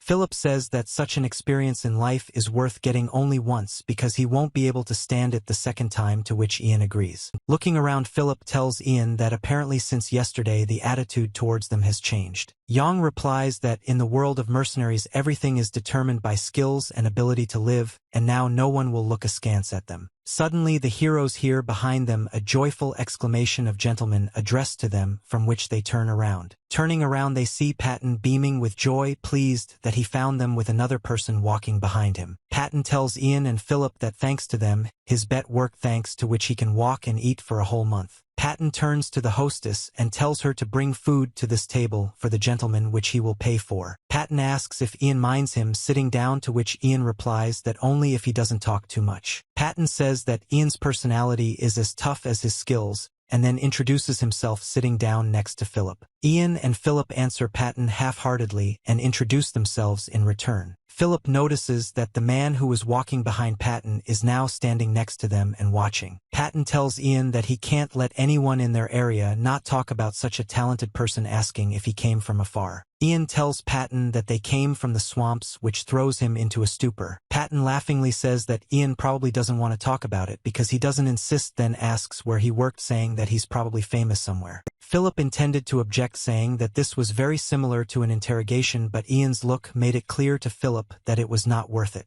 Ian tells Patton that what he said is enough to prove that he is not a criminal, after which he gets down to business, but not to Patton but to a man who actually has something to say. Yang asks why the noble is acting like a commoner, then adding that he is acting like an influencer from the shadows. The guy scratching the back of his head says that he didn't think that he would be figured out so quickly, asking if his game was so bad. Patton apologizes to the guy, turning to him as a master and saying that he let him down, but the guy says that the fact is that Ian cannot be deceived. Sitting down at the table, the guy apologizes, saying that many mercenaries have criminal pasts, so he needed a little verification. Nodding, Ian says that he understands and that he accepts his apology, for which the guy thanks him. The guy introduces himself to Philip and Ian, formally calling himself Declan Botchard. Philip is shocked, saying what if he is Botchard, which Ian continues by saying that then he is Lord Orendell's son, then asking why he would check the identity of a simple mercenary. Declan replies that his duties are managing mercenaries, and he was eager to meet such talents as Ian and Philip. Yang recalls that despite the number of mercenaries, the city is quite peaceful, believing that this was an additional parameter in the game that was not explained.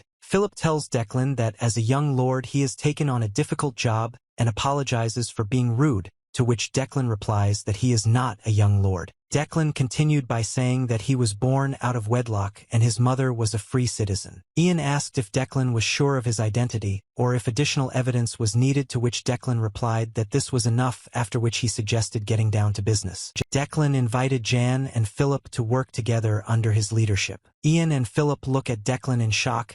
He continued by saying that he wants to appoint them as a centurion and adjutant. Philip asked in shock if Declan was gathering regular troops from mercenaries, to which Declan replied that there was a war ahead, and he, unlike other lords, did not intend to neglect the mercenaries. Ian asks if they got permission from the king, to which Declan answered naturally, because it would also be good for his father. Ian says that Declan enjoys being the leader, to which he replies that he does not deny it, adding that if they survive they will become big shots in the world. Smiling, Declan asks Ian if he made a tempting offer. Ian, looking at Declan, analyzes his laid-back behavior, honesty, and serious style of speech, noting even his eyes and facial expressions, thinking that this is impressive for a villager. After which he tells Declan that he cannot give him an answer now, which causes Declan to be indignant and ask why. Ian replies that he initially took on another request, saying that Declan's proposal is not so insignificant that he could take it on without completing the previous one. Declan first says that they were taking on the crocodile, after which he adds that apparently Philip and Ian were going to Orendell on another request. Declan says he will help Ian fulfill his request, but in return he will consider his proposal. Ian agrees, adding that if that's all Declan wants, he thinks it's easy. Philip turned around apologizing and saying that this way their request would be revealed, looking at Patton. Declan, turning to Patton, agrees, citing the unwritten rules of mercenaries, and asks him to leave, to which Patton agrees. Patton retreats to a company of mercenaries, while Ian and Philip intend to discuss the matter with Declan. Declan reads the sign that says Dave is from the regular army, logically assuming that if the sign is there then Dave is dead, asking if he was transporting prisoners before he died. Yang says that everything is correct, saying that their first goal is to find the person who gave the order for transportation. Declan asked what happened to the owner of the tablet, to which Ian replied that they could not give details, saying that he was unjustly killed.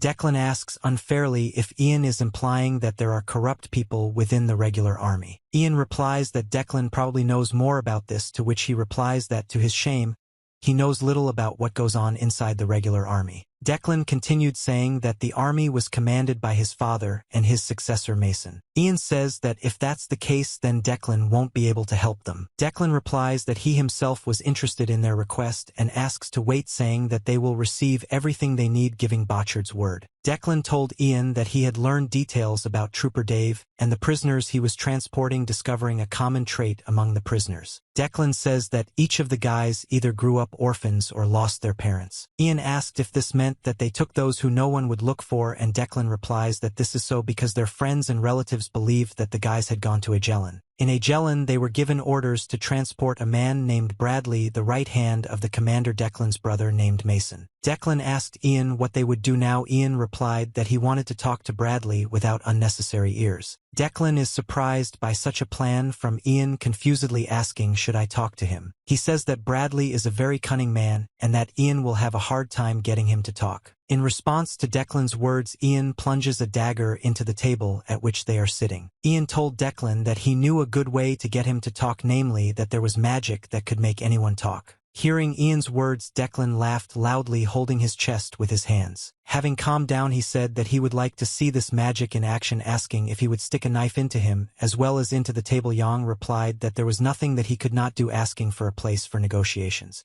Declan stood up from the table, laughing, telling Ian to wait because he would send a man for him when everything was ready. Declan said that the preparation would not take much time, adding that he was interested in how Ian's request would end. Rising from the table, Declan shouted to the regulars that they weren't drinking very actively, ordering everyone a glass at his expense, to which the crowd exclaimed with delight. Ian told Philip, who was sitting opposite, that this is how Declan would do all the dirty work for them, to which Philip replied that Ian had a clear talent for manipulating. Ian told Philip to continue talking as if nothing had happened, asking if he knew what Ian asked him to do. Philip replied that he did everything as Ian asked him to, after which he said that he also has talents but did not hear a reaction from Ian. He continued. He told how he followed Declan, saying that his route differed little from usual without significant deviations. At the same time, Philip learned about Declan's reputation. I'm surprised that Philip did even what he didn't ask him to do, to which Philip replied that he didn't have a choice because all the residents of Orendell like Declan. Philip also said that he learned that Declan's mother was killed several years ago. Although the Marquis considers Declan his son, the eldest son, Archduke Mason, considers Declan only a nuisance. Residents of the city began to worry that when the war began, Declan would be sent to the most fierce battles,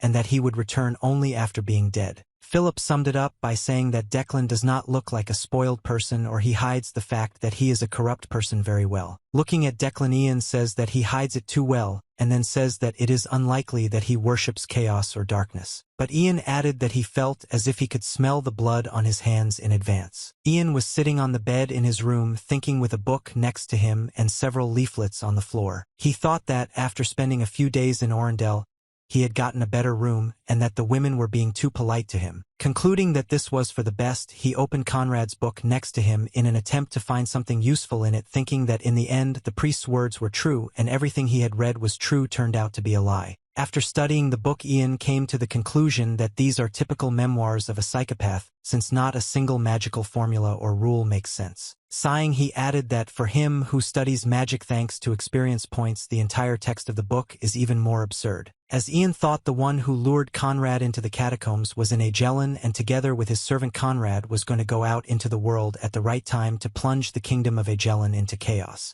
And they had to do this so that the creatures of the void would descend to the earth, so that the ancient gods would rule on it and not the current gods and demons. Ian slammed the book shut, thinking that he seemed to feel nauseous again. Yang, surrounded by void energy, reflected on the power of chaos, thinking that it felt like very pure magical or even divine power. He thinks about how absurd it is that he again feels the power of chaos, wondering that such power could only be used by a few heretics and demons or corruptors. Ian recalls an addition to the game Aquilonia called the Decayers, in which you could choose the side of the decay, changing your specialization skills options and even quests. It was possible to switch to the side of decay at any time, but the risks were high because the character's level was reset, and it was unclear how the main characters would react. But there was an exception, since during the quest of Apostle Lu Solar, it was possible to obtain the power of chaos without any restrictions. Clenching his fist, Ian decides that this is even better, and that he should study this power better because his magic is no longer enough for him. Suddenly there was a knock on the door of his room, and upon hearing the knock, Ian turned around. The door opened and Philip looked out from behind it, asking if Ian was sleeping. He said that Declan's man said that the place for negotiations was ready. Getting out of bed, Ian notes with a smile that Declan is doing a good job with the assignments. Yang headed to the appointed place to console the one who sacrificed his people to the darkness with sword and fist. Ian and Philip arrived at the place Declan had prepared and saw a man tied to a chair with a bag on his head. The tied man screamed and moaned heart-rendingly, jerking in his chair from side to side. Ian told Declan, who was standing to the side, that he had chosen a great place for negotiations. Declan smiled and told Ian that he was just waiting for him here. Tearing the bag off the man's head, Declan said that here he was meeting his mistress named Rose. Having removed Bradley's gag, Declan arrived in time, telling Bradley that he was glad to meet him. Bradley screamed, asking what the hell was going on and asking where Rose was. Declan told him that he did not know where Rose was, suggesting that she was sleeping at home. Bradley says that it was Declan who set the trap and asks if he knows what will happen if the Archduke finds out about this. Declan replied that Bradley had better think about himself, because it's not he who wants to fight with him but those two at whom he points his hand. Approaching Bradley, Ian was delighted at the long-awaited meeting, but Bradley replied that he was seeing him for the first time. Ian says that everything is correct and that he also sees him for the first time, after which he shows the sign telling Bradley that the guy whose name is written on it knew him firsthand. Beginning to panic, Bradley asked Ian where he got the nameplate.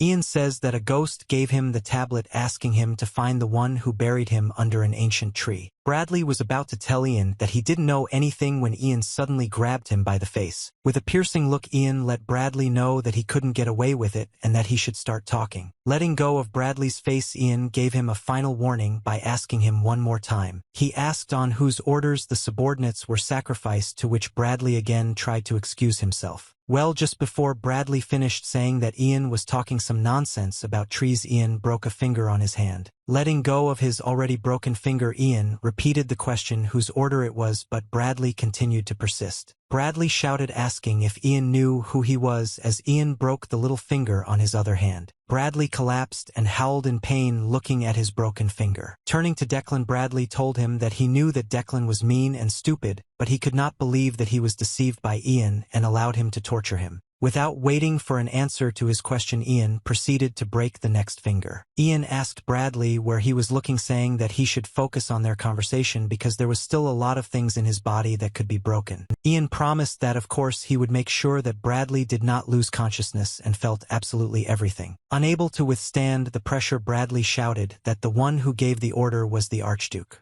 Ian asked if he meant Archduke Mason, Botchard, asking why he would give such an order. Bradley was again going to say that he didn't know, but Ian, without listening to him to the end, broke his middle finger. Screaming and crying, Bradley said that the Archherts had ordered the road to be blocked. Bradley said that blocking just one road from Magellan to Orendell would give him a strategic advantage in the coming war. Continuing to be surprised by what he heard, Declan loudly repeats the phrase strategic advantage. Holding Bradley by the broken finger, Ian said that Marquis Botchard probably knows about this, to which Bradley agreed, saying that this is what Marquis Botchard wanted because he said that it would not take much time. Looking at Bradley, Yang said that the strategic advantage of not taking much time to prepare means that the Marquis wants the independence of Orendell and the founding of a new nation. Bradley shouted that this was true, saying that this was exactly what he heard, after which he said that he was simply following their orders. Bradley continued by saying that making small sacrifices for Orendell's eternal glory is a small price to pay. Ian smiled, saying that it was just a small sacrifice for a great cause, to which Bradley said that it was saying that he didn't want to do it but someone had to. Suddenly Ian, with a completely serious face, says that Bradley only made up a lie of this magnitude to hide the fact that he is a depraved man. Bradley again tries to object, turning his head away and saying that Ian is talking incomprehensible nonsense. Unexpectedly for Bradley, Ian pulled out a dagger from its sheath, after which he cut off Bradley's hand with one swing. Bradley screamed in pain. Ian grabbed him by the head, saying that the games were over because if the king is corrupt, then Bradley cannot help but be one. Ian asked what Bradley was promised: immortality, power, strength, in exchange for cooperation. A shocked Bradley confirmed Ian's thoughts and then asked how he knew all this. Bradley asked him if anyone else knew about this. Ian replied that it was possible because he himself did not know about it.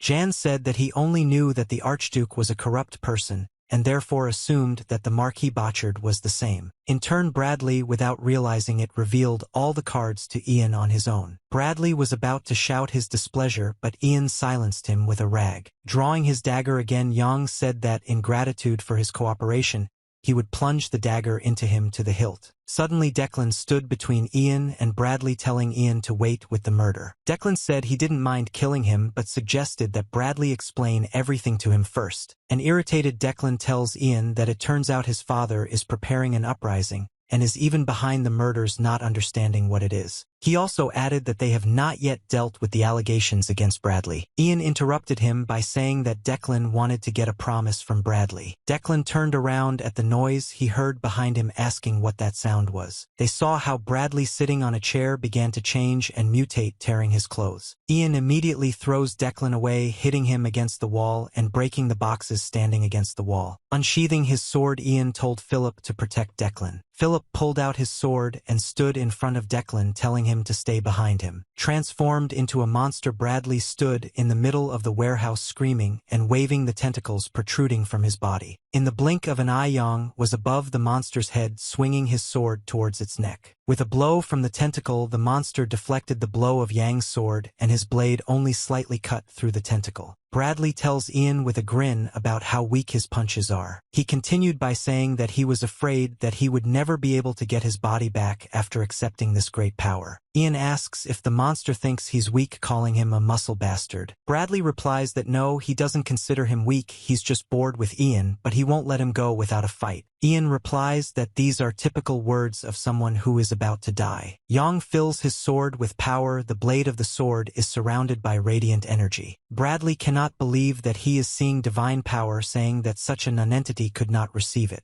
Swinging his sword, Yang speaks again. He again speaks in typical phrases. Philip and Declan watched as Ian swung his blade and jumped at the monster. Unwilling to accept defeat, Bradley attacked Ian with all of his tentacles at once. But Bradley's attack does not help, and this time Ian's attack cuts Bradley's tentacles. Still on the offensive, Yang continues to attack, and the next blow cuts Bradley in half. Bradley's body, vertically cut in half, lay on the floor, smearing the floor with blood. Still alive, Bradley looked at Ian, approaching him in horror, after which Ian cut off Bradley's head with one swing. Shocked by what he saw, Declan asked who they were, asking if they were really simple mercenaries who had come to fulfill a request. Ian, covered in blood from head to toe, looks indifferently as Philia nods in response to Declan. Turning around, Philip confidently tells Ian that this is just a role, but Ian replies that he should do what he wants. Sheathing his sword, Philip intends to reintroduce himself to Declan. Philip began to list the titles, namely Hunter of Swamp, Dragon Slayer of Dark Spirits. Ian listened in amazement as Philip talked about werewolves, tree monsters, clearing the forest, and beheading a headless horseman. Pointing his hands at Ian, Philip introduced him as the only true representative of Mrs. Mave Laurel, after which, smiling, he said that he in turn was. Philip bowed, saying that he was the master's servant. The Lord of Orendell, Marquis Botchard, asked if the victims who would be sent to Agellan were ready. Archduke Mason told him that the transport of the victims was scheduled for the morning. However, Mason misspoke, and the Marquis asks his son what's the matter. Mason thinks that nothing has been heard from Declan lately, but decides not to voice the thought to his father. Smiling, Marquis Botchard tells his son not to worry about anything because the old dear will not be able to leave Orendell. Patton opened the warehouse door, asking if the gentleman had finished his business. Patton, along with the mercenaries who came with him, froze in surprise. They saw the body of the monster, next to which stood the bloody Ian and Philip with a blade drawn. Declan told the newcomers that they were just in time and politely asked them to clean up the place. Patton, not understanding, asks what this all means, wondering where Bradley went. Declan told him that the corpse of the monster in front of them was Bradley. One of the mercenaries immediately said the word corruptor, saying that Bradley most likely was him. The rest of the mercenaries immediately began to panic and shout that the person who held the high position was corrupt,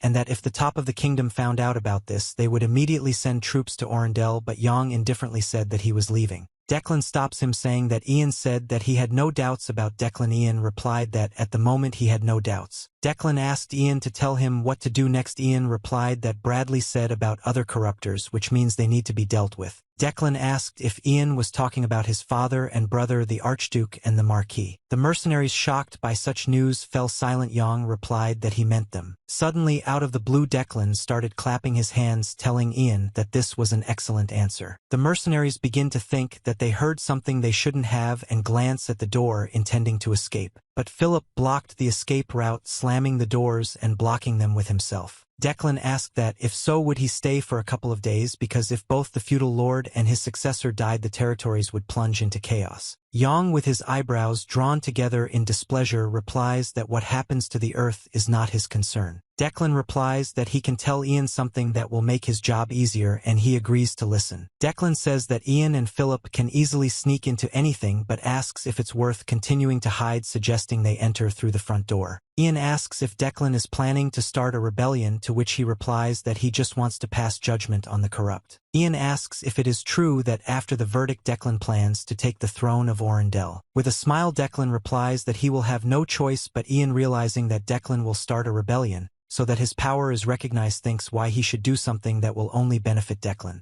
Ian turned away and told Declan to remember that he was just a mercenary and that it would be difficult for him to pull off something like that. Declan smiled slyly and said that it was worth announcing right away that if Ian helped him, he would receive a generous reward. Unexpectedly, a quest window appears in front of Ian's face, inviting Ian to help Declan take revenge. Ian, confused that the quest window popped up, so suddenly asked Philip what he thought about all this. Philip, lowering his head, said that the territories needed a lord, and that if we got evidence that the feudal lord and his successor were corrupt, even the king would recognize Declan's legitimacy. Ian asks if Declan is going to bring the heads of the Marquis and the Archduke, which he confirms, saying that he is obliged to kill at least one of them with his own hands. With a blank, maniacal stare, Declan says that killing these two means a lot to him. Ian doesn't care about Declan's motives, so he offered to conclude an agreement. Turning to the mercenaries, Declan, with a terrifying face, says that Ian has already agreed to help him, asking if they will join them. Declan continued by saying that this was their chance to get a good position based on merit, asking if that was what they wanted. Suddenly, Patton shouted out that this was the moment he had been dreaming about since he began serving Declan. Turning around, Patton asked what they were waiting for because such an opportunity would not come again given the outstanding warriors who would fight with them. The mercenaries cheered up here, saying that this was their chance to break out of commoners into nobles. Ian tells Declan to make sure everything goes perfectly because they won't get a second chance. Declan tells Ian not to worry, saying he's never had a second chance in his life. In the morning, bells rang in the city, the doors of houses opened, and people came out of them. Ian walked with Philip, glancing at the other mercenaries and wondering why everyone was so alarmed. Declan and Patton met Ian. A carriage drove up behind them. Declan said that they were leaving without delay. Ian replied that they could go if he was ready, noting in his mind that Declan was very excited. A squad of mercenaries led by Ian, Philip, and Declan set out. Philip asked Ian if they had enough strength because there were about 30 people with them. Declan replied that this number of mercenaries was quite enough for them. Suddenly people began to come out from everywhere, from old people to children, and follow Declan. These were residents of the slums and even those who lived outside the walls of the fortress. Declan asked if that number was enough for them. Ian said that probably half of Orendell came out, saying that attracting such a number was probably not easy. Declan replied that it was not as difficult as Ian thought because he gave them the opportunity to discover new facts. He told them whether their friends or family members were alive or dead. A huge crowd approached the massive gates of the stone fortress. The guard standing at the gate immediately demanded to stop looking out from behind the fortress walls. Doran asked Declan what exactly was going on and what it meant. Declan asked Doran to bring his brother and, if possible, his father here. Doran shouted out, asking why they came, because no matter how you look at it, it looks like an uprising. Declan replies that Doran is wrong and that it was the Marquis who betrayed Orendell like the entire kingdom.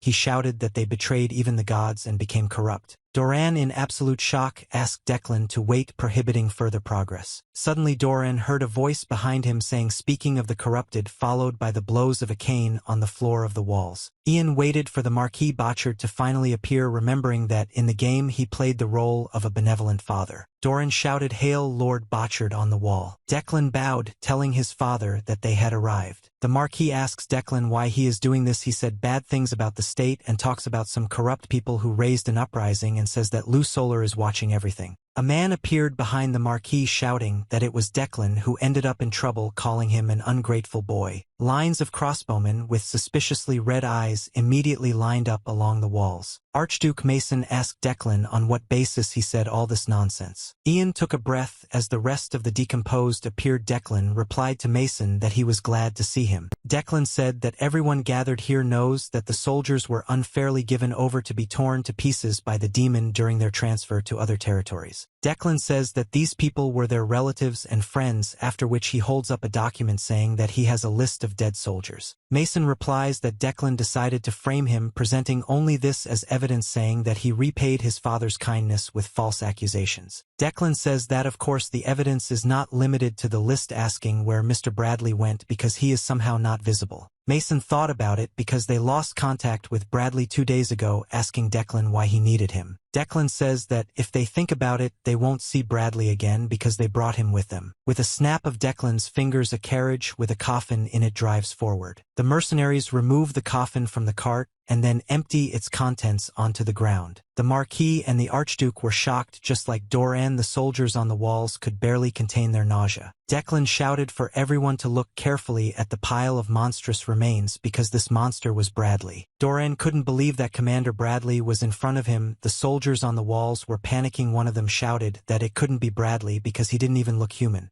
Declan said that Bradley admitted that he, just like the Marquis and the Archduke, was corrupt, and that the Marquis, on whose orders they were sent to slaughter, was guilty of the death of the soldiers. Mason, saddened by Bradley's death, said that Declan must be completely in despair if a monster brought the corpse, and was talking all sorts of nonsense. Suddenly, a little girl stepped out of the crowd, asking Mason what happened to her brother. She showed Trooper Dave's name tag, saying that she was told that he was living well in Agellan, asking why he was then buried in the forest. People from the crowd began to shout out their questions, following the girl's example, asking what was wrong with their family and friends. Suddenly, the Marquis knocks his cane on the floor, saying that he understands the feelings of those present. The Marquis said that he was sorry because he could not understand how difficult it would be for the residents. He said that if the soldiers were really sacrificed, they would form an investigation team and send it in search of answers, and the Marquis also asked the king to investigate the suspicion of mutiny. In response to accusations that they are corrupt, the Marquis promises to demand an inspection and a decision from the Imperial Church, asking whether this is enough to calm the anger of those present.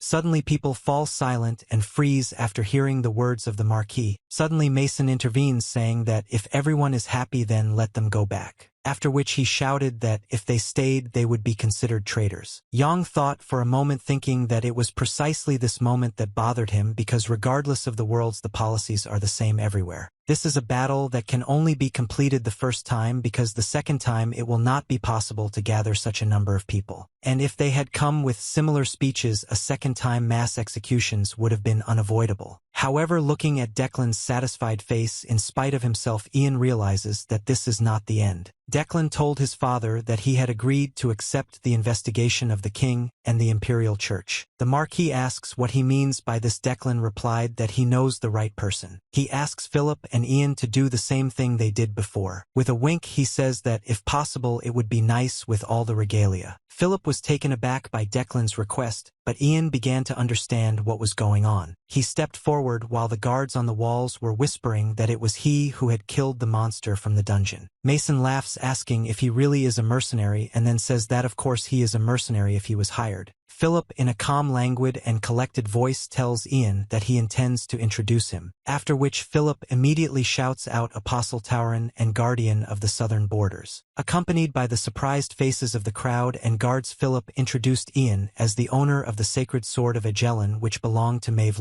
Then he summed it up with the words, her only official representative and whose judge the strict goddess loves so much, pronouncing his name Ian Hope. Not forgetting about himself, Philip modestly introduced himself, saying that he was his squire. Declan said that Lord Hope is a witness to Bradley's corruption and is also the one who condemned him. Declan then asked if Ian was now qualified to investigate. The Marquis shouted that this could not be, and that if he was the official representative of the Apostle Tauren, he might turn out to be a paladin. Ian uses magic to exchange his sword for Mave's, thinking that he can show them everything with his help. Yang pulled the blade from its sheath, divine energy enveloping him down to the base of the blade. The guards immediately believed that he was a paladin, and a girl from the crowd fell to her knees with her hands folded in prayer. Mason told his father that apparently Ian really is a paladin. Yang immediately began to rush towards the main gate of the citadel. The Marquis orders the guards to shoot, but they object because he is God's apostle. Mason takes out his sword, saying that anyone who disobeys orders will lose his head. Under threat of reprisal, Mason ordered the guards to shoot Ian with crossbows. Yang easily deflected all the bolts flying at him using the rotating barricade spell. Pushing off from the wall, Ian flew up his feet level with the faces of the guards. Approaching the Marquis and the Archduke, Jan told the latter that the sentence pronounced by the goddess was death, after which he struck a wave of energy from which hit Mason's hand holding the sword. Mason's hand, continuing to hold the sword, separated from the body and went flying. Blood began to flow like a fountain into his hands. Mason screamed heart-rendingly,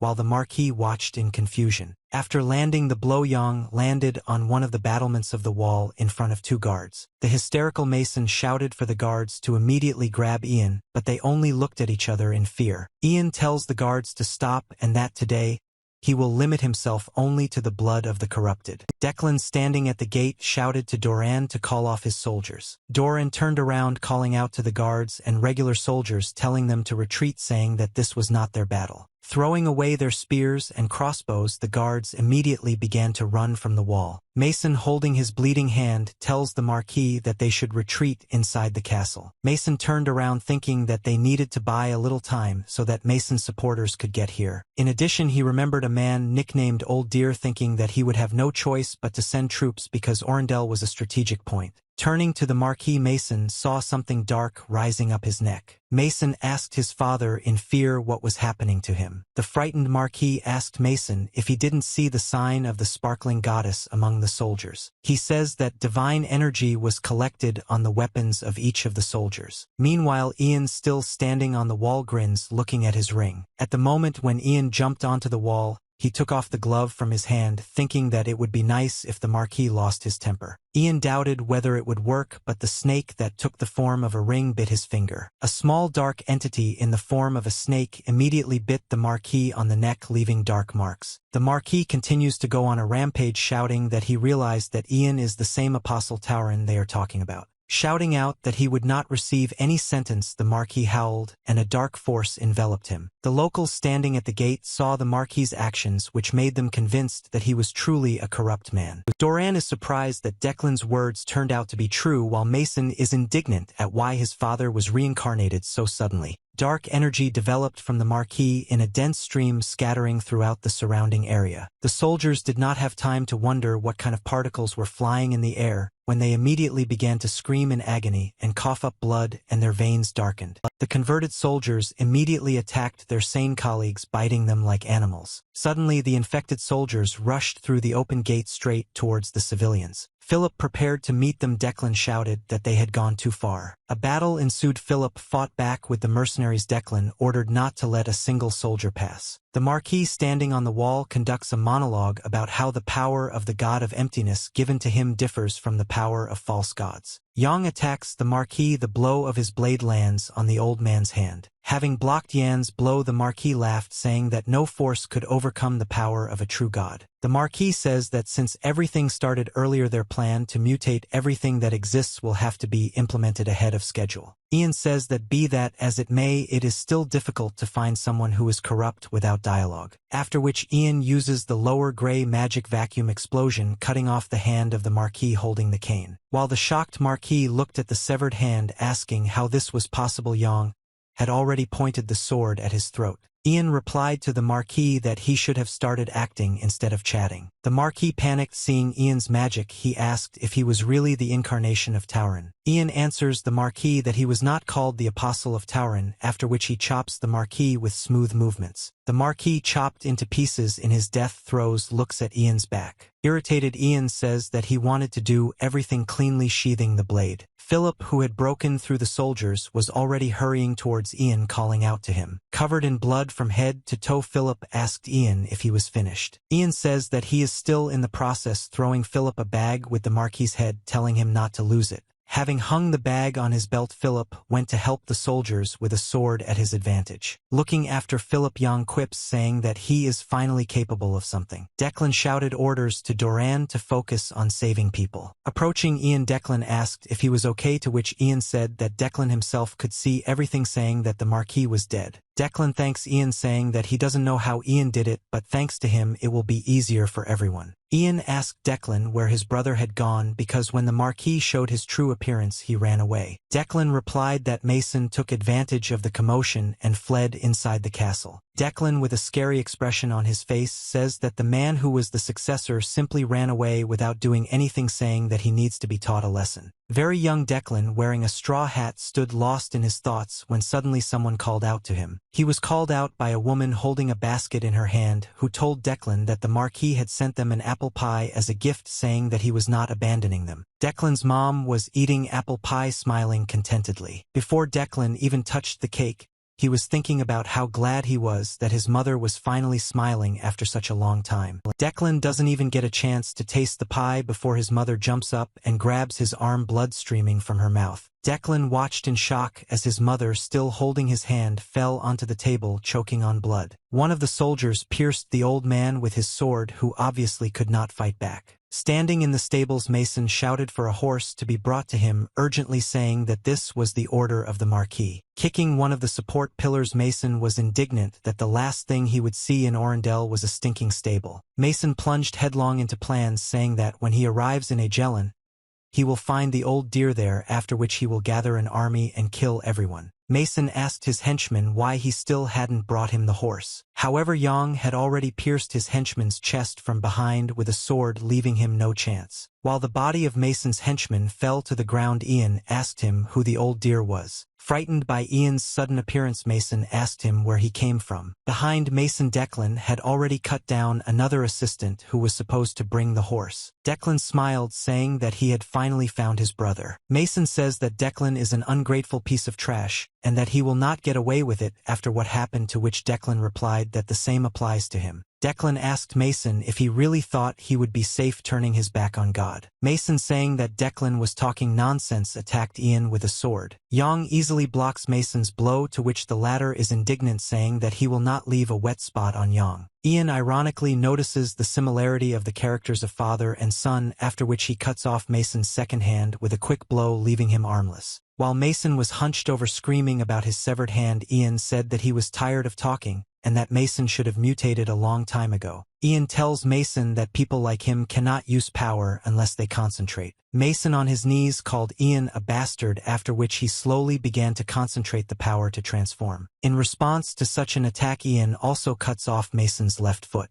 Declan watches indifferently as Ian chops Mason into pieces. Having thrust the sword into Mason's second leg, Ian says that he is ready to pacify the desire to immediately cut off his head if he answers the questions correctly. Recalling his encounter with the forest werewolf, Ian asked Mason who he meant when he said old dear. Mason looked at Ian in shock and already intended to answer the question asked. Suddenly Ian turns the sword stuck in Mason's leg, causing him incredible pain. Mason immediately blurted out the answer to the question, calling the name Duke Regis Brant. Declan was surprised by what he heard, after which he asked if Regis Brant was not His Majesty's uncle. Ian experiences genuine delight mixed with anger from the fact that he finally learned the cherished name. Mason shouted contentedly that the kingdom was in their hands and that the king was just a puppet who thought he could win this war. Ian grabs Mason by the face, thanking him for the information, and adds that he has no need for language now. Mason, sitting down next to Ian, stopped him, saying that he had a request. He asked Ian to let him take his brother's tongue. Ian told Declan that this was a good offer, to which Mason was noticeably indignant. Ian replied that he kept himself as promised, but Declan is not that kind of person. Declan grabbed Mason by the face, saying that he had no idea how long Declan had been waiting for this. Declan says it's been so many years since his brother gave him and his mom an unforgettable gift. He says his mother practically bit through her tongue to come to her senses. Declan said that this is why he wanted to one day cause his brother the same pain. Mason shouts at Declan to wait and listen to him first, but this does not stop Declan. Rain poured down on the blood-stained bastion of the citadel, along which Declan dragged his brother's body along the floor. Raising the half-dead Mason by the head, Declan says that he follows the will of the apostle Tavern and executes the one who has turned away from God. After which, in front of a crowd of residents, Mason's head is blown off his shoulders. Patton joyfully shouts that their new lord managed to defeat the corruptors. The people began to rejoice, shouting His Excellence Marquis Declan Bouchard. Events move to the throne room. The king sits on the throne with nobles lined up on both sides of him. King Agellan Erwin II asked those present what they thought about the recent meeting with Lady Mave. Someone in a black cloak and black hair stepped forward, saying that Mrs. Mave was just paranoid. He says that she returned to the palace and provided the monster's corpse as proof of the activities of the corruptors, saying that this does not prove their conspiracies in Agellan.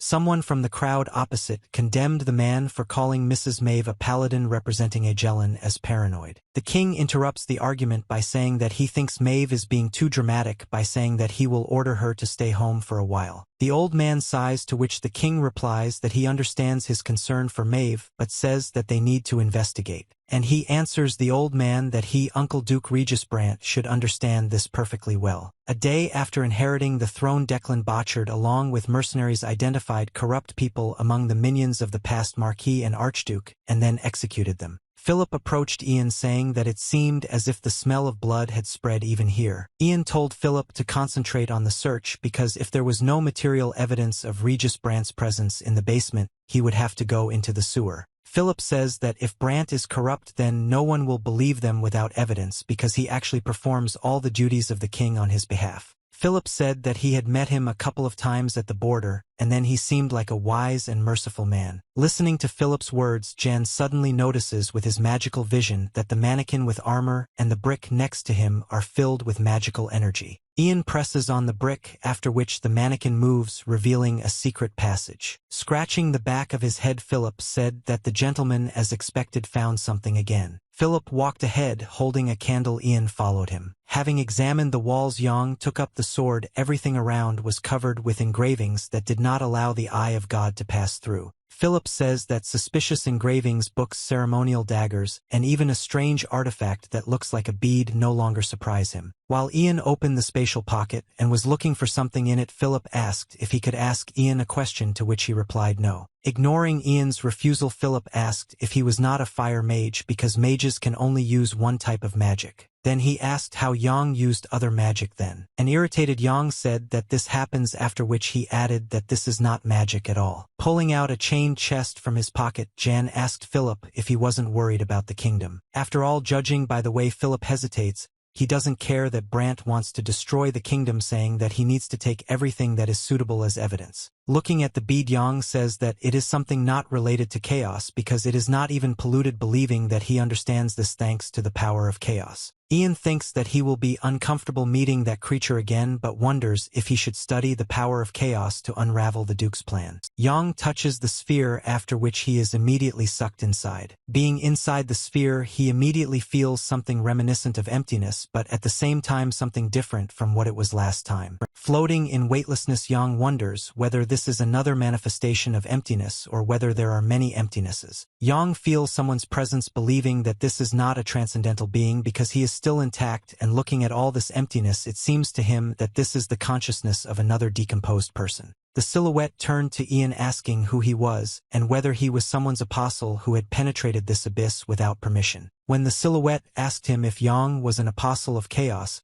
he made a displeased face, not understanding the question. Someone apologized to Ian, saying that he did not want to offend him, when suddenly Ian asked him why he decided that this was an apostle. The figure began to talk about chaos and emptiness merged together, gradually interrupted by the growing noise of interference. Suddenly the connection was broken, and Yang again found himself in a secret room near the sphere. Frightened, Philip asked Ian what happened, but he answered that it was his question, wondering how everything looked from the outside. Philip replied that some kind of energy circled around Ian and then disappeared as if it had leaked somewhere. Ian replies that if it was leaked, it was not so important, with a rather sinister smile on his face. When Philip asked if everything was okay, he replied that everything was fine. Yang feels that the fragment of chaos has become larger, believing that in this way he can increase the amount of chaos power. Smiling good-naturedly, Ian thought that he had another reason to kill the corruptors. Philip fearfully asks Ian if everything is okay, and if he has become a victim of black magic, to which Ian replied that yes, since he is still alive, telling him to take care of the evidence. Yang thought about the silhouette's words that he could be an apostle of chaos, believing that this could be true. Declan asked Ian if what he provided was really enough.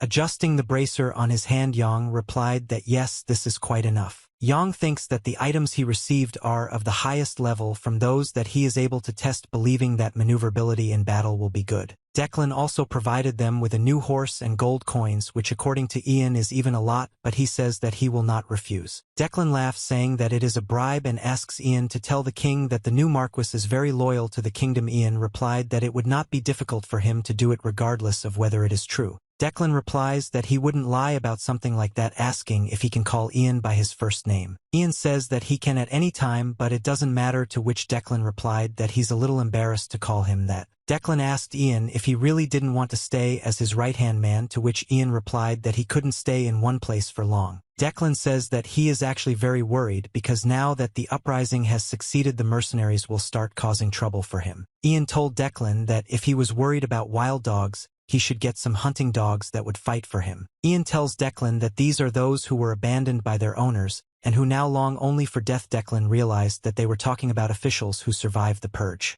Ian directed his horse to the gate, wishing Declan good luck. Philip bowed and said that they would see the Marquis again someday. Patton came out from behind the wall and called out to the Marquis, who immediately turned around. He said that the locals had already gathered at the castle and were waiting for his speech. Looking after Ian as he left, Declan thought that he remained a mystery until the very end. Meanwhile, at the Laurel family estate, the maid came out of the room with a full tray of food. Someone asked the maid if the lady refused food again. The maid replied that since her return, she has only been looking out the window as if expecting to see someone. Jan and Philip followed the road along the forest path. Philip asked Ian if he found anything in the book he was reading. Ian replied yes. Jan replied that this evidence was enough to prove that Duke Brant was a corrupt man. Philip was enthusiastic and asked Ian what evidence he could find, asking if they would finally punish the traitor. Ian asked Philip if he knew what he wanted. Philip replied that he should keep his mouth shut. Judging by the book, Ian decided that Botchard did not know about Brant's true intentions, believing that they were all just his puppets. Yang thinks that in any case they will disappear as if they never existed, because as long as such crazy people exist their world will not be destroyed, and at this time the countries are thinking about wars with each other.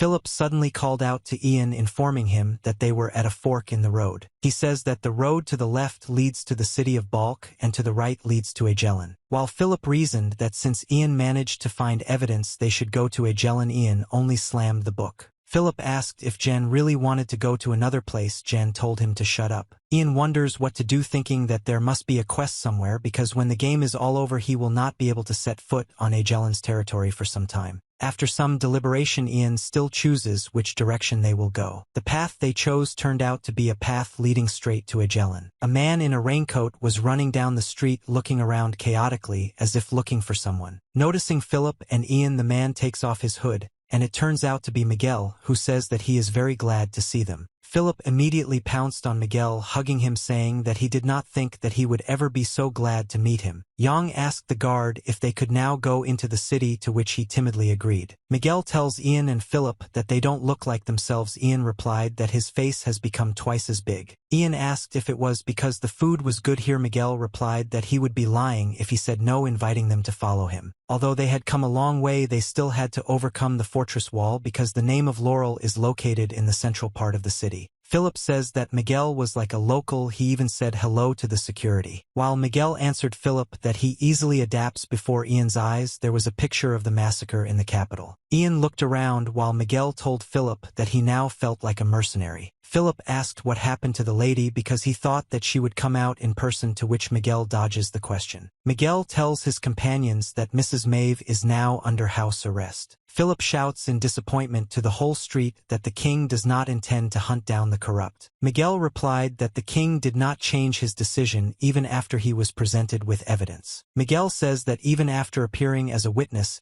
he could not believe that the king said that since the sorcerer was dead, there was no longer any problem. Other subjects openly insulted Mrs. Mave, saying that they should have provided solid evidence instead of spoiling the mood in society. Philip says that the one who said this is definitely degenerate, asking what he looks like. Miguel replied that he doesn't remember because he was scared. Miguel said that despite the widespread criticism, Mave restrained herself and hid their existence, worried that this would affect the course of the case. The king only listened to what his retinue said and ordered disciplinary measures to be taken against Mrs. Mave, which continues to this day. Concerned, Philip asked Miguel if everything was okay with Mrs. Mave. He said that from the moment Mave was appointed head of the family, she coped with all her responsibilities. But he added that he really doesn't know because she hides her true feelings. Standing at the iron gate, Miguel replied that they were there at the estate of the Laurel family. Philip handed the reins to the servant who arrived, telling him to lead the horse. Looking around, Ian says that although the garden is in good condition, there is no one. Miguel replied that the former head was returned to his father's house, even as a decomposed corpse. He added that although no one blamed Mave, the hereditary line was interrupted and the atmosphere was not good. Ian interrupted him by asking where Mave was. Upset, Miguel replied that Mave was upstairs in his office, inviting him to follow him,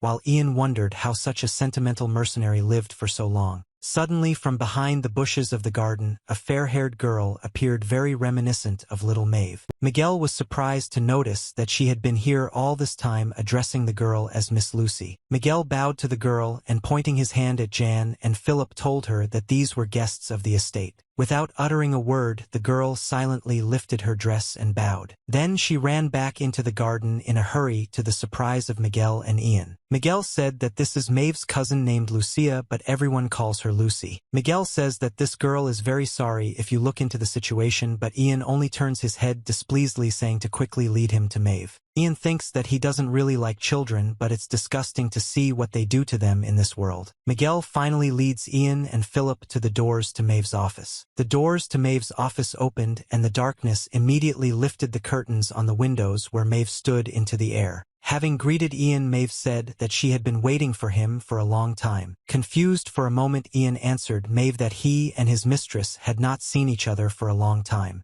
Philip rushed to Mave shouting that her face was very thin. He says that he still needed to stay with her, asking if the lady was eating well. Mave says that during the separation Philip matured, noticing that he had scars similar to her own. Mave asked if he had learned a lot, to which Philip proudly replied that he had really learned a lot. Sitting down on a chair, Ian says that now he is not the kind of boy who can be used for simple errands. Mave thanks Ian for returning Philip safe and sound. Ian told Mave that the culprits in the tree business were the Marquis Botchard and his eldest son Mason. Looking at the severed heads in the chest, Miguel says that they accomplished a great task. Mave read a letter written by the new Marquis Declan Botchard saying that they had tried their best. Ian replied that the most important thing remained, taking a book out of his spatial pocket, which made Miguel immediately lose his composure. Having placed the book on the table to everyone around him, the Marquis's diary seemed like just an empty book. When Philip asked about the lack of notes, Ian told him to wait, after which he used magic to reveal the contents of the book. Declan and Miguel immediately jumped up shouting that the diary was enchanted. Miguel asked Philip what was written in it. Philip replied that there were many names. Having read the name Regressed, Philip was taken aback, but Ian replied that his guesses were correct. Yang said that this is a diary in which the names of all the decomposed are written down. Miguel and Philip are shocked and tell Mave that this is clear evidence that the corruptors are already in Agellan. Continuing to read, they continued to be surprised at the number of names, saying that the corruptors were hiding throughout the kingdom, saying that with this they should go to His Majesty again. Ian interrupts Miguel and Philip, saying that by the way half of them are already dead. For a moment everyone present falls silent, when suddenly Miguel and Philip burst into screams asking if this is the work of Ian, to which he agrees. Ian said that the reason for this was that they tried to deceive him or did not want to pay for the task, and he learned that they were corrupt only before their death. Philip and Miguel idolize Janna, calling him Agellan's guardian, but Janna replies that he did not do it for Agellan's sake, demanding that he stop giving him stupid fare. Mave rose from the table, saying that his story would be long, offering to have dinner. Ian lay on a luxurious bed in the room allocated to him, saying that he had such luxury for the first time in a long time. He catches himself thinking that he should enjoy it while he can, because it won't last long. Mave says she plans to ask for another meeting to find all the corruptors on the list. Mave says that Ian mentioned a way to force the corrupted to show their true colors. Mave's plan was simple: to show the true face of the corruptors right at the meeting trying to kill Brant. Philip and Miguel jump up, saying that doing this in front of His Majesty is too dangerous. Ian told them that if this is not done, the king will again not trust Mave. Ian understands the risk of such a method, but thinks that they still need to capture Regis. Remembering Mave's appearance standing in the office, Ian thinks that she will still have to become a demon of revenge. After all, only after death will she appear in the form of a ghost and be able to inflict significant damage on the boss of the chapter. Ian thinks whether this can't be prevented, catching himself thinking that this is making his soul uneasy. Someone knocked on Ian's office, and wondering who could come at such a late hour, Ian opened the door. Little Lucy stood behind her, silently glaring at Ian. Ian is surprised to see her, thinking that he was just going to rest, and then asked what she needed. Lucy suddenly bowed, but Yang told her to stop and just say what she needed. She asked if he was the mercenary Miguel was talking about. Ian asked what exactly he was talking about. Lucy says that Miguel told how he killed a swamp dragon, a headless horseman, an ancient tree, a dark magician, and called him a legendary mercenary, after which Ian interrupted her and asked her to stop. Planning to teach Miguel a lesson tomorrow, Ian replied that it really was him, but says that it was not a dragon but a drake, which causes genuine delight in the girl. He asked if she needed anything else from him, noticing the weight of the burden in her eyes. She says that she just wanted to say thank you, adding that he is perhaps stronger than the curse that lies on her, because of which everyone she loves dies. Lucia took her leave, wishing Ian a good rest, and then left. Ian is dissatisfied, indignant that there is not a single normal person in the Laurel family. After meeting Lucy, Yang says that such an ominous feeling is rarely wrong, deciding that he should prepare. Many people are sitting at the table. Mave introduces Ian to them, saying that she has already talked about him before. She tells Jan that the Knights of the Royal Guard have gathered in front of them. Mave says that these are the most reliable people whom she personally selected, and their plan was also told to them. Looking into the faces of the knights, Ian immediately sees enormous disbelief written on the faces of those present. Ian says that the task of the knights is only to protect the king if something goes wrong. Yang also asks everyone present here not to reveal the conversation from this room, saying that otherwise they will die. One of the knights jumped up, shouting angrily and calling Ian an upstart. A man with a beard puts his hand on the screaming man's shoulder, asking Ian if it's true that there are many corrupt people hiding in Agellan. Yang says that it is, and they keep their true nature a secret. Yang says that anyone can be a corruptor, adding that one of them is even in this hall, after which he put his hand on the head of one of the knights. After which, with all his strength, he slams the face of the potential decompressor into the table. Everyone present was immediately taken aback by what had happened. A mixture of surprise and anger was visible on the faces of the knights. Yang slammed the man into the table again with such force that the table cracked and crumbled. Stepping on the knight lying in the wreckage of the table, Yang takes out his sword, preparing to strike. Someone rushes at Ian, knocking him down and preventing him from finishing him off as he lies down. Having pinned Ian to the wall, one of the knights swings his fist at him. Yang easily dodges numerous blows from the knight without raising an eyebrow. Irritated, Ian barely restrains himself from piercing his attacker with his sword, after which he pushes him away with a kick. The knight holding his stomach turns to the others, saying that he warned them. The knights immediately grab their swords, but Mave stopped them, not allowing them to intervene. The knight is surprised that the head of the clan is on Jan's side. Jan repeated to everyone to move away. While the smug knight again glares at Ian, the man who was slammed into the table began to transform. The knights began to approach their colleague, turning to him, Rotten, asking what was wrong with him. Philip stops one of the knights, saying that they had better leave immediately. Suddenly a twisted knight named Jonathan fell to the floor. Rotten grabbed him by the leg and attacked him with his clawed paw. But Yang, with one swing of his sword, deprived the mutated Rotten of an attacking limb. The knights then exclaimed about the blue glow from his sword, saying that he was using divine power. Yang strikes Rotten a second time, this time cutting him in half. Yang tells the knights looking at him in surprise that monsters like Rotten are at the lowest stage of corruption, and sometimes show their true colors even against their will. He also says that it is easy to kill people like him, just cut off his head while he is transforming. Yang also said that higher decompositions calmly change their appearance and can defend themselves, and then when faced with such knights it is better to just run away because they cannot win. Yang asked if they understood everything, to which the knights unanimously agreed. However, Rotten was still alive because Yang only cut him down but did not cut off his head. Mave grabbed her sword and was immediately enveloped in red divine energy. Mave said that she had to do this, after which she cut off Rotten's head. Hiding the sword, Mave told Ian that it didn't turn out well because she thought that she had checked everything. Ian replied that they also thought so when they sent the rat, because they needed to somehow keep an eye on Mave. Ian says that this is why he asked to gather all the trusted representatives in one place. Mave nodded in response. Pointing her hand at Ian, Mave told the knights that Ian was a summoned warrior of the goddess, and that if he were not worthy, the goddess would not bless him. She also said that she is no longer the apostle 3yr-old but the apostle of revenge, and all the corruptors of Agellan are her goal. Then he says that if anyone else has doubts about her or Ian, they should say so right now. None of the knights objected, and with the words that they had no objections, they all bowed. Jonathan also bowed, apologizing to Ian for his rudeness, and was ready to accept any punishment. Ian said that this was not necessary and that he just had to do what he said. Jonathan replied that he would follow him with all his heart. Soon the group returned to the topic of discussion. Ian asked those present what they would need to do after the meeting began. Events are transferred to a certain forest with dried trees, in the middle of which a tomb is hidden. The corrupt gathered in the crypt, discussing the death of the Marquis Botchard, blaming Mave for it.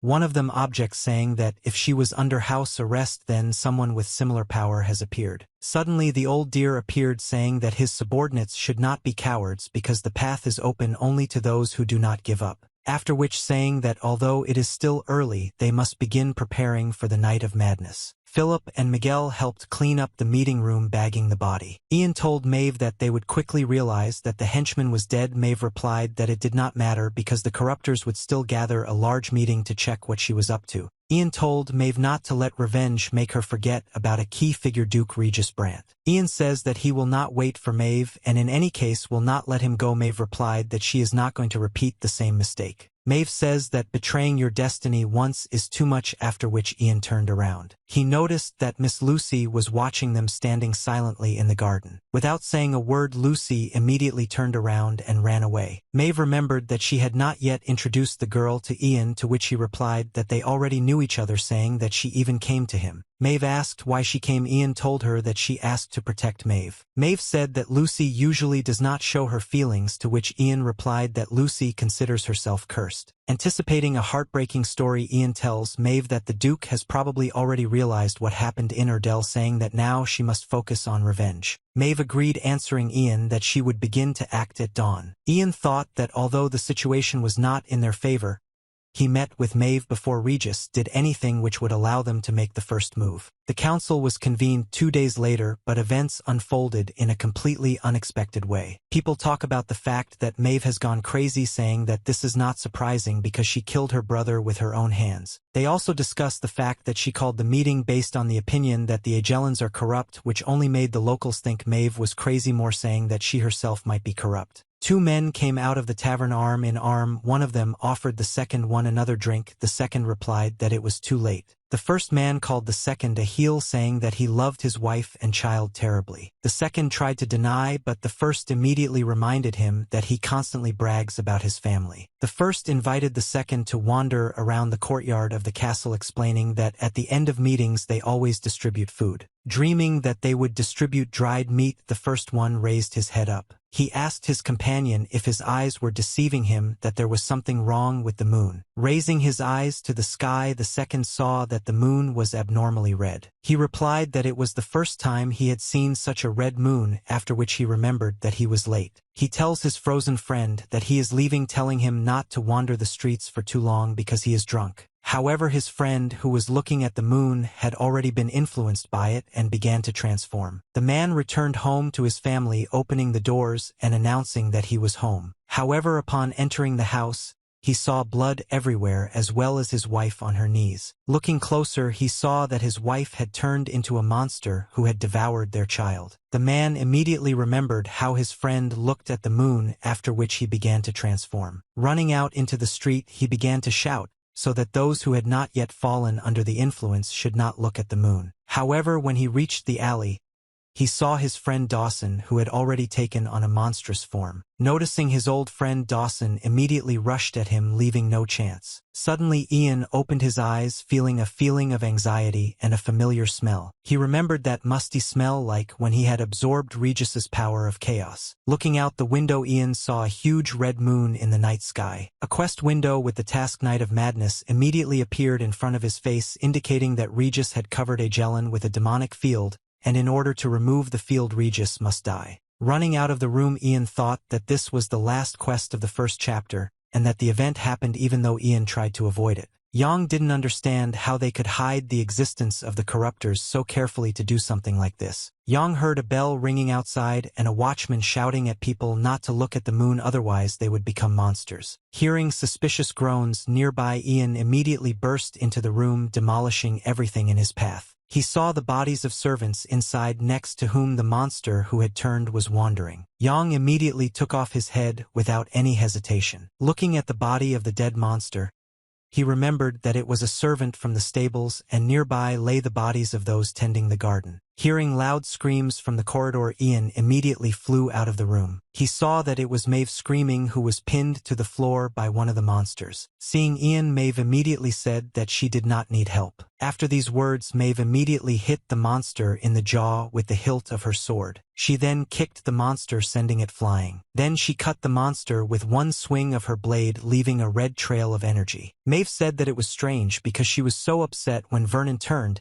but now she doesn't feel anything. She tells Ian that all she thinks about now is the desire to take revenge on whoever is behind this. Ian tells her that it will happen soon, after which he hears a scream behind him. Turning around, he saw Miguel running from the monsters with Miss Lucy in his arms. Mave and Ian immediately react when they see Miguel with Lucy, and the two rush into battle. They chop the monsters into pieces while Miguel runs on with little Lucy. Philip arrived on the scene, asking what was going on and telling Mave that he would help. However, he sees Miguel rushing towards him with Lucy in his arms. Having tripped over Philip's leg, Miguel falls, exposing himself to the blow and preventing Lucy from falling with him. Lying on the floor with a huge cut on his back, Miguel sighs, saying that he almost died. Philip asked Miguel in shock that this huge wound was not on his back. Grinning, Miguel tells Philip that it's nothing special. Mave thanks Miguel for taking care of Lucy. Miguel replied that there is no need to thank him. Ian told Mave that there might still be survivors and that Mave should put on her armor and join him in the search. Thinking that she cannot become a burden again, Mave agrees. Until recently, the empty corridors of the Laurel estate were littered with corpses. Ian tells Miguel and Philip to keep an eye on Lucy, adding that they should not look at the moon. Philip asks Ian what happened. Yang replied that Agellan was covered in a demonic field, just like a forest of madness. Philip and Miguel are surprised that the entire territory of Agellan is covered with a demonic field. Ian added that the red moon infects people. Ian asked those present if they had looked at the red moon. Philip replied that from looking at the moon he immediately felt dizzy and he looked away. Ian says that he can't even believe that the moon didn't immediately take possession of him, saying that the training was worth it.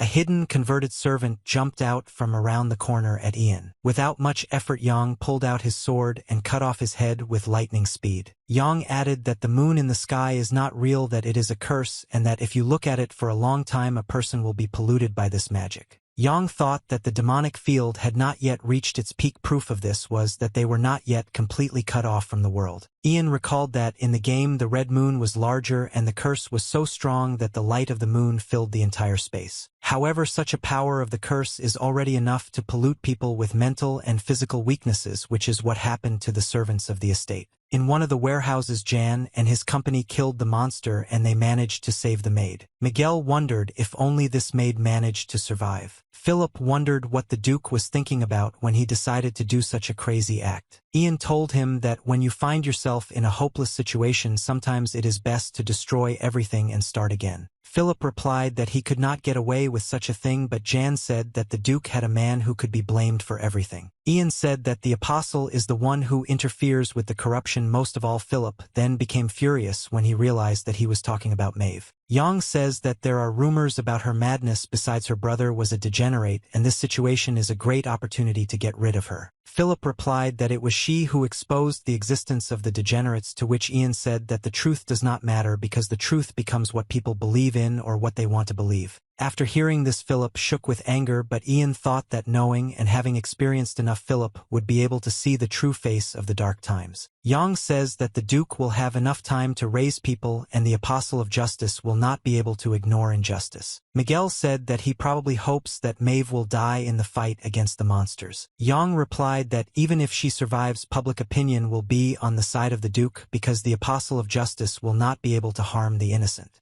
Philip and Miguel realized that they were using the apostle's limitations when talking about the Duke's meanness. However, they suddenly looked at each other, realizing that all this time Ian had called Mave the Apostle of Justice. Mave entered the building asking if this meant that they did not know that she had become an apostle of revenge, adding that this meant that they did not expect her to come for their heads. Ian replied that it was, to which Mave said that apparently they would have to break their plans. However, Yang said that this was not enough, surprising him by saying that they needed to add an unexpected threat so that the corruptors would reveal their true faces. After which Mave voices his plan, from which her gaze instantly becomes empty. Neither Philip nor Miguel could hear what Ian said to Mave. Looking at Mave, Ian wondered how this could even be pulled off. With a satisfied grin, Mave only answered Ian that she would do everything with joy. Ian said that they should get started then, and that he was interested in seeing Regis' face when he saw everything. The blood-red moon shone on the bastion of the fortress, illuminating the walls and tower. Local residents stained with blood knock on the closed gates, shouting for them to be opened because there are monsters everywhere. However, no one responded to the screams of the residents, and the monsters attacked them from behind. Duke Regis stands on the wall surrounded by his corrupt followers, watching what is happening. Casting a demonic field, he observed the surroundings using extrasensory perception. Regis's followers said that, as expected, they just needed to turn the situation around with the help of a demonic field. All they have to do is expose Mave as the culprit of the disorder, since rumors of her madness have spread, because this will be easier to do. The Duke thought that if they use the information against Mave, she won't be able to do anything. Sensing with his extraspatial sense a certain person, he realized that it was not Mave because he was faster, thinking that he was constantly getting underfoot.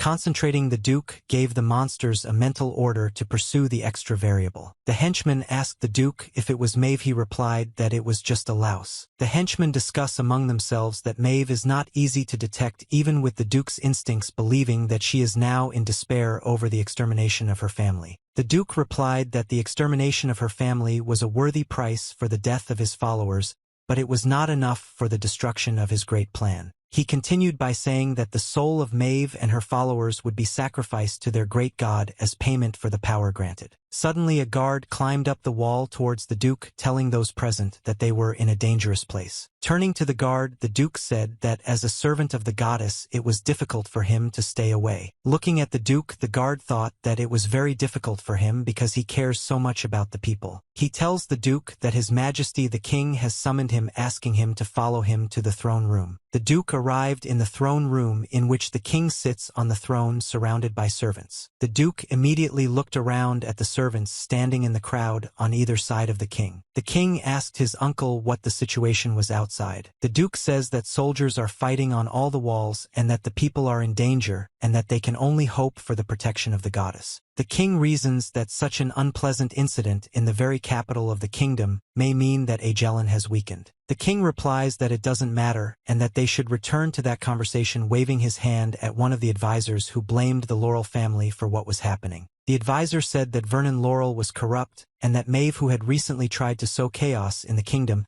had called upon the madness of the Black Wall. Those present in the hall immediately began to discuss, saying that nothing like this had happened before she appeared. People on the other side did not believe the accusation, saying that an apostle of God could not be associated with the Dark Wall. The Duke replied that Mave strictly follows the will of the goddess, and that he is a representative of the Knights of Agellan and Asadin's sister. He asked those present why she would arrange something like this right before the meeting that she herself had requested. The advisors asked where the Laurel family members were then not present here, asking where Mave herself was. The king stopped the discussion, saying that he preferred the version that Mave was a degenerate. The king tells the Duke that they will conduct an investigation according to all the rules, which will show the truth. Locals began to whisper that the king, suspecting his own knight, was definitely up to something, after which they began to whisper that it was a pity that the kingdom was not ruled by Duke Brant. The Duke joyfully thinks that the king is happy that he is opposing him, for which he thanks him. He dreamed of sacrificing the kingdom to his god in order to gain the power of the Knight of Madness forever. Brant dreamed that with such power he would reach the level of a demigod and be able to proclaim the true faith throughout the empire. The door to the hall opened and a figure in armor covered from head to toe with blood entered the hall. The Duke turned around in fear, wondering how Mave ended up here. The king asked how Mave got here because the gates were closed. Mave kept Ian's words about the sudden threat in mind, then he told her that he would prefer it if she really looked like a crazy, vengeful ghost. Confidently walking towards the king, Mave told him that corrupt people were hiding next to him, asking how God could leave him. She asked the king if he didn't see that those who plunged Agellan into chaos were hiding right before his eyes. The king, not understanding what Mave was saying, asked where her family had gone. Mave replied that her entire family had died and that she would eradicate the corruptors right now. The shocked king asked Mave what she just said, while those present looked at her red divine energy. One of those present fell and backed away, saying that Mave had gone crazy and wanted to kill them all. Taking the sword out of its sheath, she asked God for forgiveness, heading to Duke Brant. Regis Brant looked at Mave approaching him, his eyes red from tension. He decided that Mave knew about everything, and now she came to kill everyone who remained in the castle. Standing behind Mave, Ian thought that it was time to slowly begin to implement their plan, thinking that the end of the first chapter had finally arrived, the moment of the battle with the boss Regis Brant.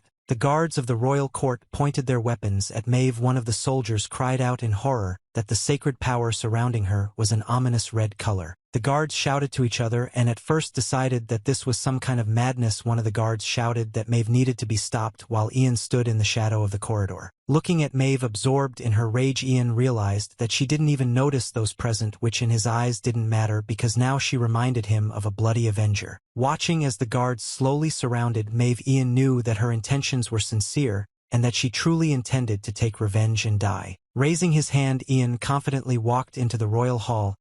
He decided that he would not allow Mave to take his life like this because he had not yet received his reward. With steely determination, Mave approached the king step by step. The confused and tense guards ordered the girl to stop. While the guards and knights inside the hall concentrated on Mave, Ian slipped into the hall unnoticed, running quickly behind their backs. Ian rushed towards the man standing behind the other advisors in the hall, practically hidden behind a column. Ian spotted him with his magical sense. A memory suddenly surfaced in Ian's mind of the evening when Marie told him about her curse, and although she believed that Mave was stronger than the curse, everyone when the little girl loved was dead. Ian quickly approached the man, directing his hand enveloped in the energy of chaos towards his face, chuckling with displeasure.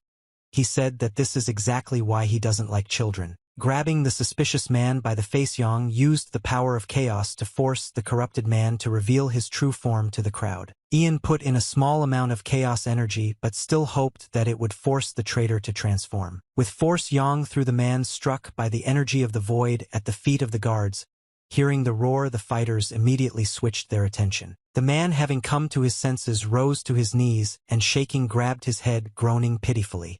One of the advisors standing nearby asked the Lord if he was okay. Suddenly, under the influence of dark energy, the kneeling Lord began to change, losing his human appearance. The shocked guards looked at the changing decomposer, not believing that the Lord had suddenly turned into a monster. The decomposer, barely resembling a human, bared his sharp fangs, raised his head, and screamed like a beast. Seeing that there was a real decomposer in the hall, the surviving residents immediately started running. Ian wormed his way between the panicking advisors, looking for the rest of the decomposers. His thought turned out to be correct. He realized that the lower ones could not control their mutation. Remembering his past skirmishes with the decomposers, he assumed that their magic must not just be contaminated but mixed with chaos energy that they could not cope with. Grabbing two more of the decomposers by the heads, Yang remembered that he had been wondering if the pure chaos energy would have any effect on the lower decomposers. Having imbued the two decomposers with chaos energy, Yang again pushed them into the center of the royal hall. Looking at the slowly approaching old dear, Jan confirmed his guess, and if you act on a true decomposer with such energy, it will only strengthen him. However, if he uses chaos energy on such inferior freaks as the lower decomposers, then his plan should work. Suddenly Jan shouted at the top of his voice for the knights to protect the king,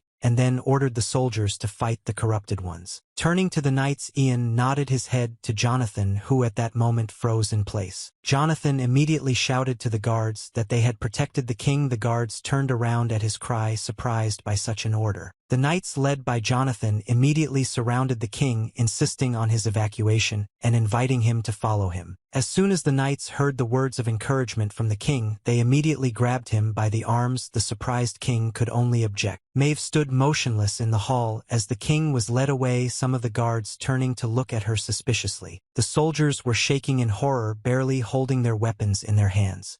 One of the fighters stuttered and shouted that they were facing real decomposers. The twisted, monstrous shells that had once been advisors sent writhing tentacles out from their bodies, approaching Mave. The distorted monsters roared inhumanly and pounced on Mave, who was still standing in place. With one swing of her blade, Mave cut both of the decomposers in half, jumping closer to the throne with a jerk. Meanwhile, a dagger thrown at one of the soldiers seemed to pierce his hand out of nowhere. A small snake was crawling along the dagger, sticking out of the soldier's hand. Dullahan, who lived on Jan's finger. The soldiers pointed their guns at Jan, asking who he was and how long he had been there. Ignoring the soldiers' questions, Yang grabbed the spearhead with his hands and then told the soldier that if he wanted to live, he should get out of the way. While the soldiers looked at Jan with distrust, one of the fighters saw a shadow falling on him and then turned his head. Turning around, he screamed, seeing that the soldier standing behind him had also turned out to be a decomposer and had turned into a monster. However, the decomposer, who had begun to transform, was immediately walked around by Yen, after which he kicked him forcefully into the center of the hall. The decomposer, who had flown off from Ian's blow, fell with a crash to the floor not far from Mave, who was wreaking havoc by swinging her blade around herself. Without wasting any time, Jan, gritting his teeth, immediately rushed to the next decomposer, saying that all this reminded him of training with dogs. As he caught up with the other decomposers, Ian thought that the reason he gave Mave the lead role in this play wasn't just because it was easier. Yana and Mave were connected not only by the relationship of employer and mercenary. For him, she was the most responsible and kind person of all whom he met in this world. He didn't want to see Mave humiliated by the pathetic rotten ones after she had done her duty and taken her revenge. Ian decided that instead he should let Mave show her true power and release all the strength that was being given to her. He was suddenly enveloped in memories of his former world, and before his face was the image of his boss throwing coffee in his face. Remembering how he had dragged out his days in the past, Ian felt a certain kinship with Mave. Perhaps it was because of the memories of the past that he decided to let Mave become a key figure. The sinister Mave stood relentlessly on her feet, covered in blood from head to toe, with the remains of the decomposers scattered around her. Duke Regis Brant, who had taken the throne, called out to her, saying, that he really couldn't understand what was happening. The old deer was sure that Mave's actions would be easy to predict, so he asked Mave when she had become so unpredictable. Mave, glaring at him, replied that he would have been able to predict her actions if Mave had been alone. The surprised Duke turned his attention to Ian, who stood behind Mave with his arms crossed. Looking at the guy, Duke Brant said that he had heard rumors about a holy knight organizing an uprising in Orendell, but he was not sure they were right.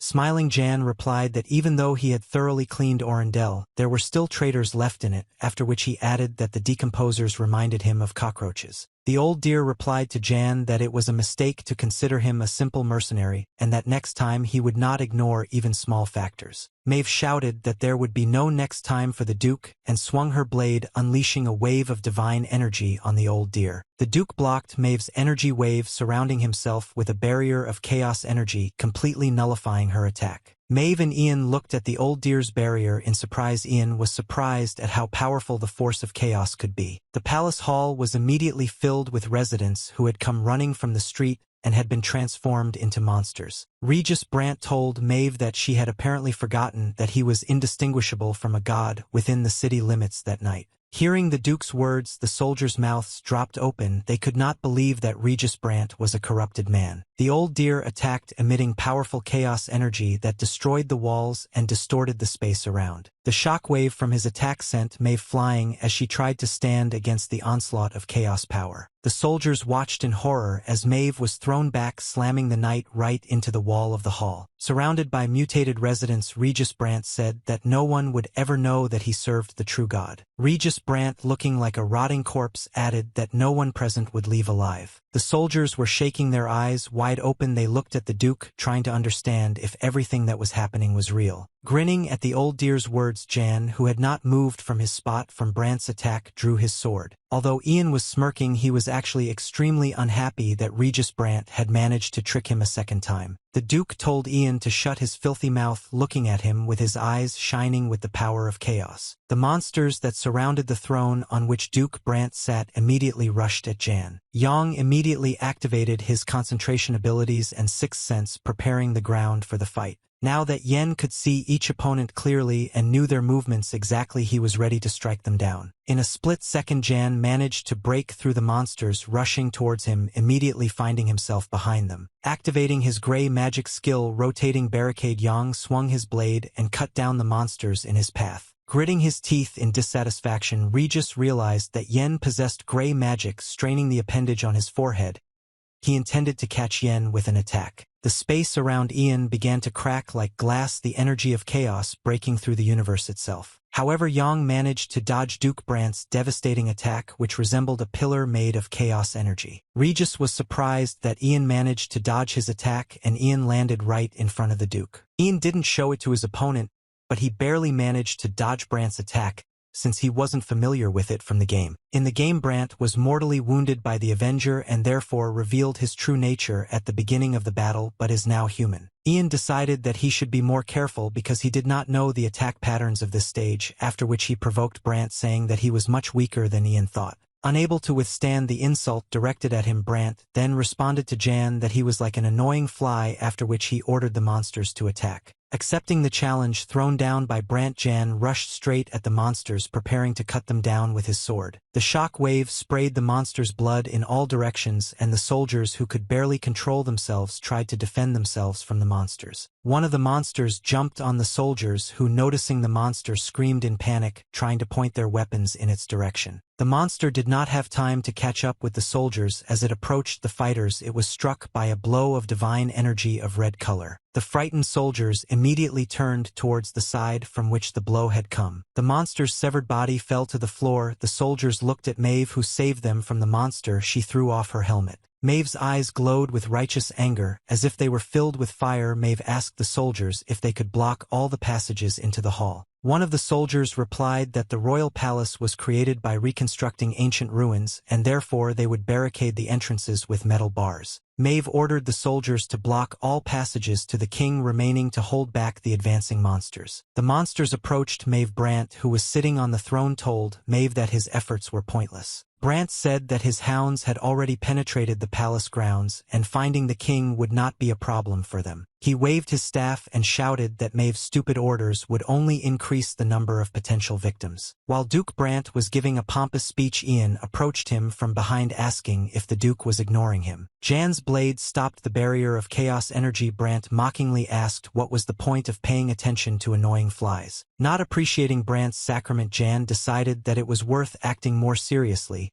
and he clenched the magic stone in his hand. Ian's eyes lit up red, and he told Brant that he wasn't the only one who wanted to get rid of all the witnesses. Jumping away from the Duke's barrier, Ian used the magic stone as a catalyst and brought down a rain of fire on Brant. Fireballs hit Brant's protective barrier, exploding one after another. Ian stepped back from the protective field, his feet hitting the floor, his own spell also burning him. Brant was surprised to notice that Jan was actually a magician. Moreover, he turned out to be the same fire magician who had been bothering his plans all this time. The Duke shouted that Jan had achieved everything through deception, after which Brant released a powerful stream of energy. Brant's face became covered with tendrils that covered his eyes. Tentacles burst out of his back, and the Duke took on his true form. Standing opposite Brant, Jan was pleased with his success, as the Duke had finally shown his changed appearance. When Ian remarked that he looked disgusting, Brant replied that God makes his creations in his own image, and this proves that God himself created him. Streams of chaos energy erupted from the floor, heading towards Ian, who stood motionless. Easily dodging all the magical attacks, Ian was pleased, because from that moment on a familiar pattern of attacks began. Brant pointed the Void Hound at Ian, saying that she was on a completely different level than ordinary mutants. Dodging the Hound's attack, Ian replied that he didn't care about these freaks at all and prepared a spell. Yen soared upward and rained dancing flames down on the Void Hound, leaving his opponent no chance. Laughing, Regis said that Ian could only amuse him with a spark, because with such strength he would not be able to break through the barrier. Ian concentrated the flow of his magical energy, directing it into the catalyst, which cracked, unable to withstand the pressure. Destroying the magic stone, Ian released an enhanced flamethrower spell, aiming it straight at Brant's barrier. Unable to withstand the destructive force of the fire, Brant's barrier cracked, shocking the Duke himself. Preparing for the decisive blow, Yen reasoned that the main difference with the game is the presence of the Sword of Condemnation, which makes the fight much safer. Deciding that their duel would end rather quickly, Jan concentrated his power into the sword, telling Brant that he would send the Duke straight to his god. Swinging his blade and leaving behind a trail of divine energy, Yang leapt at the Duke, intending to finish the fight with one blow. However, to Jan's surprise, Brant raised his staff, opening a rift in front of him. Ian suddenly realized that many changes had happened in the game up to this point, and Ian was surprised to see a paw appear from the rift. Confused, Ian realized that the boss's attack pattern had apparently also changed. The arrow pierced the neck of the monster, which growled in surprise, knocking it off balance. Taking advantage of the monster's confusion, Philip jumped on top of it, swinging his sword. Hitting the monster from above, Philip's sword became lodged in its body, forcing Philip to strike again and again. After a hail of blows, Philip still managed to cut off the monster's head, which rolled away like a ball. Leaning his foot on the monster's body, Philip tried to catch his breath after a long series of blows. Turning around, he shouted at Michael, saying that he told him to chop off the monster's heads and not do unnecessary things. In response, Michael said that it was not easy to dodge monsters, and with a crossbow he could be of use. Looking at the many bodies, Philip noted that there were many more hounds, suggesting that they were running towards the palace. Michael asked Philip what he meant, since Mave and Ian were in the palace now, while Lucy was thinking about what she heard. Remembering Ian and Mave, Miss Lucy clenched her fist, hoping that Mave and the mercenary were okay. At the same time, Ian was shocked to realize that the boss's attack pattern was different from what he was familiar with from the game. Without thinking twice, Ian struck straight at the hand that Regis Brant had aimed at him from the rift. The blade's attack severely damaged the rift's arm, while also hitting Brant himself. In the moment after the attack, Yang was disappointed that the attack was not deep, even though he managed to cause damage. Ian didn't expect Brant to use this skill for defense, since in the game he only used it as an attacker. Duke Brant was impressed that Ian had managed to gain the Torrent's blessing,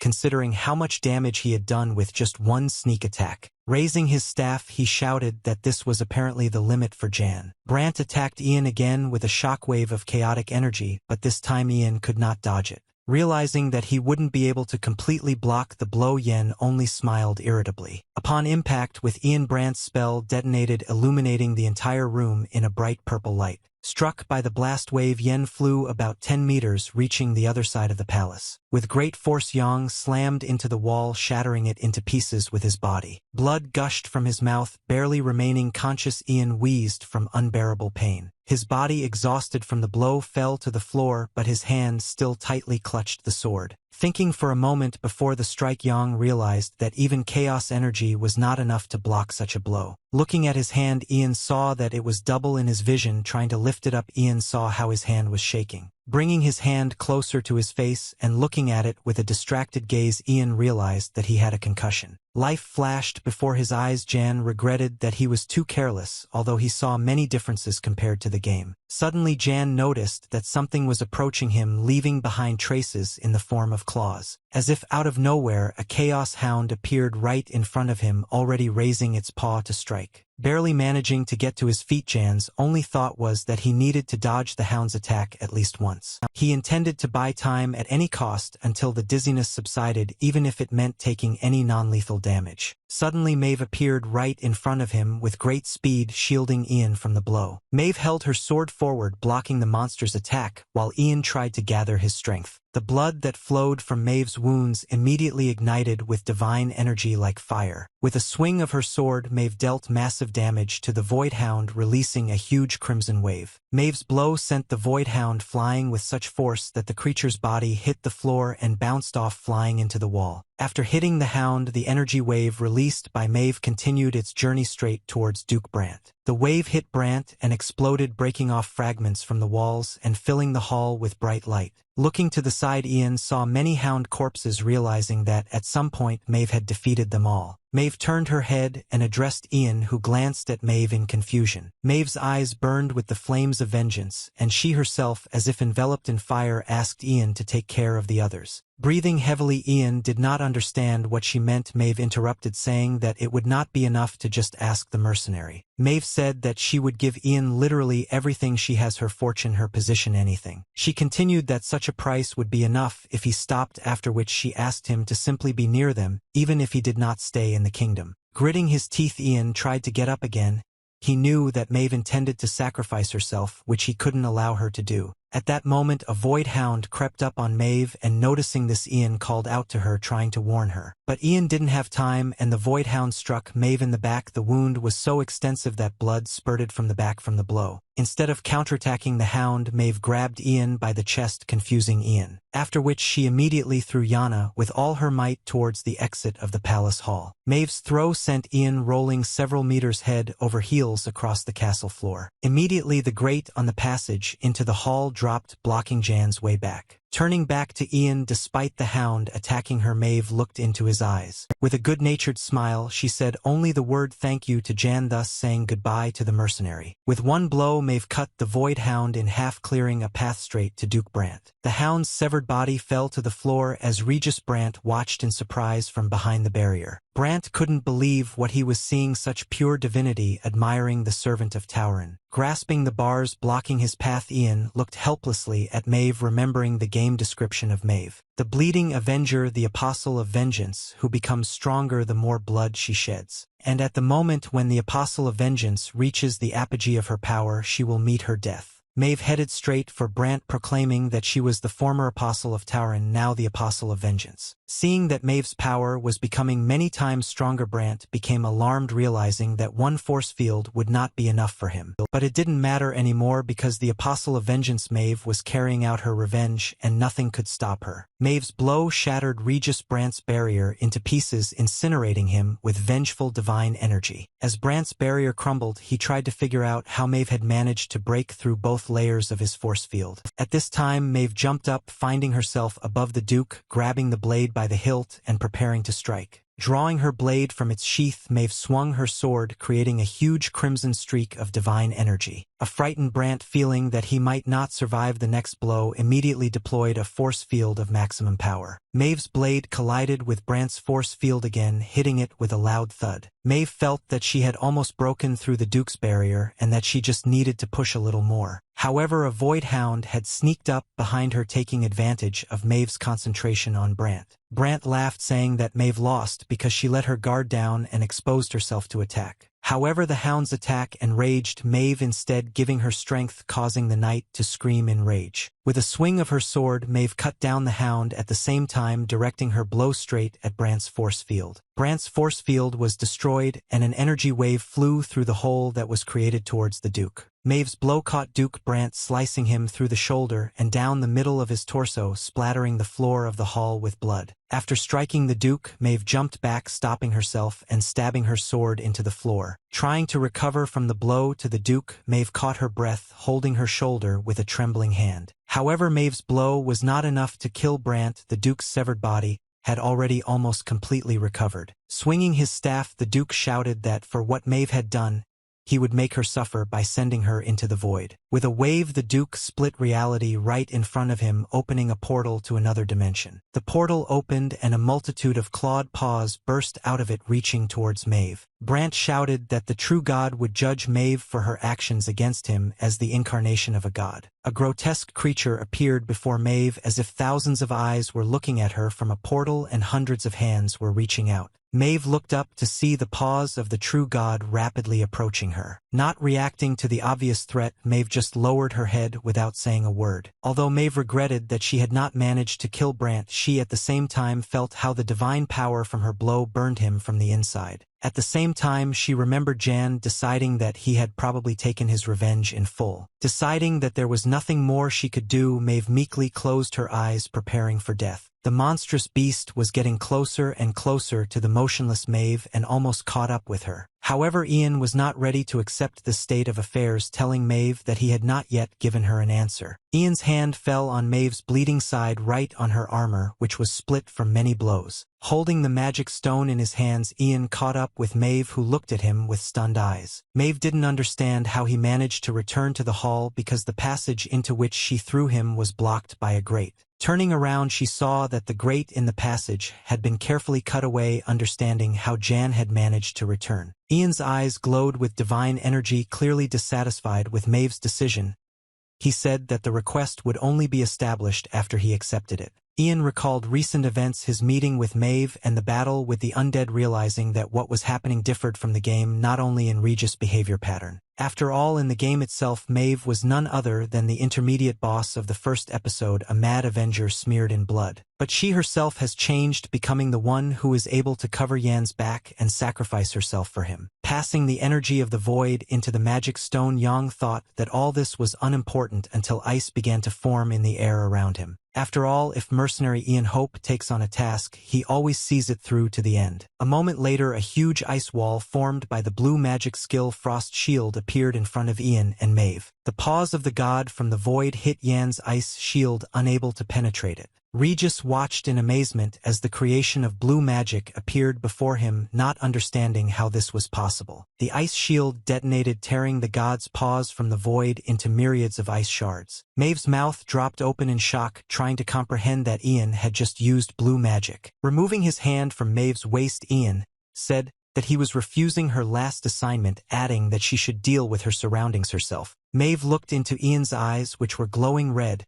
He told Mave to survive on her own. Leaving Mave behind, Ian rushed forward, the magic stone in his hand turning red. Waving his staff, Regim shouted to the true god to quickly punish the infidels, and the gigantic monster moved forward. In response to the monster's movements, Yang immediately filled the magic stone with energy, preparing a fire spell. Releasing the accumulated energy, Yang unleashed a firestorm on the void god, completely incinerating him. Watching his main asset burn alive, Brant was surprised that Ian still had magic left. Realizing that if he did nothing he would lose, Regis raised his staff again to cast the spell. However, as soon as he tried to use magic, his body began to split into pieces. Looking at his own splitting flesh, Regis thought that he couldn't have used up all his power so quickly. Brant realized that the reason for his powerlessness was the blow of the divine energy of the goddess's servant. Jan, without stopping the attack, poured more and more energy into the magic stone. From the overload, the stone split, catalyzing an even more powerful spell. Fearing that he might die, the void god rushed away, whining pitifully. Soon the monster disappeared completely into the void, leaving no trace of the rift behind. Regis fell to his knees, devastated, unable to believe that the god he praised had simply abandoned him. Taking his sword out of its sheath, Yang turned to the gods with displeasure, asking how long they were going to simply watch what was happening since their apostle had almost died. After Jan's words, the blade was immediately enveloped in divine energy. The gods themselves demanded that Jan finish what he started. With a swing of his sword, Yang cut Duke Regis Brant's body in half, inflicting him with divine energy. Brant's mangled torso, devoid of arms and legs, fell to the floor, covering the floor with blood. But this was not enough for Jan, and he continued to hack at Brant, cutting off piece after piece. Standing with his foot on Brant's chest, Jan said with a grin that all this time Brant had not worshipped an ancient god but only his dog. While the trampled Brant tried to comprehend what she had heard, Jan swung his blade again, cutting off the tendrils on the Duke's head. Ian turned to Mave, saying that he thought the knight should finish off Brant with his own hands. Holding onto his shoulder, Mave smiled, then replied to Ian that she would do it with pleasure. Mave slowly approached Brant, who was lying on the floor in horror, dragging her sword along the ground. Mave's blow took off the head of the screaming Duke Regis, thus putting an end to the plans of the decomposers. Blood gushed from Ian's mouth as he struggled with Regis on the brink of life and death. Having let go of the sword, Yang immediately fell to the floor, covering his mouth, which was oozing blood, with his hand. Shaking, Ian was shocked by how much blood he had lost when suddenly Mave sat down next to him, leaning on his back. Exhausted, Mave and Ian sat leaning on each other, Ian looking at Mave curiously over his shoulder. Sighing heavily, Mave asked if he would mind if she sat next to him for a while. An exhausted Ian smiled at Mave's words, then wearily said that he didn't mind. A quest window appeared in front of Jan, informing him that the Night of Madness quest had been successfully completed. After closing the notification window, Ian turned to Mave, saying that the offer to give him everything she had sounded like a goodwill. However, Mave didn't react to Ian's words in any way. She didn't even move when she heard them. Not hearing an answer from Mave, Yen immediately began to panic, and thoughts crept into his head that she could die. Turning around, Ian looked at Mave, who was peacefully sleeping at that time. He couldn't believe that she managed to fall asleep like that in a matter of seconds. Soon Jan himself began to be overcome by fatigue, which was a consequence of exhaustion and loss of blood. His eyes slowly closed, and the remaining strength quickly left his body. Jan's eyes closed, and his hand fell powerlessly, hitting the red carpet of the palace hall. Soldiers of the royal guard entered the hall, led by knights. The soldiers were horrified by the sight of many bloody corpses. One of the soldiers suddenly shouted for everyone to look into the room, pointing in the direction with his finger. A curious picture appeared before the soldiers. In the middle of the hall, surrounded by corpses, sat two people leaning against each other's backs. The sunlight fell on Mave and Ian, who was smiling, wounded and covered in blood, sitting back to back. The townspeople, along with Lucy, gathered at the gate where Regis Brant's head was suspended by a rope. The soldier hiding the bodies in the cart asked if these were the corpses that would be cremated. The soldier with the reins in his hands answered that everything was correct. After the cart with the bodies drove away, the soldier pointed his finger at Brant's severed head, asking for attention. He shouted that this was the head of Regis Brant, who had betrayed the kingdom and God, and that his remains were hung on every wall of the fortress so that he could not rest in peace after death. The city's residents immediately began throwing stones at the remains, shouting out dissatisfied cries. Lucy stood next to two townspeople discussing what had happened. One of them said that what had happened could only be described as a miracle. Although the city streets were still covered in blood, the bodies of most of the monsters had still disappeared without a trace. One of the men replied that all this was certainly thanks to the keeper of Agellan. The second replied otherwise, and was not expected from the divine apostle. The man replied that it was hard to believe that such a heroine could go crazy and fall into madness, calling it a ridiculous rumor. The second replied that he was the one spreading this rumor. Hastily changing the subject of the conversation, the man also added that in addition to Mrs. Lauren, a man also killed the fallen. The interlocutor immediately answered him that it was a sword master who was not inferior in strength to Lady Laurel. After leaving the city, Lucille heard them discussing the arrival of some of them who were supposed to come for a visit. Those guests were supposed to be imperialists. The city dwellers assumed that in reality the arrivals would hardly care how the kingdom was presented. Lucy's mood visibly drooped at the words of the city dwellers. She lowered her gaze and did not utter a word about what she had heard. At this time in the Laurel estate, the tortured Ian, still not having recovered from the battle, opened his eyes to order. Looking around, Jan assessed the decor and realized that he had been brought to Laurel's bedroom. Rising from the bed, Ian felt pain throughout his body. His head was spinning from magical exhaustion. The power that was stored in the fragment of chaos decreased by more than half because at the last moment Yen had to use all the power he had. Having collected his thoughts, Ian sighed, tiredly, wheezing slightly from the pain. Miguel, who was sweeping the floor, immediately noticed this. Miguel immediately screamed, telling Jan that he had not woken up for 2 days, which made the man decide that Jan would never wake up. Following Miguel, Philip burst into the room shouting "Sir" over and over again. Coming to Jan's bed, Philip burst into tears, saying that he was very glad that Jan was okay. Jan only replied that they should stop shouting because his head hurt. Philip continued to cry and said that it seemed to him that Jan would never wake up, but Jan smiled, thinking that it was too early for Philip to become a mercenary. At this time Lucy was approaching Ian's room, and many voices could be heard from behind the open door. Marie unexpectedly hugged Jan, saying thank you. She grabbed the mercenary with a death grip. Ian placed his hand on Lucy's head as she hugged him, gently stroking her head. Lucy immediately pushed Ian away, saying that she was grateful to Ian, but that didn't mean that she liked him, after which she quickly ran away, leaving Jan perplexed by the scene that had taken place. Annoyed, Ian said that she still hadn't changed, suggesting that Lucy said this because of the curse. Philip and Miguel, who were standing behind Ian, widened their eyes, saying that they couldn't believe that Mrs. Lucia hugged someone. In response to Miguel and Philip's words, Ian turned around, throwing a furious look at them, asking what they were looking at. Leaving his room, Ian walked through the corridors of the Laurel estate, hoping to find Mave. Ian realized that the reason Mave tried to end her life was because she didn't want to be alone in a place that was once full of those who loved you. Opening the door, Ian entered the room, intending to meet Mave there. However, to his surprise, Jan saw no one in the room. The bed was neatly made. In the corridor behind Ian, a maid appeared who was carrying sheets to Mave's room. She called out to the mercenary. Yen asked the maid where the mistress was now. The maid replied that the mistress of the house was most likely at the training ground near the estate. Mave stood alone in the middle of the training ground, accompanied by 4 shabby mannequins. She lowered her hand onto the wooden target, battered and scratched from many training sessions. Her memories immediately flashed back to her brother Vernon and the times she would never be able to return to. Mave's gaze went blank as she came to the realization that she had virtually no one left. Hearing a voice behind her asking if she was going to start training, the girl immediately returned to reality. Turning around, she saw Ian wrapped in bandages. He was saying that she still couldn't pick up a sword. Smiling happily, Mave was glad that the mercenary had woken up, after which she said that she had been waiting for him for a long time. Ian smiled back, telling Mave that she had woken up only half a day before him. Sitting on his throne in the palace, King Erwin II expressed his gratitude for the hard work in the battle for Agellan. The king thanked Mave and Ian for saving them from the corrupted, calling them heroes of the kingdom. The king asked the mercenary if his name was Ian Hope. Ian replied that that was indeed his name. Holding the letter in his hands, the king told Jan that it was from the new lord of Orendell,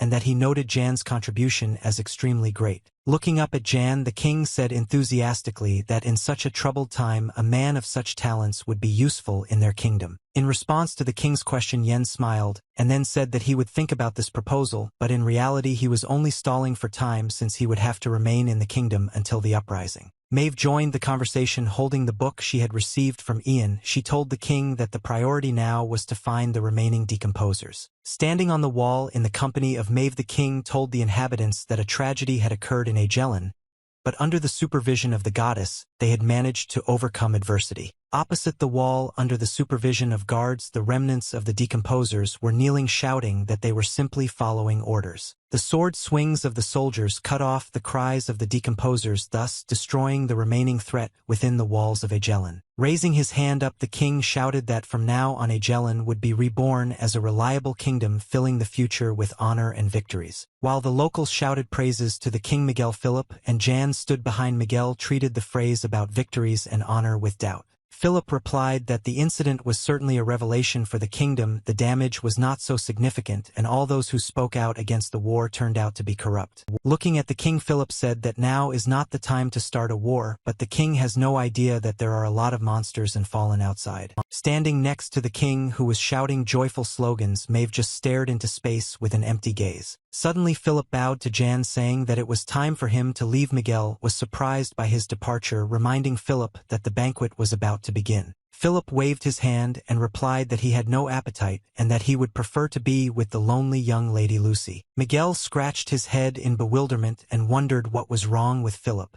Turning to Jan, he asked if the king had really offered the mercenary a position. Miguel assured Ian that this offer was quite good, considering that he had a very worthy assistant in the form of Jonathan. Jan replied to Miguel that he should take this position, then Miguel replied that he did not want to and that Jan should do it, to which Jan replied that he did not want to either. Looking up at the king and Mave, Miguel told Ian that he wasn't particularly attached to the kingdom, but he was concerned about Ian, Mave, and young mistress Lucy. Miguel asked Ian if he wasn't worried about Mave at all. Ian replied that even though she had finished her revenge, there wasn't a shred of life left in her. After which he added that she was in such a state precisely because she had accomplished her revenge, because all this time only revenge had fed her, and now the need for revenge had disappeared. To the enthusiastic cheers of the crowd, Mave and the king returned to the palace. The king told Mave to take her place in the banquet hall. The surprisingly joyful king suddenly asked Mave if she was prepared for this, trying to understand what the king meant. Mave repeated his words out loud. The king told Mave that Lucy would be sent to that family in the Empire. Mave immediately tensed up at what she heard. He also added that he would finally be able to get rid of this eyesore, after which he corrected himself by saying that he would send Lucia to a safe empire. The king believed that this way both Lucia and Mave would be safe, to which Mave agreed after a short silence. The palace was in full swing at a banquet, with many well-dressed people sitting at numerous tables filled with delicacies. Standing on the balcony, Jan could finally breathe a sigh of relief now that he had eaten his fill of meat. He felt his strength returning to him. Jan's physical health has stabilized, not least due to rest and persistent meditation. In addition, the fragment of chaos previously devastated by Yen was gradually restoring its energy. When Ian entered Regis Mansion, he managed to find a relic of the Decayers, a hound's tail amulet that allows one to restore chaos energy. As soon as Jan approached the relic, the dog whom Regis considered a god appeared, and a quest window appeared before Jan's eyes, offering to become an apostle of the abyss. Jan decided that this was an extremely generous offer, and so he immediately grabbed the relic with his hand. The Apostle of the Abyss quest is mandatory to obtain a dark relic called the Seal of Chaos Power. Ian thought that although it was damn hard to subdue the stone, it was worth it because now he can restore the energy of chaos, which he could not do before. Soon Mave joined Ian on the balcony, having said that she had been looking for Ian in the banquet hall. Ian replied to Mave that she looked unhealthy for the hero of the occasion, to which Mave only sighed heavily. Looking at the obviously worried Mave, Ian immediately asked the girl what had happened to her. Mave apologized to Ian, saying that she still couldn't hide her emotions from him. Ian was surprised to hear from Mave that Lucia was going to be sent to the Empire. In response, Mave said that although at first glance she was being adopted, in reality she would act as a tribute and a hostage. Ian was perplexed. He asked Mave why the Empire should be interested in the outskirts of the kingdom. In Jan's opinion, the Empire would hardly be interested in doing anything with another small country, although he still couldn't know the reasons. Yen was only sure that the only thing that really interests the Empire is the Black Wall and what lies beyond it.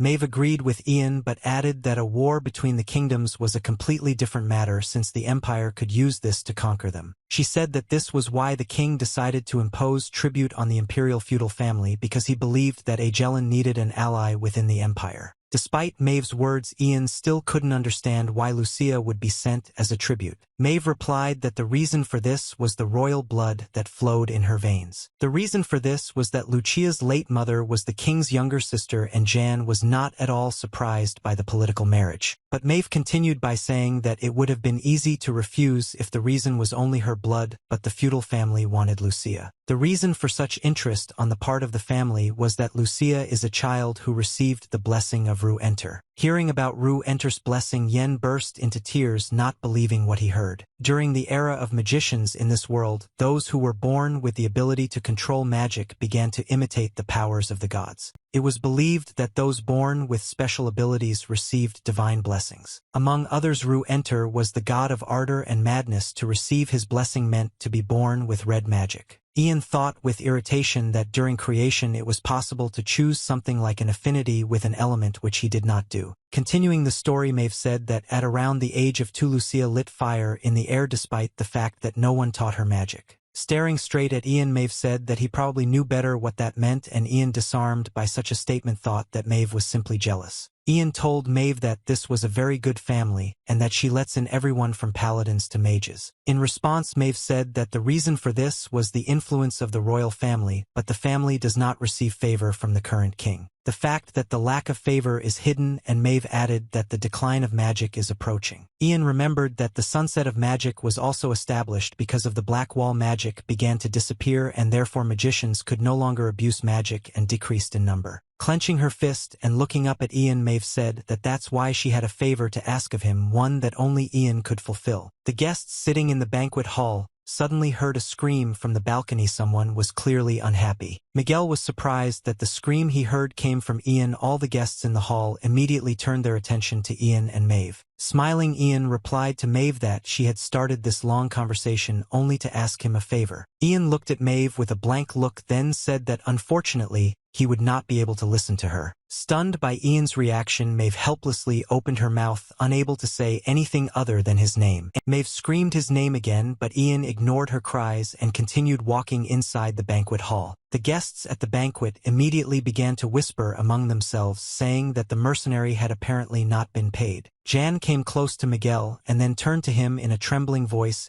He asked Jan what was the matter. Drilling Miguel with his gaze, Jan told him that he could not satisfy his desire for a quiet life. He ended his speech by asking Miguel to take note of the above. A frightened Miguel asked Jan what was the matter. Still looking irritated, Ian leaned closer to Miguel before quietly voicing their plan of action. Ian told Miguel that they were going to kidnap young Miss Lucia right now. The sun was rising over the horizon, and a carriage was driving towards the gate with Philip sitting at the reins. The guards standing at the gate were surprised that a carriage was driving to the gate at such an early hour. However, when the carriage drove a little closer, the soldiers saw who was riding inside the carriage, which immediately made both of them tense up. The soldiers were talking about the fact that the apostle Tauren herself was riding in the carriage, as well as the hero who saved the country lady, Mave, whose legs were located on a fur blanket. A little embarrassed, the guards asked Mistress Mave where she was heading at such an hour, saying that due to the royal decree, leaving at an inappropriate time was prohibited. Philip shouted at the soldiers, asking if every individual case was not taken into account, saying that Mave was not feeling well. Looking into the faces of the shocked guards,